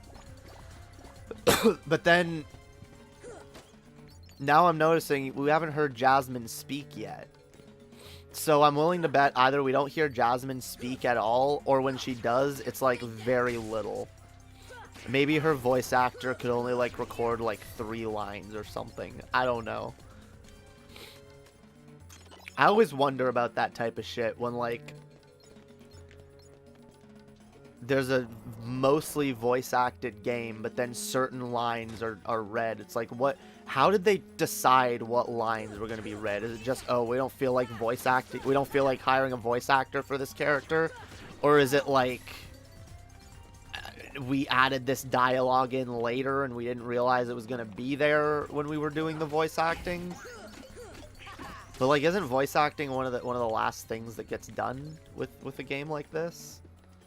Maybe not. Maybe they're still developing like the locations and shit, but they're like, okay, well, we got most of the story voice acted. Like, it's probably a way to keep it's honestly probably a way to keep working on certain story developments while already voice acting the majority of what's going to be in the final game. Anyway, the only institution you need to lie to is the 12 in Mojang. What?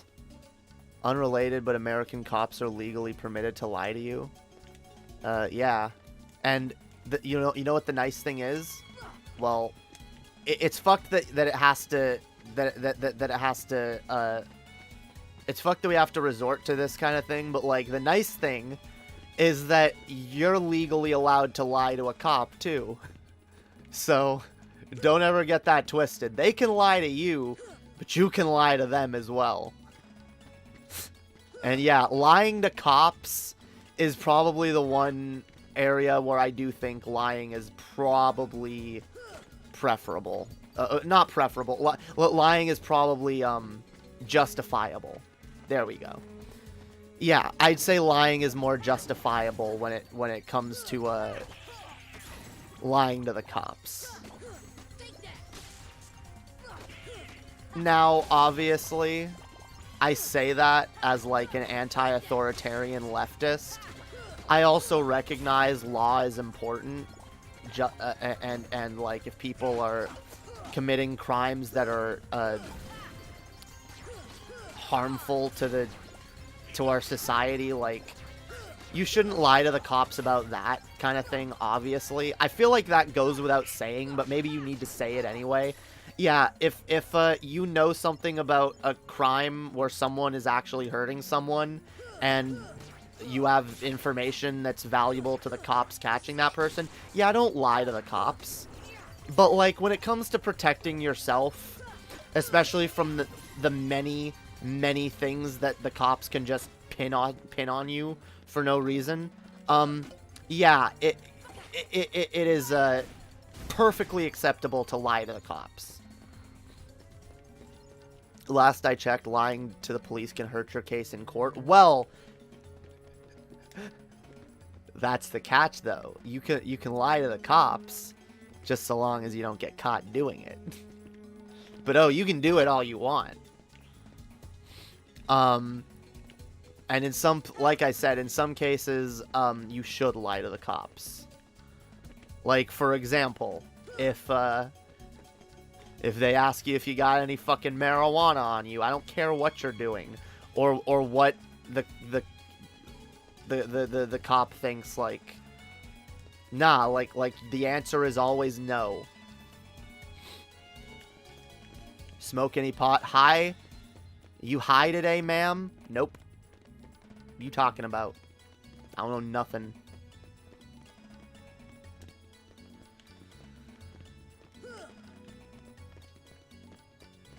Where the fuck am I supposed to go? I don't even... Or am I supposed to go to the desert now? Maybe I do go to the desert now. Yeah, I don't think we go to that side of town yet.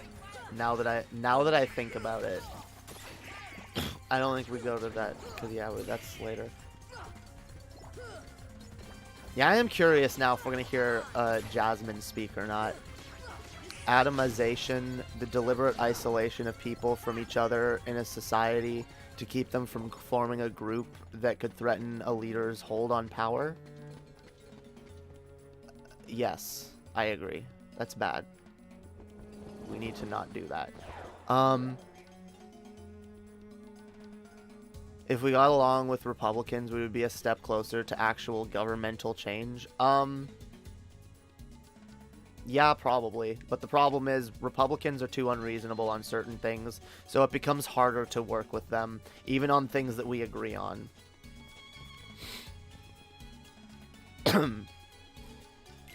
All aboard. Yay, we get to ride the magic carpet, yo. Oh, I don't think it's the magic carpet minigame. I actually kind of like the magic carpet minigame. I know some people hate it. And we're going to the lion, yo. We go to the big lion head. Oh no, Heartless. We gotta save Aladdin. We gotta save Aladdin, yo. He's sinking in the quicksand. Can't let Aladdin die.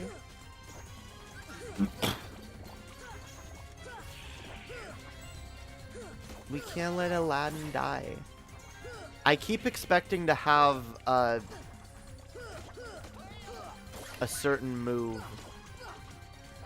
that lets you just press A from X from far away, and like it does like a sliding dash that like homes in on the enemy. I keep expecting to be able to do that, but I don't have that ability.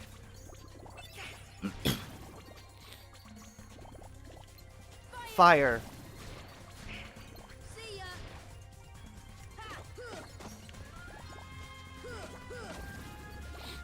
They should have programmed more things for Sora to shout when he does magic.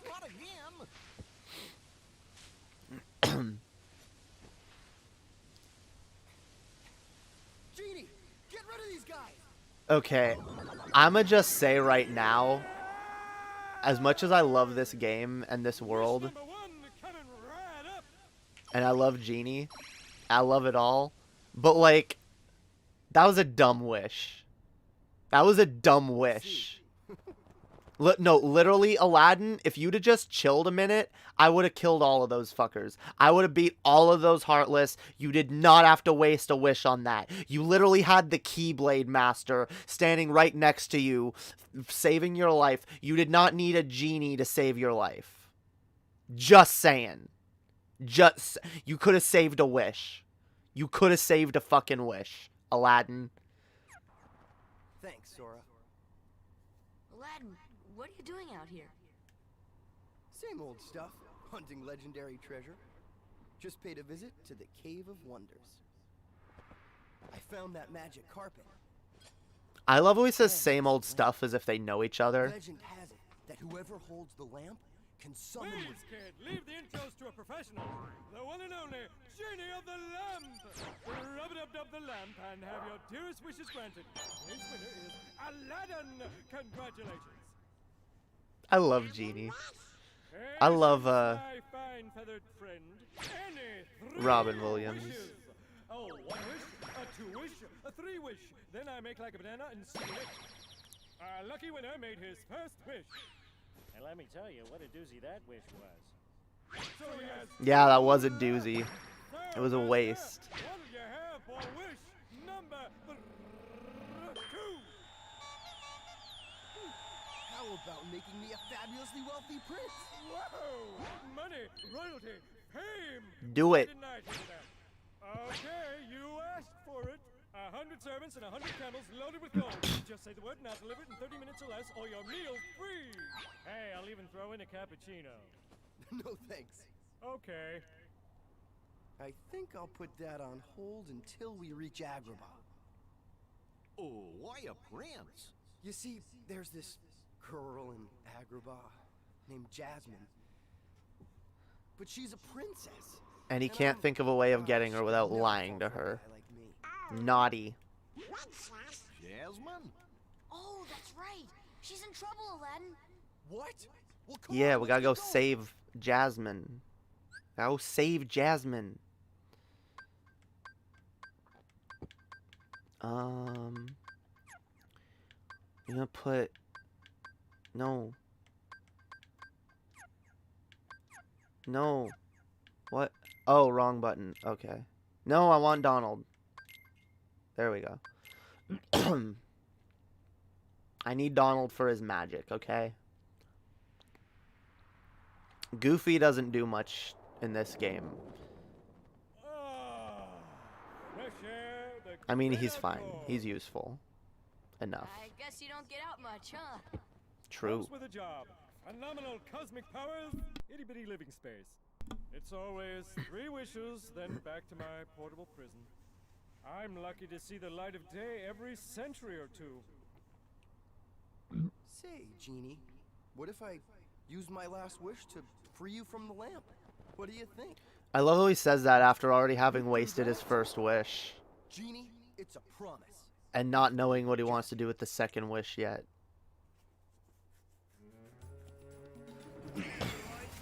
Like, you had the Keyblade Master standing next to you with a Keyblade. I was killing Heartless. They were going down. You idiot. You did not need to do that. A kid with a giant key, a dog, and a duck that can cast magic spells show up to rescue you, and you use your fucking genie wish to rescue you. No. You use a genie wish for something that you are literally in a bind. There is no other way, 0 possible other way out. And by the way, like, the wish shit only gets worse in Chain of Memories. Because Chain of Memories, you go back and relive all the Disney worlds again. And yeah, in that one, Aladdin's wishes are even stupider than they are in this. So that's the one thing that I think they done Aladdin dirty in that one area. But like, it's still a fun world.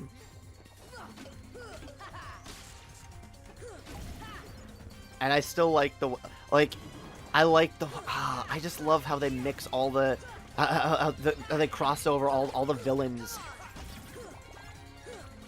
Like, I love, like, Maleficent showing up in each world and, like, you know, scheming with the other villains. I wanted to see more of that as the Kingdom Hearts series went on. And unfortunately, we got less and less of it until we finally got none. That's something I hope comes back in Kingdom Hearts 4. Like, really.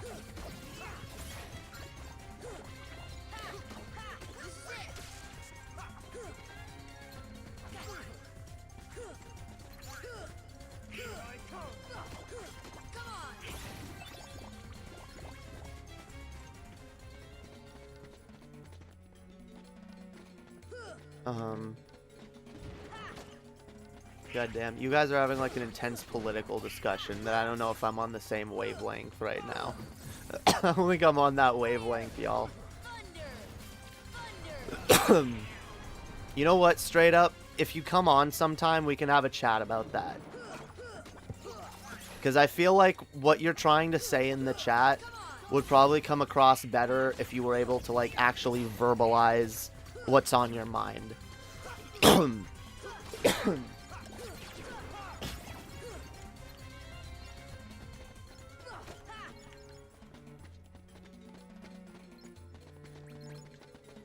See, I love that, like, in Days, we get to come back here, and we get to see little pieces of the story that we didn't get from the other games. By the way, I have decided we're going to play 358 Days Over 2. Like, we're going to play the DS version. Jamie, Heaven Sent came out 6 years ago. Damn, this makes me feel old. Everything makes you feel old, Zeta, no.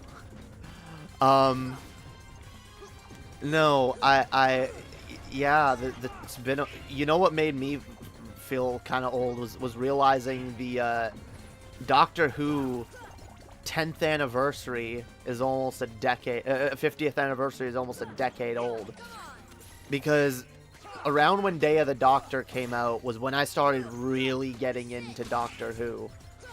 And yeah, it was about 10 years ago.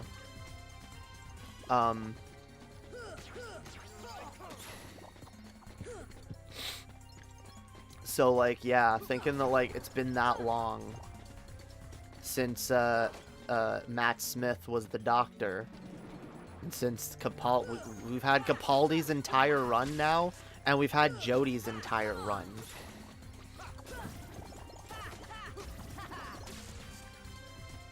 And, yeah, honestly, I can't wait to see what comes next for Doctor Who. I do love Heaven Sent. Heaven Sent is one of my favorite episodes. And even as much as I hate Hellbent, it does not take away from my love of Heaven Sent. It is so... Heaven Sent is just a beautiful piece of work. It's such a beautiful piece of work. Such a masterful depiction of grief and depression and loss and what it's like to fight those things. I love that it's an entire episode featuring just Peter Capaldi and no one else. I think that was an amazing artistic choice, and I think they pulled it off fucking beautifully. And it is still one of the most amazing standalone episodes of Doctor Who to this day that I think everyone needs to see. Even though if you're a completionist person that, like, sees the ending and is like, oh, well, I want to know what happens next, you might be kind of disappointed. Also, if you've never seen any other Doctor Who, the second part won't make much sense. But, like, it doesn't matter. Heaven Sent is such a beautiful episode. Like, you can pick up the context of, like, the shit surrounding that episode.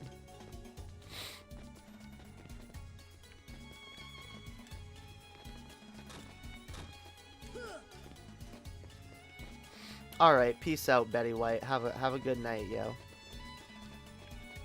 Ooh, treasure. Treasure chest. Fire ring. We got a fire ring. Alright. Let's see if... Wait, no, this is the only Keyblade we have. I almost want to go back to the other... Like, I really don't like Jungle Key. And I kind of hate that, like, you get stuck with this Keyblade for, like, quite a while at the beginning of the game. Like, it's the only Keyblade you get for a while.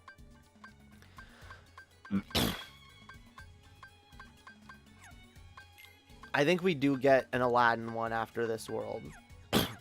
But...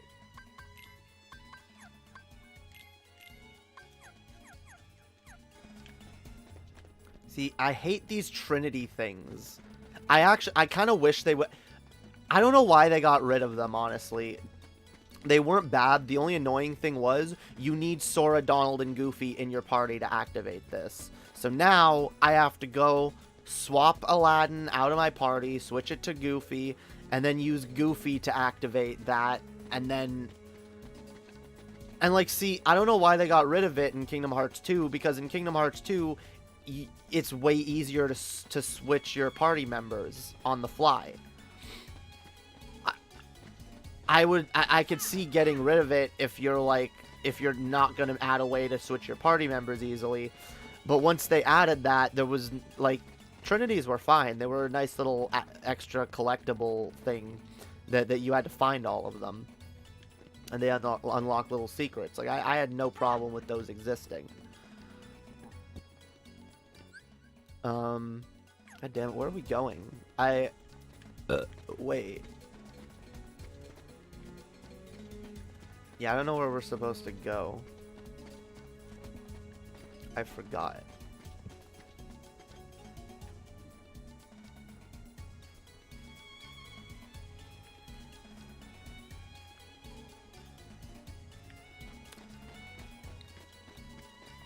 Supposed to be saving Jasmine.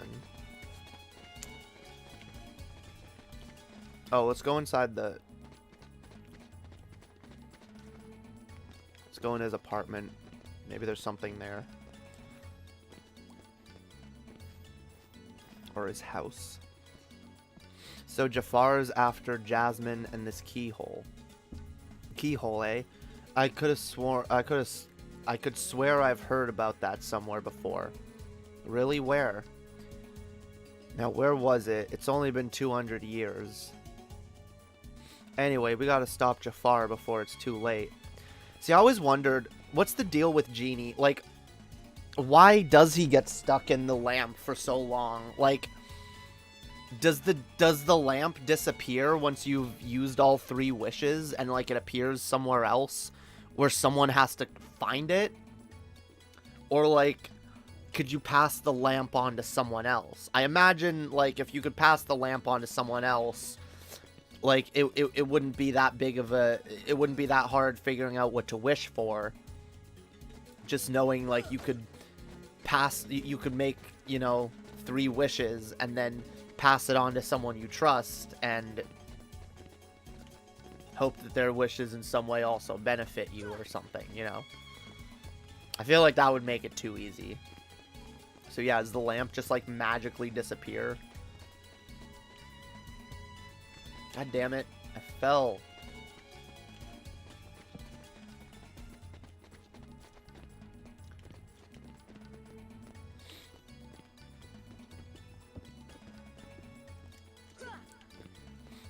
See, I don't know why some people say, like, Kingdom Hearts 1 is better than 2. Like, there are many points of the game where it's just like, where the fuck do I go? Where it's a where the fuck do I go kind of game. But, like, I will say, these worlds are fun enough to explore that I don't mind checking every corner of them once or twice. But, like,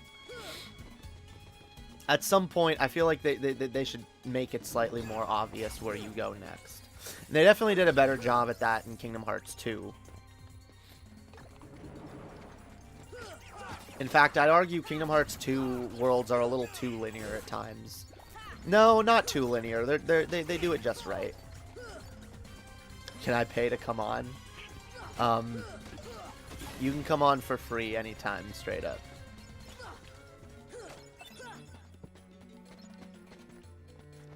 Like I said, whatever you were talking about in the chat, I feel like you should probably come on sometime and talk about it.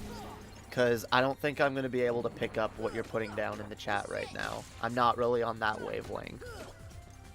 Who is Economos? I have no idea.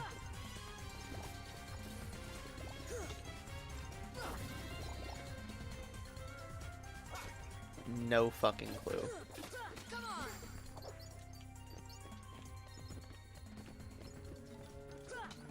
Sounds like the economy. The economy had a I don't know.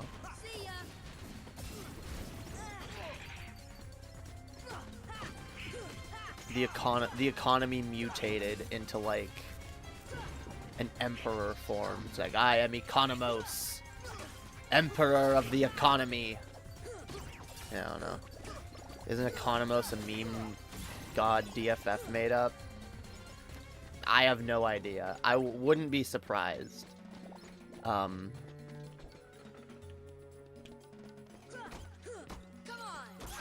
I don't really watch DFF anymore, so I it sounds vaguely familiar, but I don't know.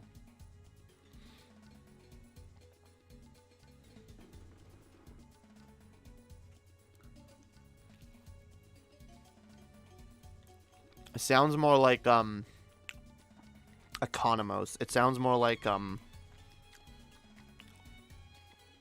Roman emperor. I am Emperor Economos, creator of the economy.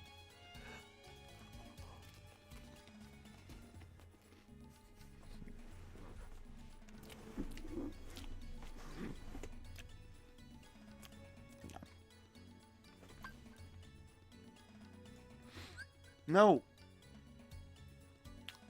God. Okay. Playing with Nintendo controllers always fucks me up. Because, well, most people know this. God damn it. Where's my... God damn it. See, like, with Nintendo controllers, it's A is on the side, and that's the button to, like, accept everything, right? And B, the button to go back, is on the bottom. On a PlayStation controller, it's exactly the fucking opposite. Unless you have a Japanese PlayStation controller, which is the same as Nintendo. But, God, it can be confusing, like, going back and forth between playing a Nintendo system and then playing a PlayStation, and then playing, like, an Xbox as well. Because Xbox makes it extra confusing. Xbox makes it confusing because Xbox has A and B like PlayStation. What? Join call. What the fuck was just on my phone?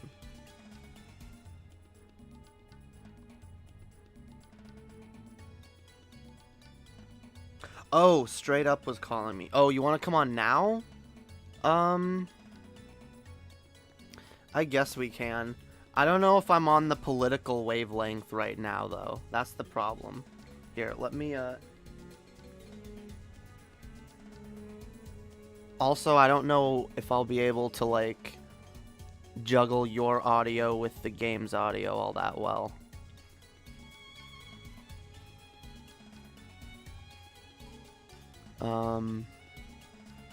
No, Economos is from Peacemaker.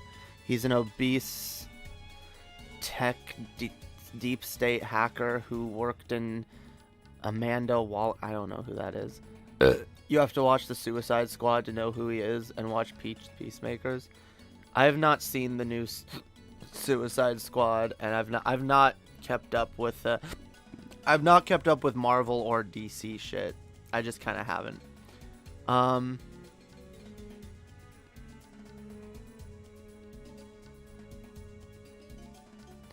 I'm pretty sure I saw them worship Economos in character to mock those who basically place the economy over human decency. I mean, yeah, but that's not even their joke. South Park did that like ages ago. South Park literally did comparing the economy to a god, and like, remember Kyle goes into unending credit card debt for everyone's sins.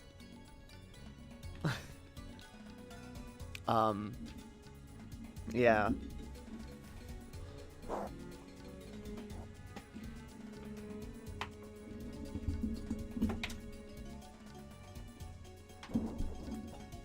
I don't know. I have made it clear to you guys I don't care much for DFF memes, right? I just kind of don't. I don't care what they're up to. I don't care what memes they create. I don't really care. Like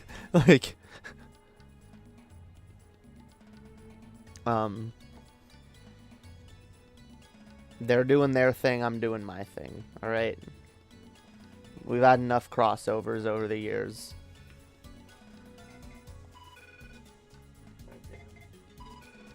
Wait, straight. Why are you trying to call me? Hang on. Hang on.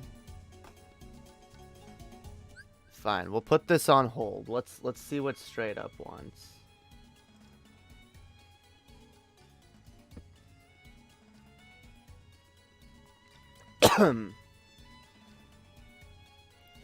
Yo. God damn it. Now I can't hear you. Now we got audio issues again.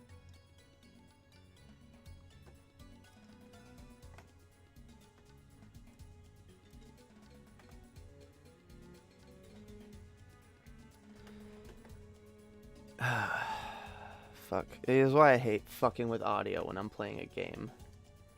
God damn it. I don't hear you.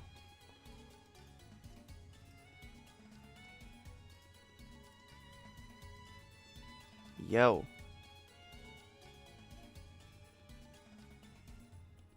God damn it.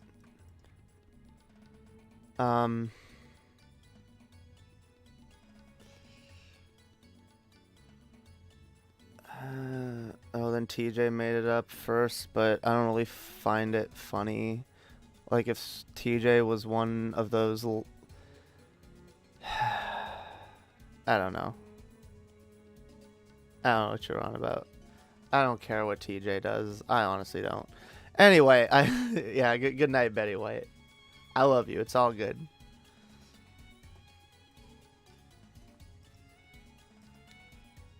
Yo. I don't know why I can't hear you.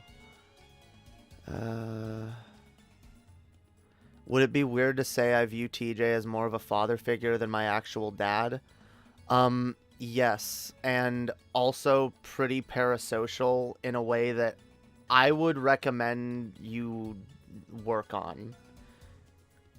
Because, look, I used to view TJ as kind of a father figure too. And, I'm not saying it's his fault how I turned out, but, like, I'm saying that, like, me being uncritically infatuated with TJ and everything he said was really, really stupid. And I needed to learn to think for myself. And, honestly, when it comes to, like, finding, like, some father figure, it like, I'll be honest, no father figure is better than a less than adequate one. And I'm sorry, TJ is not some, like, amazing person to look up to in that capacity. So like I said, I can understand why you view TJ that way, because I did too. But, like, I also no longer do, and I'm glad that I no longer do. Because I was way too, like, parasocially obsessed with TJ, and I did not critically evaluate the things he said or believed, and it led me to some stupid fucking conclusions, alright? Like, some really stupid fucking conclusions.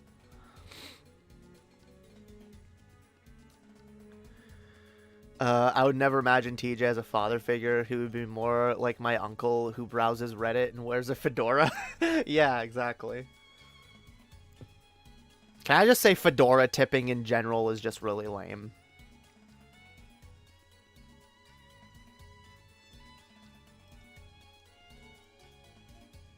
Yo. Yeah, I don't know what's going on, yo.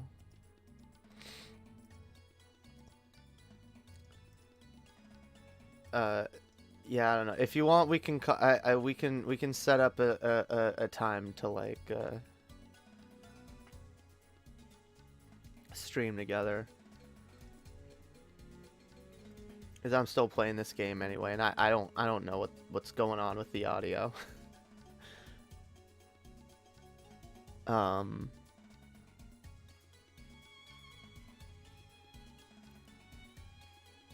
Guess you don't remember his old cringe skits? What cringe skits? Yeah, no, I'm sorry. Fedora tipping, unironically, is hella lame. Alright? Going around and being smug and smarmy, like, yes, oh, you believe in this thing. Oh, did you know that your belief system is actually really stupid? Haha, I tip my fedora to you, good sir. Like, get the fuck out of here. Go get a life. Literally get a life. People who feel the need to just go around fedora tipping at every single religious person and just sucking their own farts at how much smarter than everyone they think they are. Oh my god. It is so cringy and so... It's a waste of time. And honestly, a lot of these people do it in a really disrespectful way. As if it weren't bad enough. Okay? Like... Oh, I think we just gotta go back to the desert. We gotta go to the thing. Yeah. Alright. We're gonna go to the underground, the cave. The Cave of Wonders, yo. Yo, I wear a trilby. Only Sigma males wear them. Damn. Sigma male. Oh my. Oh my. Yes. Beanies are beta. Looking at you, trim. Oh, beanies are beta. Beta male. Beta. Lesbians. Damn right. Lesbians.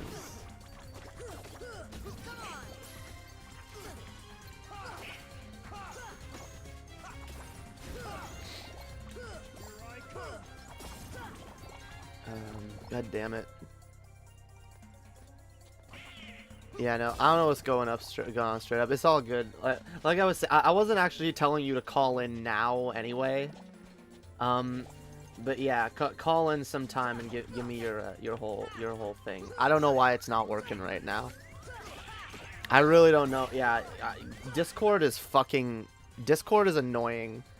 Discord is fucking annoying. It just does not work. I know. Sometimes it just does not want to work.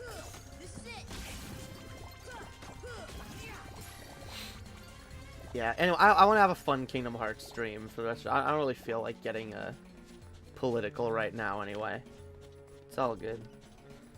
Why the fuck? Okay, wait, no. Wait. Where the fuck am I supposed to go? I already went everywhere.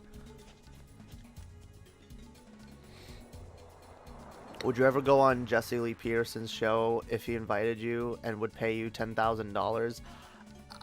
I'll be honest, I'd probably go on Jesse Lee Peterson's show for free. Just because, like... I mean... Even though... I mean, it's decent exposure. It's decent exposure. Even though most of the people watching will be chuds and dipshits, like...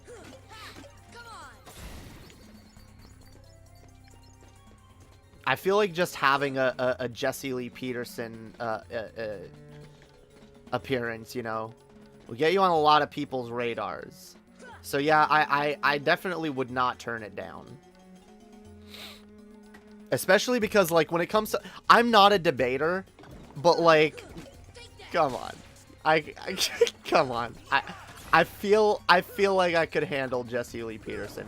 Honestly, I would try my very hardest to have as much of a good faith conversation with him as humanly possible. Knowing that he's not going to be capable of doing so and that he's going to just, like, fixate on whatever he wants to talk about rather than listen to me. But, like,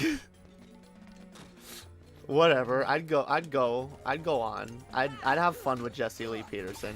Because that's the thing, like, you don't gotta take him seriously. Vosh didn't take him seriously. Most people don't take him seriously. Most people just kind of, you know, have fun with his nonsense. Beta male. Lesbian. We could have a conversation about how I'm a lesbian and a transgender. It is a transgender lesbian.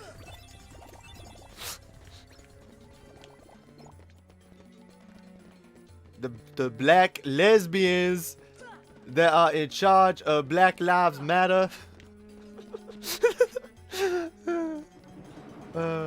Jesse Lee Peterson's a goof.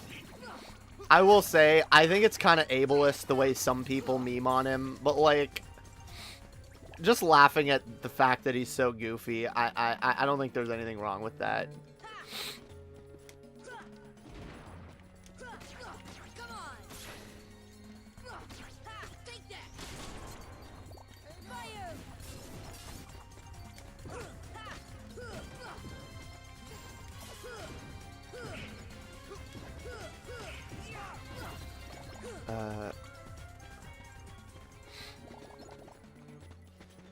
Are you a lesbian? Amazing. Did you have a mother? Did you have a mother? Did you?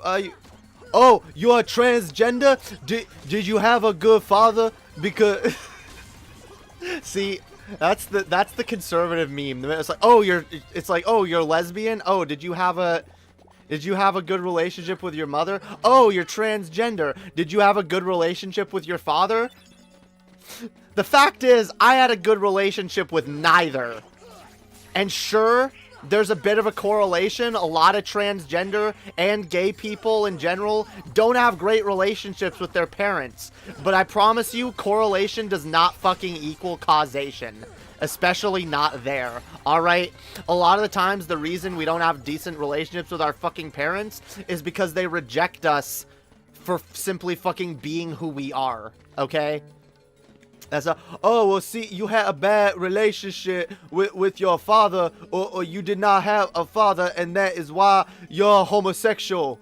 Like, no, motherfucker. The fact that I had a shitty relationship with my father, mother, or either is incidental at best. Okay, I'm actually confused now. Oh, was I supposed to talk to the carpet? Is that the thing where the carpet's up here? No. The carpet. No, oh, we go this way? God fucking damn. Let's go over here, because... No! Fucking racist. You fucking racist. I swear to... I don't know what I'm supposed to do. I don't know what I've literally gone to every fucking corner of this world now. And if I have to pull up a guide, I'm gonna get mad. You know what? I'm just gonna blame the chat, because the chat distracted me. I'm gonna blame the chat. Blame it on the chat, yo. Where the fuck is my thing? Oh. In there. 10 points to whichever, 10 points to Gryffindor for whoever can fucking figure this out before I look it up on a guide. If someone magically tells me... I wish I had something like that I could do, where I was like, yeah, 10 points. I wish I could, like, quiz my audience on shit and be like, yup, 50 points if you get this right, or 20 points to whoever says figures out this reference first. Wouldn't that be Pog? That would be Pog. One day I'm gonna figure out a way to do something like that with the Discord or something. Okay, Traverse Town Part 2. We did that. 100 Acre Woods, done that. Agrabah. Okay. Agrabah.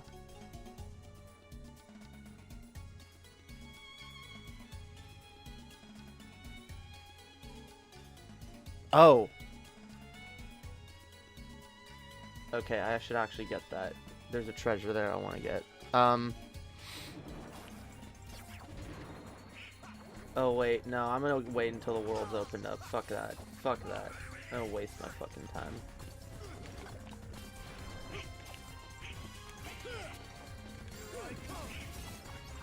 Okay, wait. The pot centipede. Wait, no.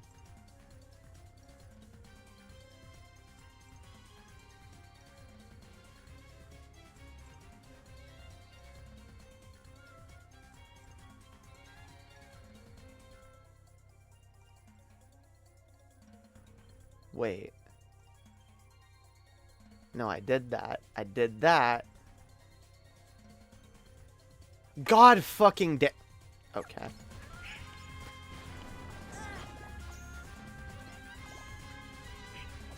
Bizarre. Keyhole. What? There's another keyhole thingy I have to get to. God damn it. Okay. Hang on. No! Stop it. Stop appearing. I'm not fighting you. Y'all are distracting. I'm not fighting you. I'm not fighting you. I'm not doing it. No. See, I hate that it auto-targets onto enemies.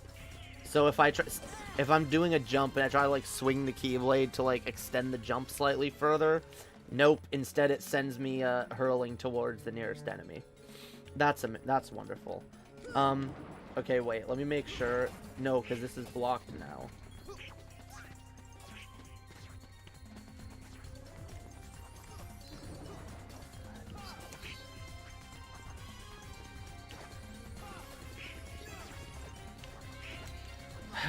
Like, yeah, this game suffers from too much cryptic nonsense. Too much just like, oh, we'll figure it out. Just magically figure it out. Just figure it out, yo. Okay, I want that chest.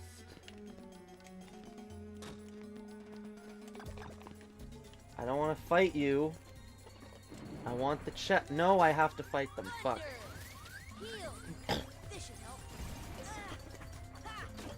See, and if I can't fight these fuckers on this ledge, I'm gonna end up fucking falling off.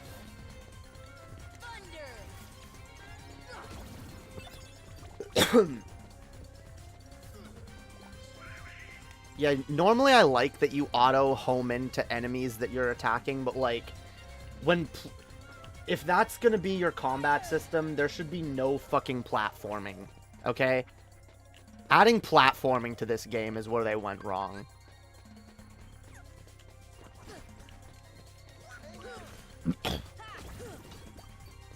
Adding any amount of platforming to this game was a stupid mistake.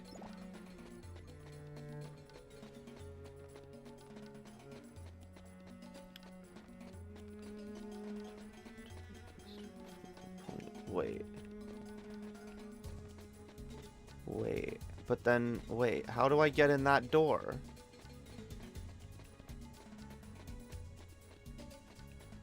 How the fuck do I get in that door? Like, it says there's another keyhole thingy. Where is it? I don't see it. I don't see it nowhere, yo. This just making me mad. Did anyone see the keyhole thingy? God damn it, wait.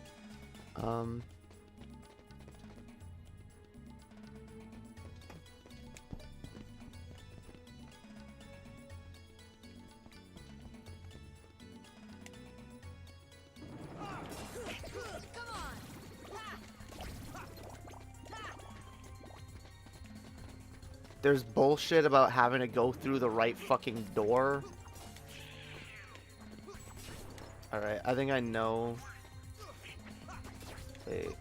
Oh, damn it. Is that... No, where's the other keyhole thingy? There's another keyhole we're looking for. Or is it in here? Wait. It's in here, isn't it? It's in here, isn't it?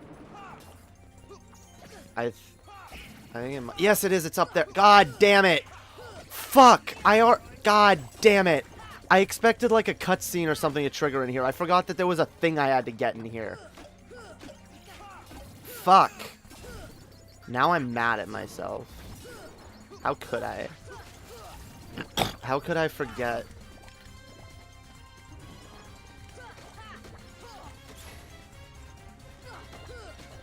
Yeah, I will never, like... I know some people, they can play this once and then come back like 10 years later and be like, oh yeah, I know where to get everything.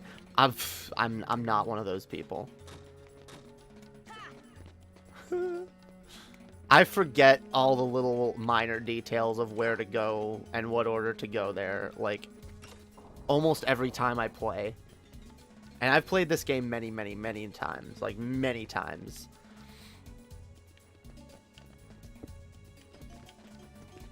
Like, a lot of times. This might be like my 10th playthrough of this or something over the years. Whatever. I'm not fucking with the Heartless. Let's go. Okay, finally. Alright. There's Aladdin and Jafar. Let's go. Setting your sights a little high. Aren't you, boy? Back to your holes. That's offensive, yo. I will not allow That's princess anymore. That's classist. I'm so sorry, Aladdin. Genie, help Jasmine, please. So there's one line from her. You're making this really easy, you know? Oh god. So sorry, boy. I'm afraid you're safe. Again, this is such a waste of a wish. Huh? I'm sorry, Al. And now, I bid you all farewell. Attack!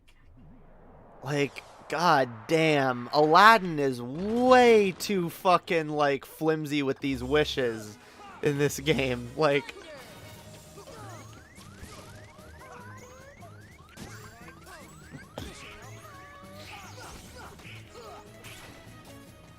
Like, holy shit, fam. Literally just wishes for Genie to go across the room and, like, pick up Jasmine and lift her away to safety. Like, what was stopping them from just, like, attacking Jafar?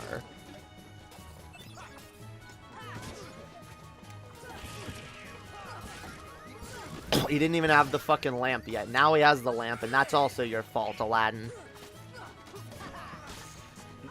Shouldn't have even pulled out the fucking lamp.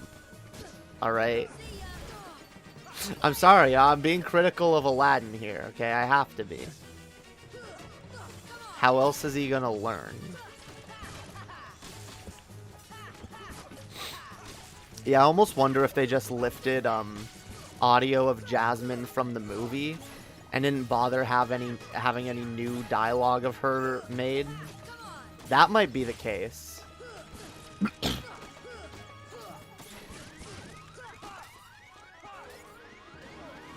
Or they just really skimped on the amount of dialogue that they were willing to have her do. They skimped on a lot of characters' dialogue, though, if I'm being honest. Jasmine! She's gone, yo. It was like magic. Come on, let's move. In the desert. In the desert. Here! Thunder! Thunder!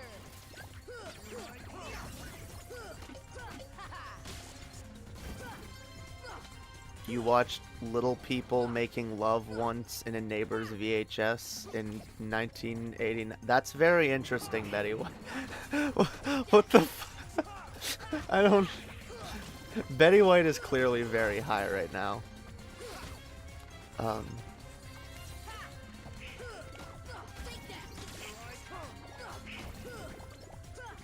Yeah, I don't like gore vids. Fuck 4chan. Fuck all of that garbage. I had someone who tried to show me videos like that, and I was like, no, I'm not.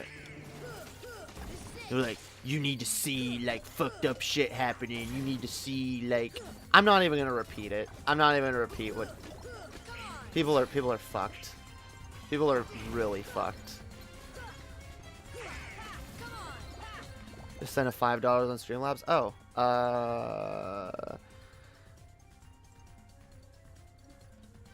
Updated Discord. Tested the mic. Can I try it one last time? Alright, fine. You can come on and talk about Kingdom Hearts. Alright. Where here, let me test. Let me try.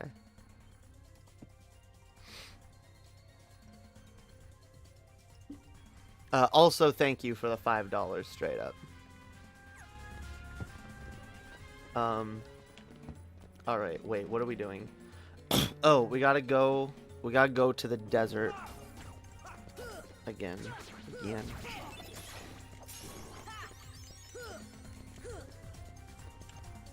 Learned air combo plus. Dope, fam. That's Pog.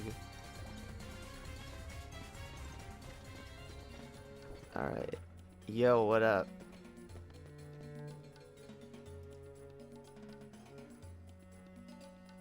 It's not working, yo. Here, pop into my live room or something. I don't know.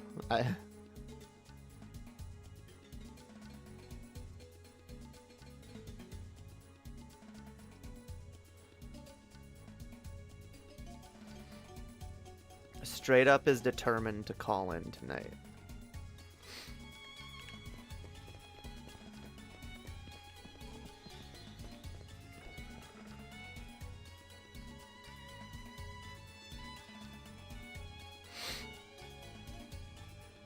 Oh, there. Yo. Yo, yo, yo. Testing. Yeah, I really don't know, fam. I can't hear it. I can't hear shit.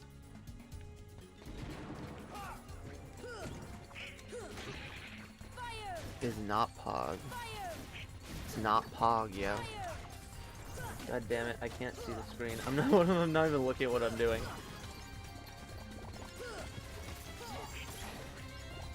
Fat Bandit, yo, die. I hate these. I hate them. They're annoying. They're so annoying.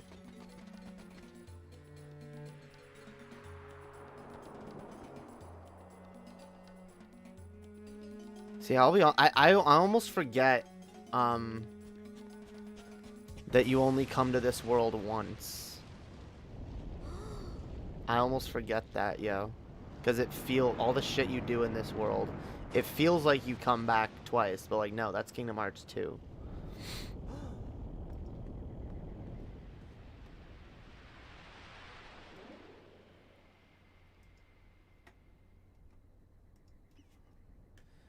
The tiger head is being controlled by the heartless. Crush the power of darkness. Alright, let's go. Let's go. Get up on the Hydra's back. Sorry, that's gonna be a meme forever. Throughout my entire playthrough, that's gonna be a meme. Up until we get to Kingdom Hearts 2, then I'm gonna suddenly stop memeing it the minute we get to that point in the game. Because then Get Up on the Hydra's back will no longer be funny.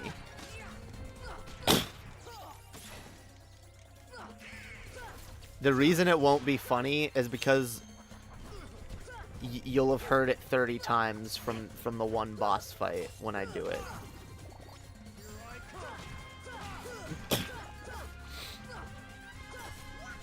But yeah, that's what I think of anytime you gotta jump on an enemy's back in this game. I just think of Phil sitting there yelling, "Get up on the Hydra's back!"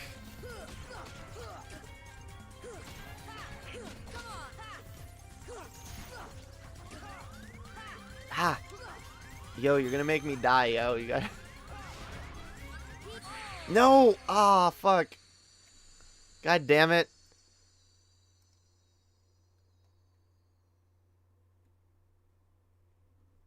It better work this time. You made me die.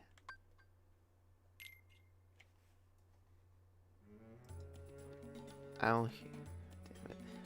See, I don't even think it's on my end. It's probably... No, it's not. Because I see how I have mine set up. My audio is set up perfectly. It's all good, straight up. I'll talk to you another day. It's clearly not working right now. I don't know why. It's just not. It's being hetero. Honestly, I want to get through this world so I can end the stream soon. So yeah, let's. No more distractions. Let's finish this world, okay? Like I said, straight up, I'll have you on soon to talk about politics, okay? We'll figure it out another time.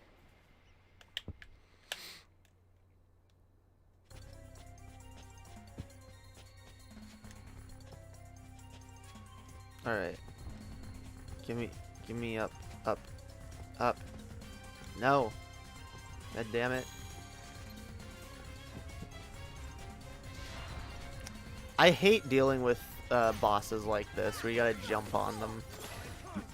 Especially in Kingdom Hearts 1. Like I hate platforming in Kingdom Hearts 1. I don't know what they were thinking. This game is not about the platforming, and it never should be. I just really need to get this point across. Like I said, I wasn't really paying attention to the political thing you were talking about, so I was like, I was saying like I'm not really in that headspace tonight, so like we can talk about it. We can talk about it soon. Yeah, I don't know why it's not working. I would have like tried to chat with you quickly about it, but like at this point, I'd rather try to finish this game.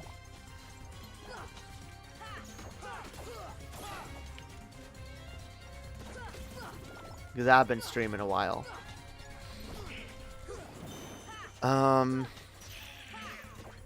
the sex workers back then, forget about it. Never touch them. They might give you lice. What? Oh. Back in the 50s and 70s. Okay, I can't read that. Oh, wait. Actually, I can't read that. That's vaguely racist. I can't even... I can't tell if that's racist or not. Something about Italians. Don't be Italian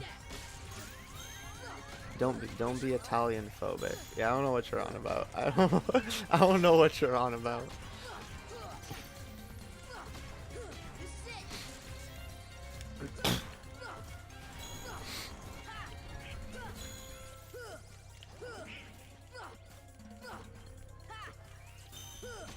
Yeah, I know. I saw you say that earlier. Fam, we'll talk about it another time. I don't feel like getting political tonight. I feel like this is like the 5th time I've said that. I don't feel like getting political tonight.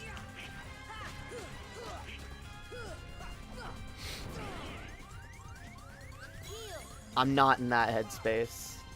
We could have a long conversation about this straight up, but like if you want me to have if you want me to actually be able to participate well in a conversation like that, like I'm not there right now.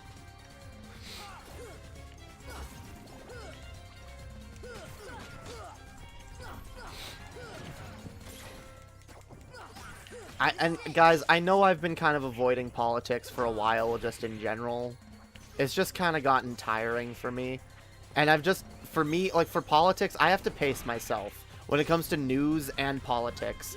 Because paying attention to either in general is like really... Again, if I'm not in a good headspace when I talk about it, then I'm just going to get frustrated.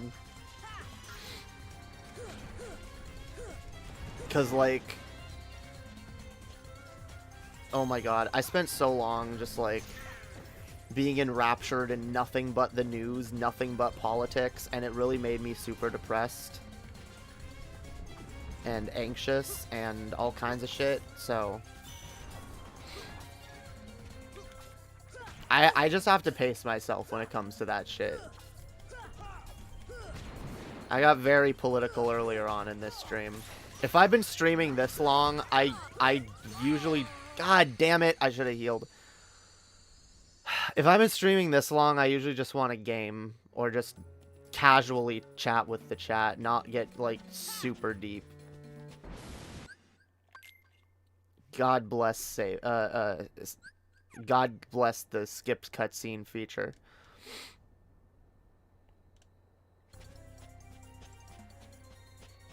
I don't know, fam. I don't know nothing about... I know if you say Fredo, you make Italians mad. Sorry, you make certain Italians mad. Who was the one? Was it like Andrew Cuomo or something? or his brother, one of the or was it? I can't remember who it was.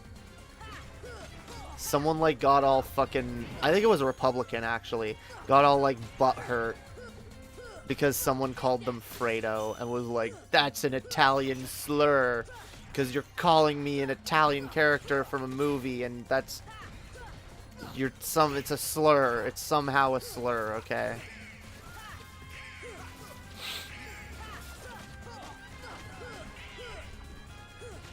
So now I call Italian people Fredo all the time, trying to find a single one that's actually offended by it, and I haven't yet. Most of them don't give a shit.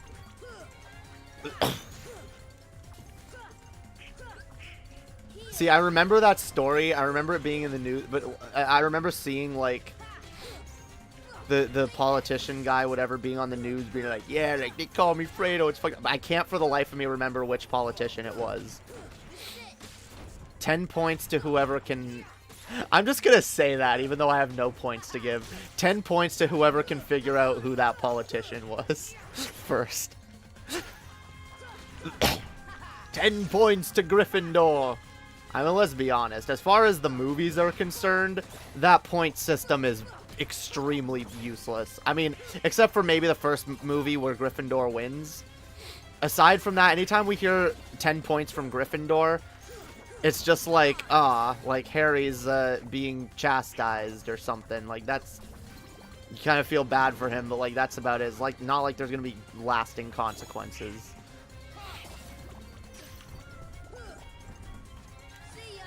God damn it. Come on, can I... Yes, die! Okay, I did it. I killed him with thunder. See, I don't have enough magic. I couldn't just spam him with magic from below. I had to go up and hit him with my Keyblade. God damn. Okay, finally. At this rate, we might get a 12-hour-long stream a month from now. No. I try my best to limit my stream. And by the way, if I wasn't doing the Kingdom Hearts thing these days, I'd be limiting my stream at like 3 hours now.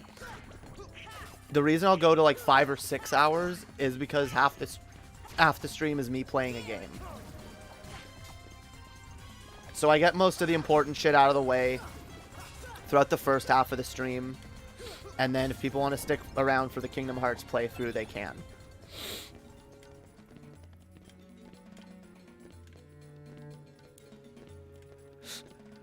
God damn, why am I trying to jump on that? There's no point. I want up there, though.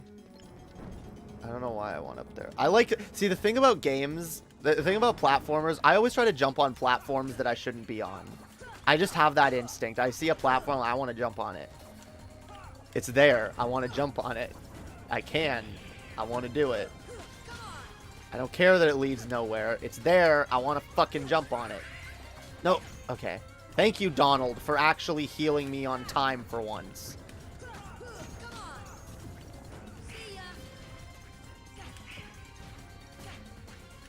God damn it, I hate these fuckers. And see, like, the platforming makes, like, the combat harder in this game. Because, like, again, you get, like, pulled towards the enemies that you swing at. So, if you're on a small little ledge... you better be fucking careful. Because you're gonna fall off of it trying to kill enemies.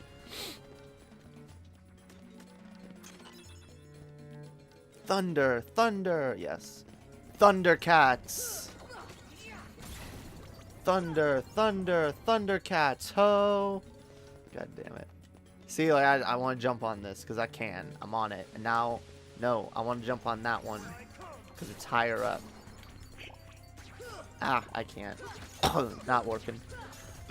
I want to make money so I can move out. Well, that's a good goal. Go work on that. Figure out what you enjoy doing, or at least something that doesn't make you miserable to do, and go make some money.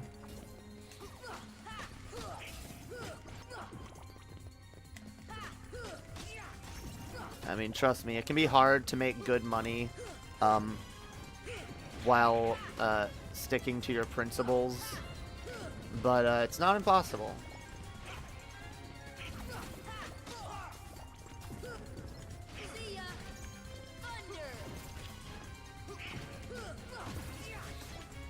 See, I just like, I want to level up a bunch so I can spam magic like crazy. Cause like normally like when I'm like at end game, I'm like just spamming magic at everything. I'm usually spamming thunder or thundaga at everything. No! God damn it.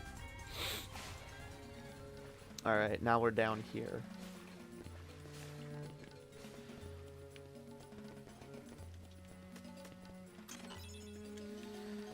God, I forgot how cryptic this world is. Like, I'm really looking forward to playing Kingdom Hearts 2.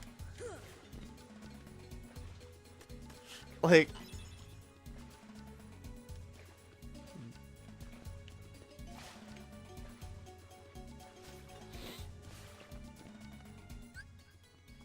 I don't know, the last person that I played the Kingdom Hearts series with, like, swore up and down, like, no, one is the best, one is the best, one is the best.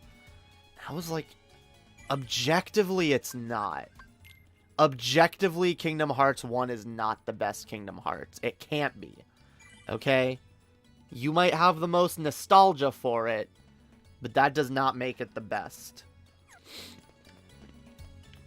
Kingdom Hearts 2 is amazing for the reason that it's one of the few games, it's one of the few sequels that actually builds upon what made the first one good. And Kingdom Hearts 2 built upon a lot of what was here that didn't work the first time.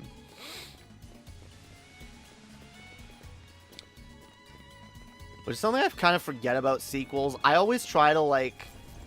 I'll be honest, anytime I try to get into a game series that I've never played a game from before, I always try to start with the first one.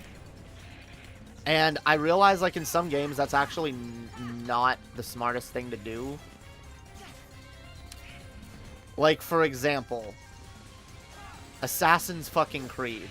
If you want to jump into the Assassin's Creed series and you've never played any of them, like, why would you start with the first one? The first one is the least fleshed out of all of them. And, like, it's not exactly going to be a great way of telling whether or not you're going to like the later games in the series, because it might have evolved a shit ton by now, like... But I have this really annoying, like... almost like compulsion to, like, this, like, completionist compulsion within me to, like, go through any series in order from the beginning to end.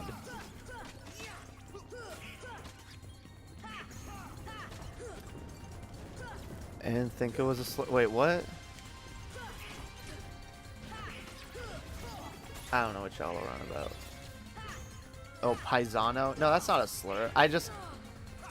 No, I couldn't tell what you were saying, and I was in the middle of a fight, so I couldn't tell if what you were saying was vaguely racist or not, so I was just like, just to be safe, I'm gonna not read it. No! I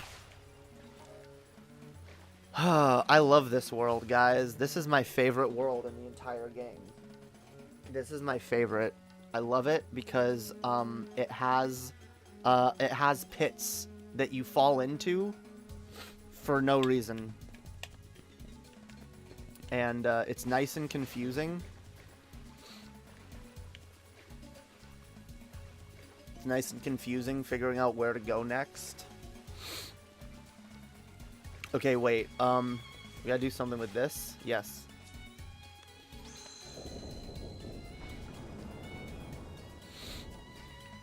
Okay, so we go this way.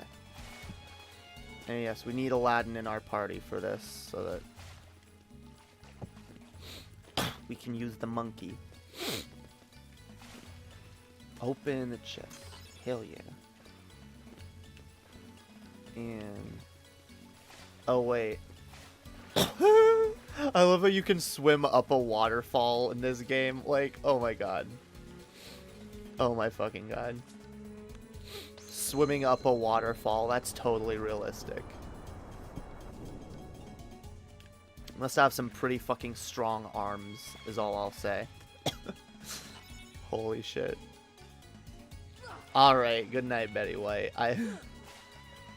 Yeah, go to bed. Go to bed, Betty White.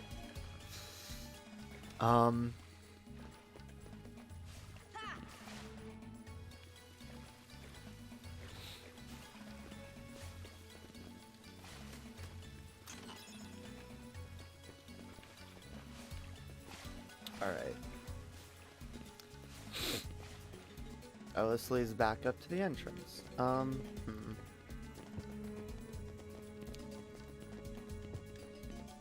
We gotta try to go, to the end. Wait. I keep falling down. I need to go to the end of this room, because I think that leads us to where we're going next.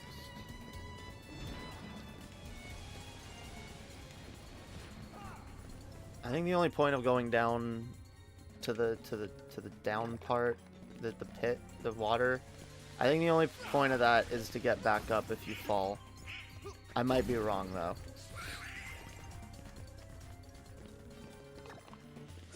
Defying gravity, swimming up a waterfall. Yeah.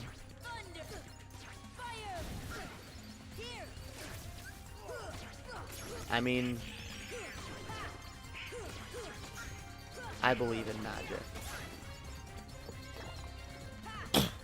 Unironically, I believe in magic, by the way. I know people, like,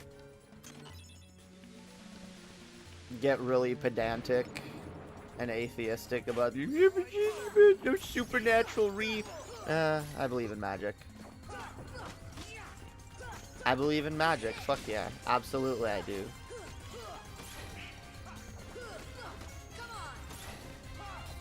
Because if you don't believe that the fucking amazing technology we've created is a form of magic, if you don't see the wonder in the fact that I'm even playing this game right now on a computer that 100 years ago didn't exist, and now not only does the computer exist, but so do multiple ways of creating extremely sophisticated experiences, worlds that you can explore, stories that are told through actual like recreation of visual set pieces and like all this shit, yo, like all this shit that we're able to create, that we're able to do, okay? Magic absolutely exists. We're surrounded by it every fucking day.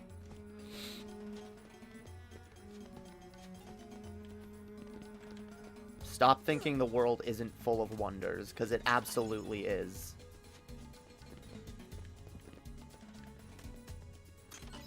You should read Aleister Crowley. Okay. I'm sure I should. Monkey, do the thing.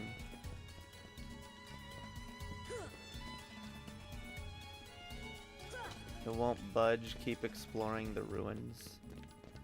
No, I want it to... I don't want to... I guess I have to keep exploring. Wait, can I get over there? I don't think I can get over there yet. No, I can't.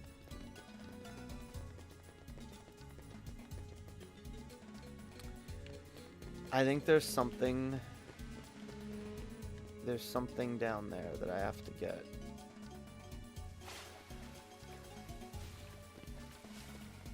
Why? Instead of telling me I should, why should I read it? Why? That's what I want to know. Because reading is hard, okay? I don't like reading. Like, well, it's not even that I dislike reading, I just don't have the attention span for it. Wait.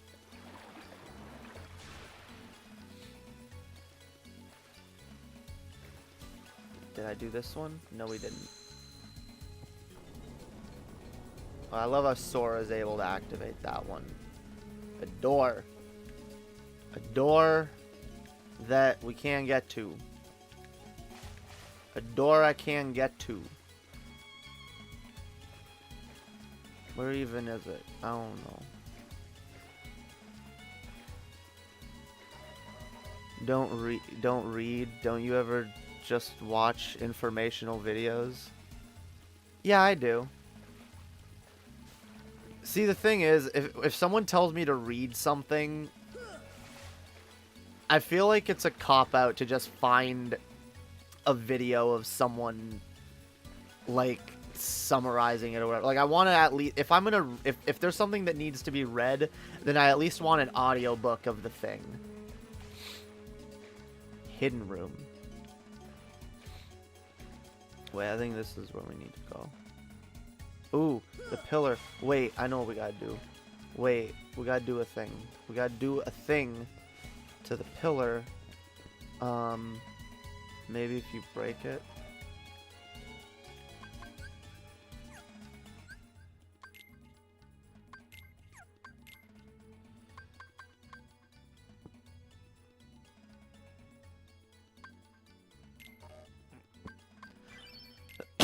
Okay. I've literally never used a tent, cottage, or camping set before. I never use those. The items that let you... There we go. The items that let you restore health and shit, but only within the menu. I never find any need for them. There we go. We triggered it. We did it. My first wish, Genie. Show me the keyhole. Show it to me. Not bring me to it. I mean, he just knows he's where it is, and he needs the genie to show it to him. Okay. Alright. We're almost there, yo. We're almost ready to fight Jafar. You guys ready? Better be. Better be. Better be ready to go. Let's go. Let's go.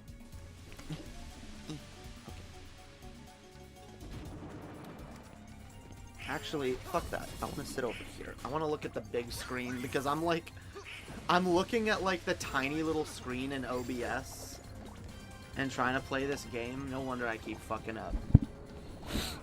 It's never my fault, just so y'all know. If I fuck up, it's almost always because of circumstances out of my control, okay? I am amazing at this game. I am amazing at all games. See, that happening right there was because the game wanted to fuck with me.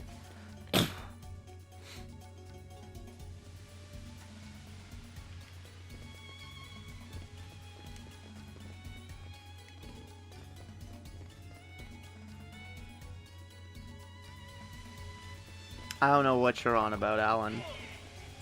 Is that a song? Is that a song that I don't know about? You people and your weird references. And I say that as... I know I say that as someone who makes weird references all the fucking time.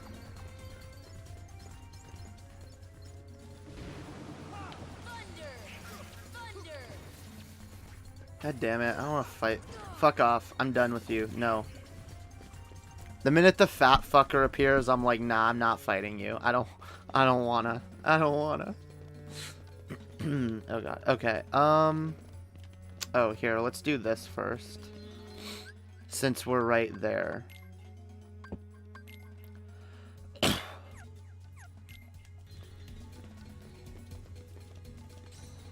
There we go. Trinity. Yeah, we got monies, and a mithril shard. Pogchamp.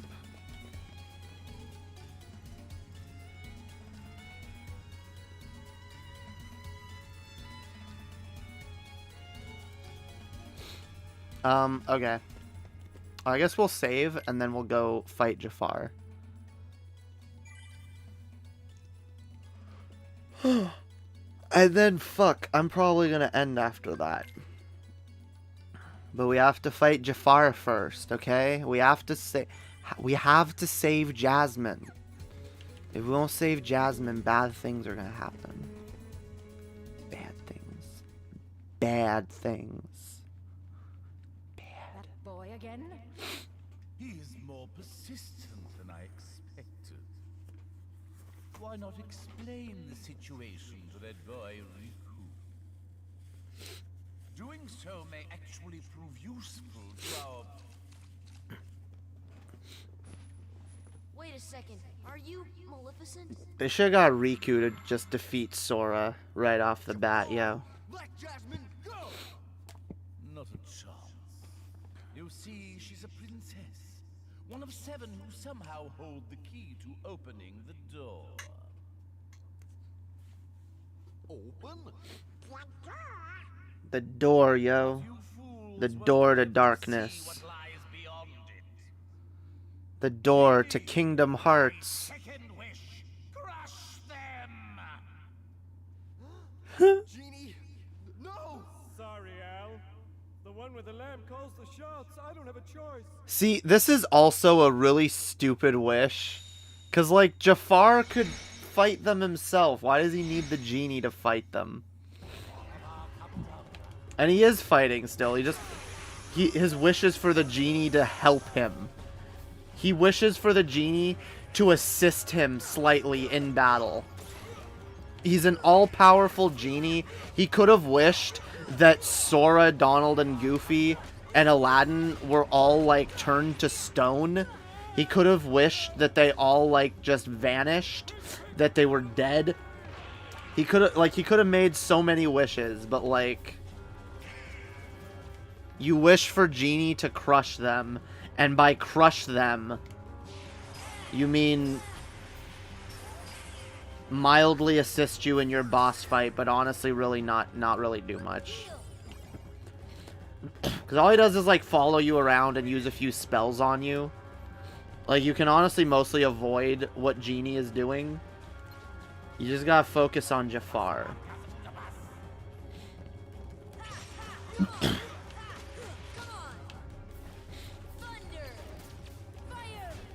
No. God damn it. Whatever, I'm not gonna waste magic trying to attack him.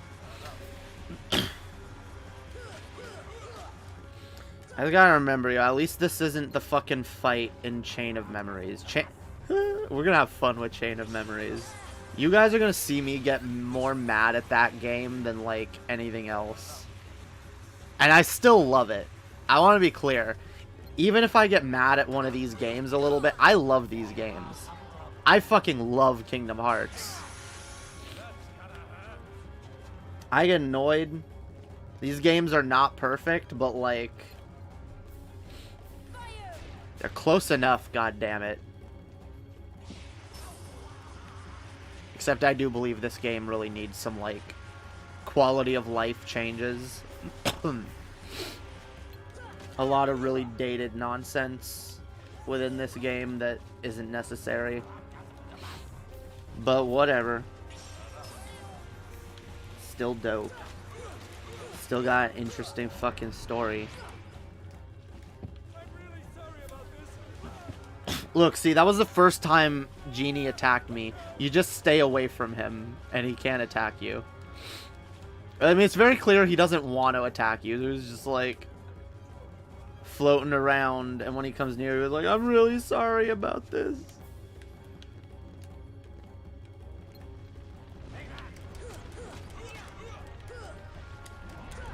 God damn it. I hate bosses that, like, fuck the platforming. God fucking damn. Why would they integrate platforming into boss fights? It's so stupid. Because it just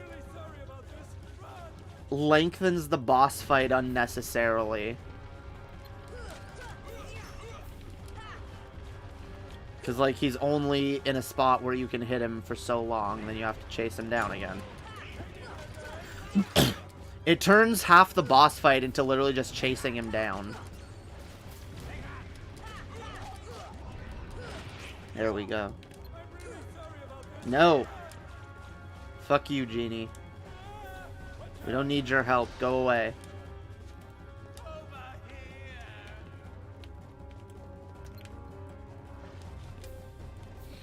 God, no. No! Fuck, yo. I meant to, like, dodge away from it, and I ended up dodging forward. God, fuck. Why is it called Kingdom Hearts? I need some nerd lore. Well, spoilers, I guess. When Jafar just said, like, the princesses are the key to opening the door, he means the door to Kingdom Hearts. Kingdom Hearts is the heart of all worlds. It's a giant power, the thing that is at the heart of all worlds. It is the heart of all worlds. And if you can control Kingdom Hearts, you have ultimate power.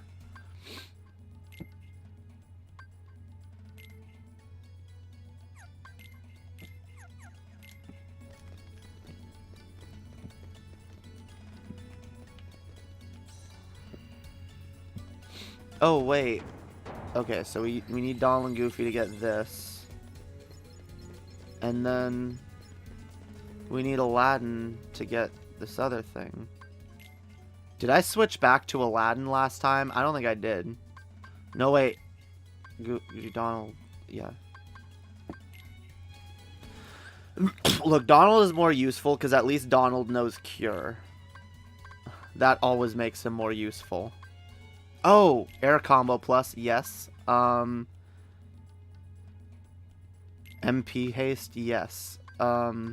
Sonic Blade would be useless in this fight, since he's mostly up in the air. Oh shit! I should have equipped those for Donald ages ago.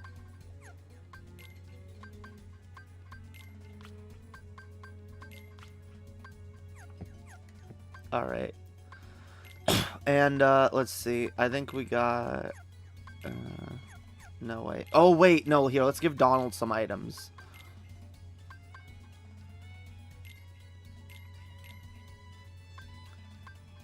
Give Donald some fucking... Might as well give him items that affect us too, because... makes it more useful when he uses them. Same with Aladdin. Let's give Aladdin a couple mega potions. And he'll get lucky. He'll use them when we really need him to a couple times. Alright. Goofy doesn't need shit because he's not in this fight. Alright. Equipment. Jungle Key we're still stuck with. Ooh, wait. Slightly raises HP, MP. Okay. Wait. Oh, I can't use either of them because it'll decrease AP. Wait. Actually, do I need to worry about that? Yeah, no, I can't decrease AP at all. So I cannot give that to Goofy. It's Sora. Instead... Oh, wait, no, wrong. Equipment. Let's give that to Donald.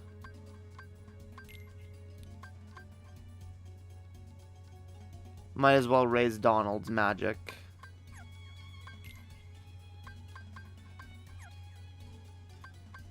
Alright, we good.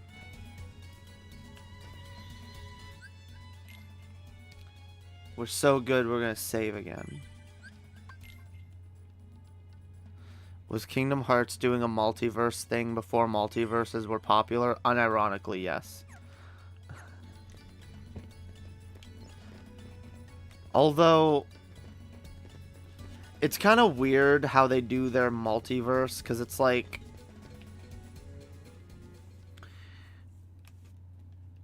it's clear that like a lot of these fairy tale worlds were actually once connected and they were all one.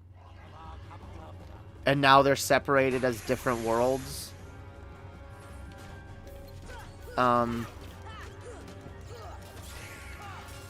yeah, no, like it's I don't know how much of a multiverse it is because it's not really Kingdom Hearts never explicitly tells you that there are multiple versions of the same world. Although I imagine there are, especially when you consider the fact that like the event, like I view it as canon that of course there's multiverses because like we know that what we're seeing right now with Sora in Agrabah with Aladdin and like this isn't what happened in the movie, right?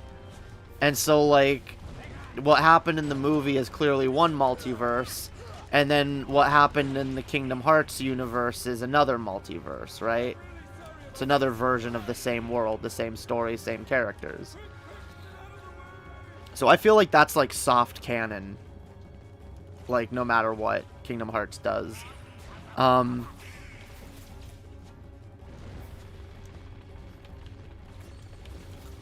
Also, we've been given hints that it's possible like these worlds like repeat on a cycle. The events of these worlds repeat on a cycle. Because the mobile game, Kingdom Hearts Union Cross, which did add a lot of story stuff that's important to the plot, revealed that yeah, most of the worlds that we know of, because we see that game is a prequel, like a long earlier prequel. Oh, see, goddamn, I got healed. Well, you know what? Let's just kill him. Why won't he die? We have to use the Keyblade? Maybe magic doesn't work on him. No, it does. Damn right it does. Die, Jafar. Alright, I think we gotta fight him one more time.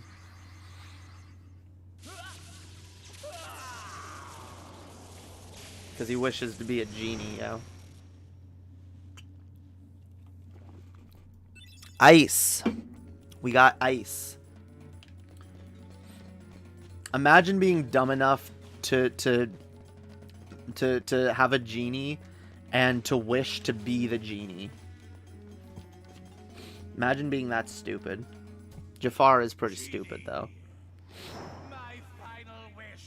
Let's go. I want you to make me an all-powerful genie. I just love that he doesn't second guess that for a second and think, might that mean that I'll end up imprisoned in a lamp or some shit? Nah, let's just do it anyway. I want to be a genie so I have power, even if I can't use that power for myself in the long run. Damn. Alright. Jasmine seems cool over here. So we'll leave her behind. We'll just let's jump down. God. The famous final Jafar fight.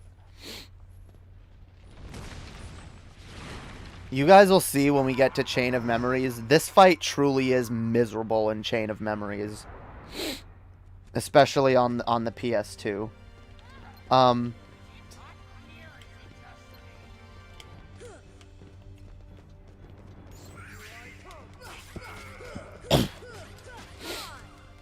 I will admit, like, I know some people hate Chain of Memories and will not play it because of the cards. Because instead of just being able to attack freely, you have to have a deck of cards that you use to attack. But honestly, in terms of Kingdom Hearts games that skimp out on the classic Kingdom Hearts combat and try to replace it with something else, like, Chain of Memories is probably the least egregious of all offenders. Because I'm sorry, Kingdom Hearts Dark Road was so bad I couldn't even play it. I was actually kind of interested to see what the story was about, but I couldn't bring myself. The combat was just too bad. It was so bad. It was god-awful. I will say those mobile games really need a remake, a proper remake.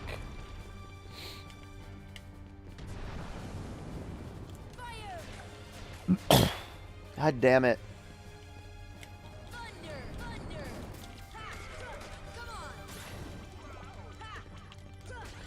Fucking Iago. Bad parrot. Damn right, I'm break the lamp. I'm gonna break the fucking lamp. God damn it, come back. No. He's flying away.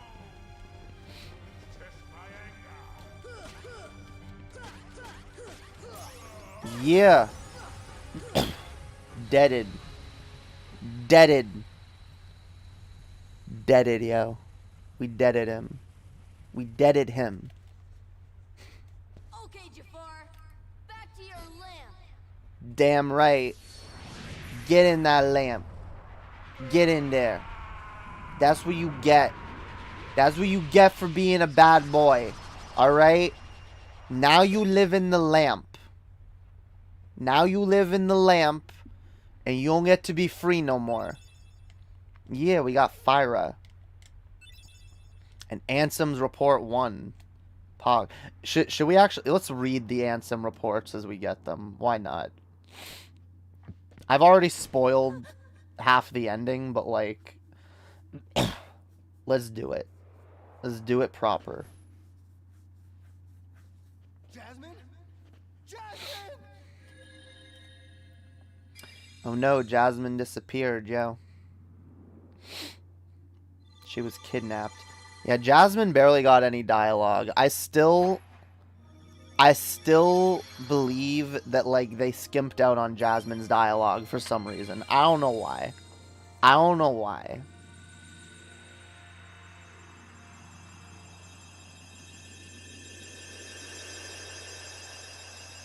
Magic.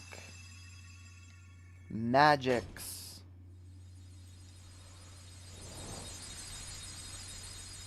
Damn right. That's how you close a keyhole, yo. That's how you close a keyhole.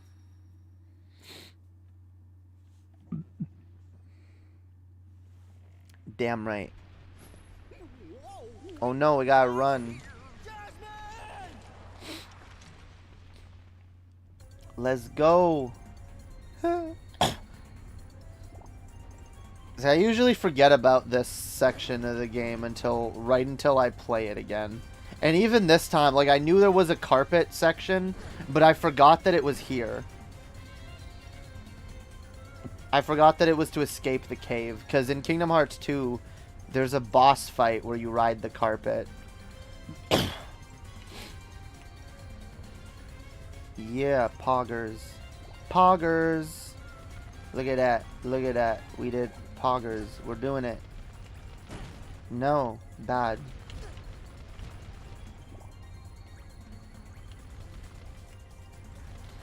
There's not much you gotta worry about here.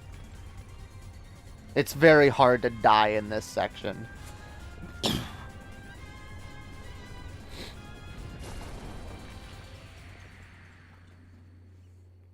Yeah, we did it. We did it. We did it, fam. We did it. So Jasmine's no longer in Agrabah. Sora, let's go find her. Sorry, I can't take you. Why the fuck not? I wish they could. I wish you... Like, wouldn't that be dope if, like, these party members that you get for one world, they actually come with you? And they're a part of your party? And they help you save the princesses? I guess that would, like, there would be too many characters then at that point. Why not? I sure wish we could. But we can't. If we take him to another world, we would be meddling. Meddling. I mean, come on. Wait, that's their excuse? That's their excuse after everything they just did? They haven't already been meddling? Like, that's the line, okay? Hello, you still have one wish left. Look, just say the word. Ask me to find Jasmine for you. I wish for your freedom, Genie. Ow! Damn, I will say, as much as Aladdin's wishes in this game have been stupid, this wish is actually far more selfless from him than it is in the movies. Because in the movies, he has Jasmine with him at the end. Now you can go anywhere you want. You're your own master. Right? Like in the movie... If you can, it'd be great if you could go along with them and help Sora find Jasmine. Sorry, Al. I'm done taking orders from others. Damn. Cold. But a favor? Now that's entirely different. Pog. I guess I could give that a try. Let's go. After all, we're pals, right, Al? Genie. Just leave it to me.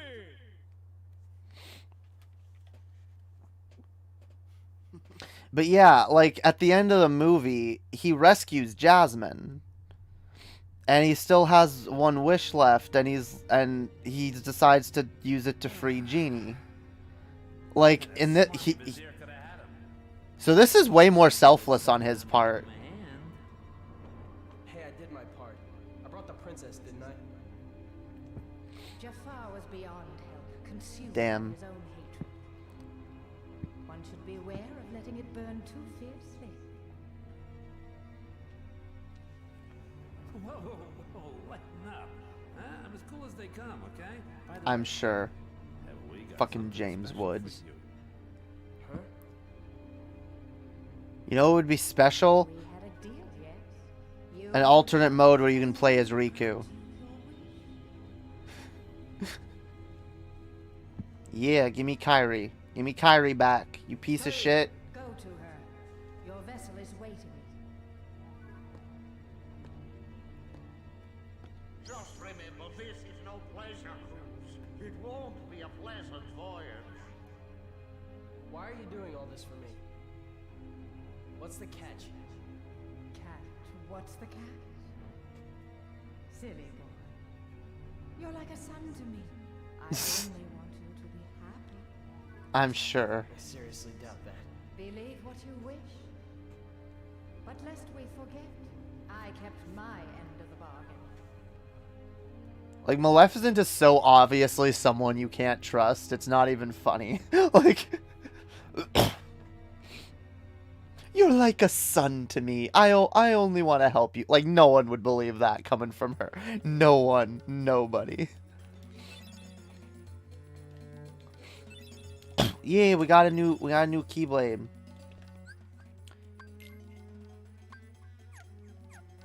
Three wishes, Genie. Nah, I only need one. I spit fire and I never start over. One hunch, one punch.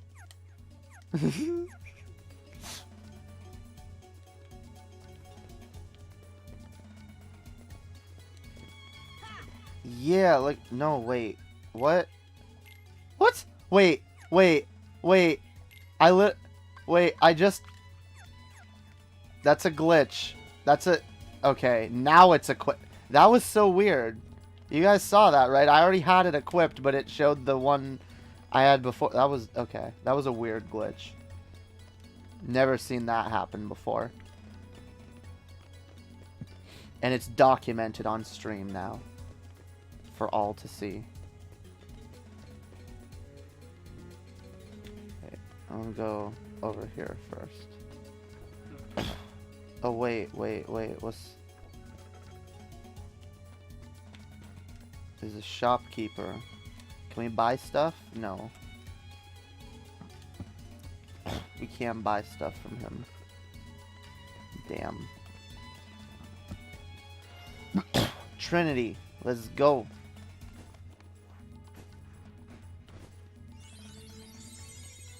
Yeah, the horned, green-skinned, crazy-eyed lady seems kind of sus. Just a little bit. Just a little bit.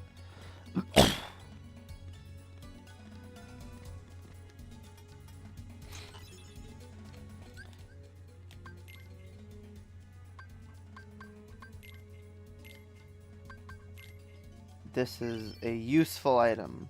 Pog. Hell yeah. Hells yeah.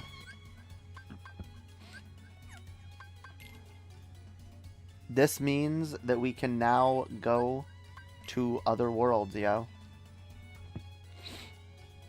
And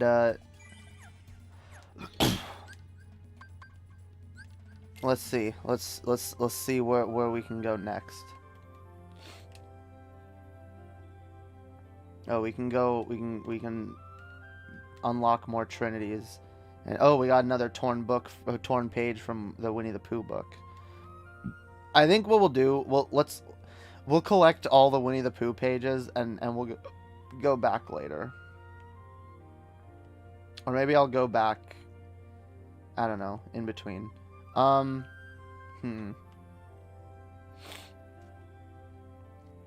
yeah, all right. We'll come back next time. I know I'm pretty sure this is Halloween Town. I'm pretty sure this is no, wait, yeah, no, Halloween Town and Atlantis, and no matter which way I go, I think Monstro is going to get on our way. But that's all for next time.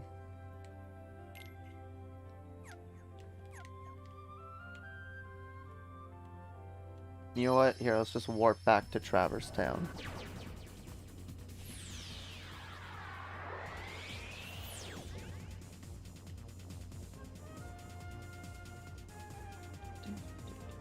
I fucking love it. God damn it.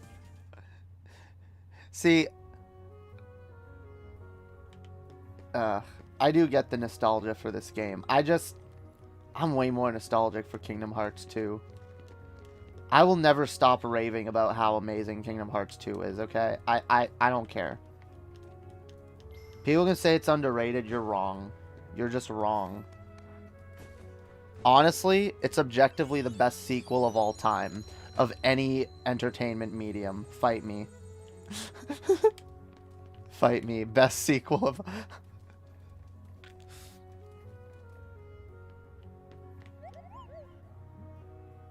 Damn, we can do the Moogle shop, yo. And this is this is where we gotta come to make the Ultima weapon. And I will be making the Ultima weapon this playthrough, alright? Ever since I first got the Ultima weapon back on the PS3, I do not play a playthrough of this game without going to the lengths of getting the Ultima weapon. Although now that I'm saying it out loud, I'm remembering all the things that you have to do to get the Ultima weapon. And I'm not sure if I want. Speaking of which... oh, God. Yeah, this alone is probably a reason why I... Oh, God. I forget how you have to do... There's a way to fight that... Because you're supposed to fight this thing without being seen. Because the minute it sees you, it can start, like, attacking you like crazy. And you have to do enough damage to it to kill it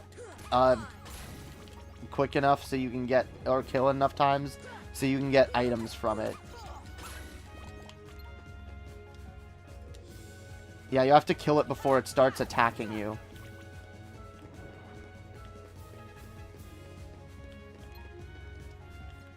And when it sees you, it starts attacking you.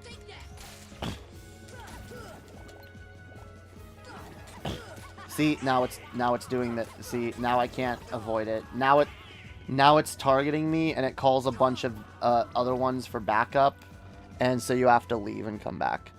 But there's a specific way to do that with, like, magic.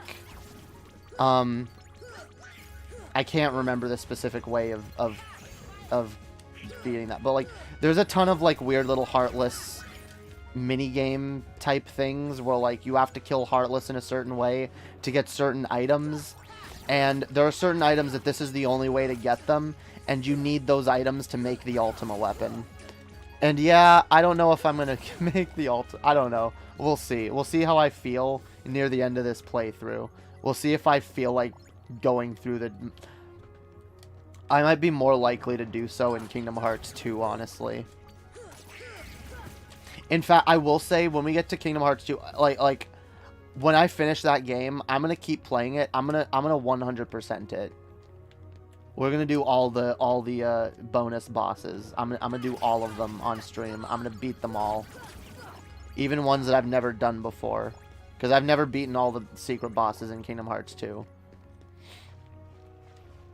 That is a goal of mine, and we're gonna do it on stream. Damn right. And see, this is the thing. I know that I've 100%ed this game, so I'm fine with not doing that this time. But like, I've really been eager to 100% Kingdom Hearts 2 for a long time. And one of the biggest reasons I haven't is because at least all the save files I have on my PS4 of Kingdom Hearts 2 are like Proud Mode or harder. And I don't have a standard, and I'm sorry, beating all the secret bosses in Proud Mode is really hard. Beating them in standard mode is hard, but it's even worse when you don't have a standard mode save that's beat the game, and you have to try to fight them all in Proud Mode. Nah.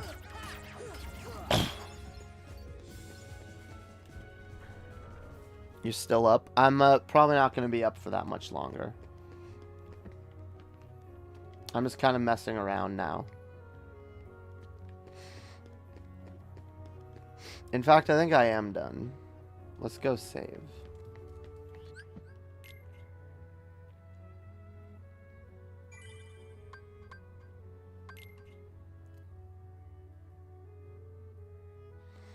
Yo, what up in Twitch chat? Welcome. God, okay. Hell yeah. Okay, I am tired now. Are you going to cut your content and your gameplay into 2 vids? Eventually, I'd like to do something like that. Probably, yeah. I think I can actually just do that easily on YouTube and, like, split the video in half and then have the original be its own thing. And I might be able to just cut it in 2 videos and, like, cut the beginning. Yeah, I might do that. Because I'd like to have a playlist with all the Kingdom Hearts playthroughs. Just in case anyone ever wants to go back and watch me play through Kingdom Hearts. And I guess see how my channel has evolved throughout this. Because, like, by the time I get through this series, like, it's going to be a while. It's going to fucking be a while. Maybe at some point I need to just sit down and do, like, a 4-hour, 5-hour stream, like, just playing Kingdom Hearts. And we'll get a decent chunk of the way through.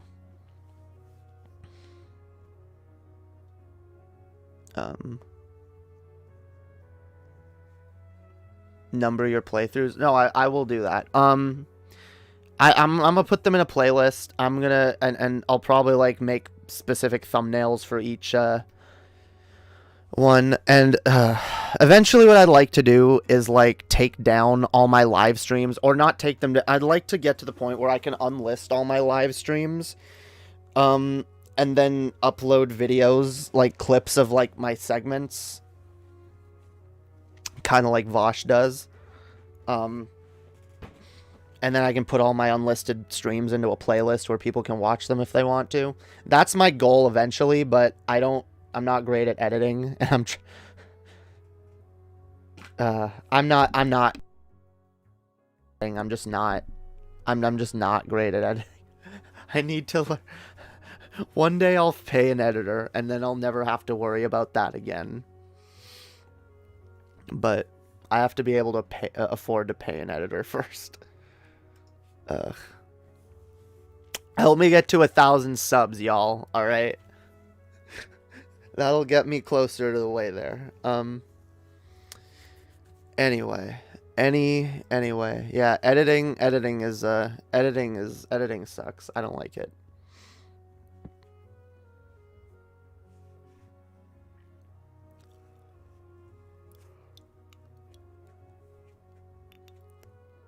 Alright, it's late. I've been streaming for a while. Nice thing is I started this stream early, so even though I've streamed super late, it's not like 5 a.m.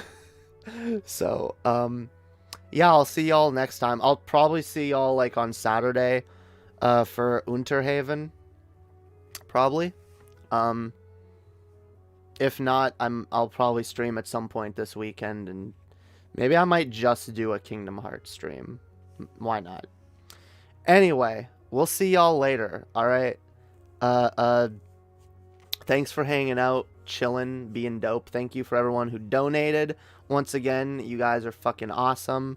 Thank you to all the patrons, and just thank you to all of y'all for being dope. If y'all enjoy this shit, like, share, subscribe, become a patron, join the Discord, follow me on Twitter, follow me on... Actually, I gotta start putting out my Facebook page. I've made a new Facebook page. I'm gonna start posting to that regularly, because that feels like a way better place for me to just write shit, because I hate writing shit. I hate Twitter. Twitter's too... I don't know. When I want to start writing stuff, I want to write long shit, okay? So, yeah, I'm going to start putting shit on Facebook. I'm going to start putting on my Facebook group soon, or page. So, yeah, keep an eye out for that. Keep an eye out for everything. Do all the links. Go in the description. Do the shit, okay? Help me out. Means a lot. Sharing means a lot. Helps out, all right? But even if y'all don't do that, I just appreciate y'all being dope, and I hope to see y'all next time. Peace out. Have a wonderful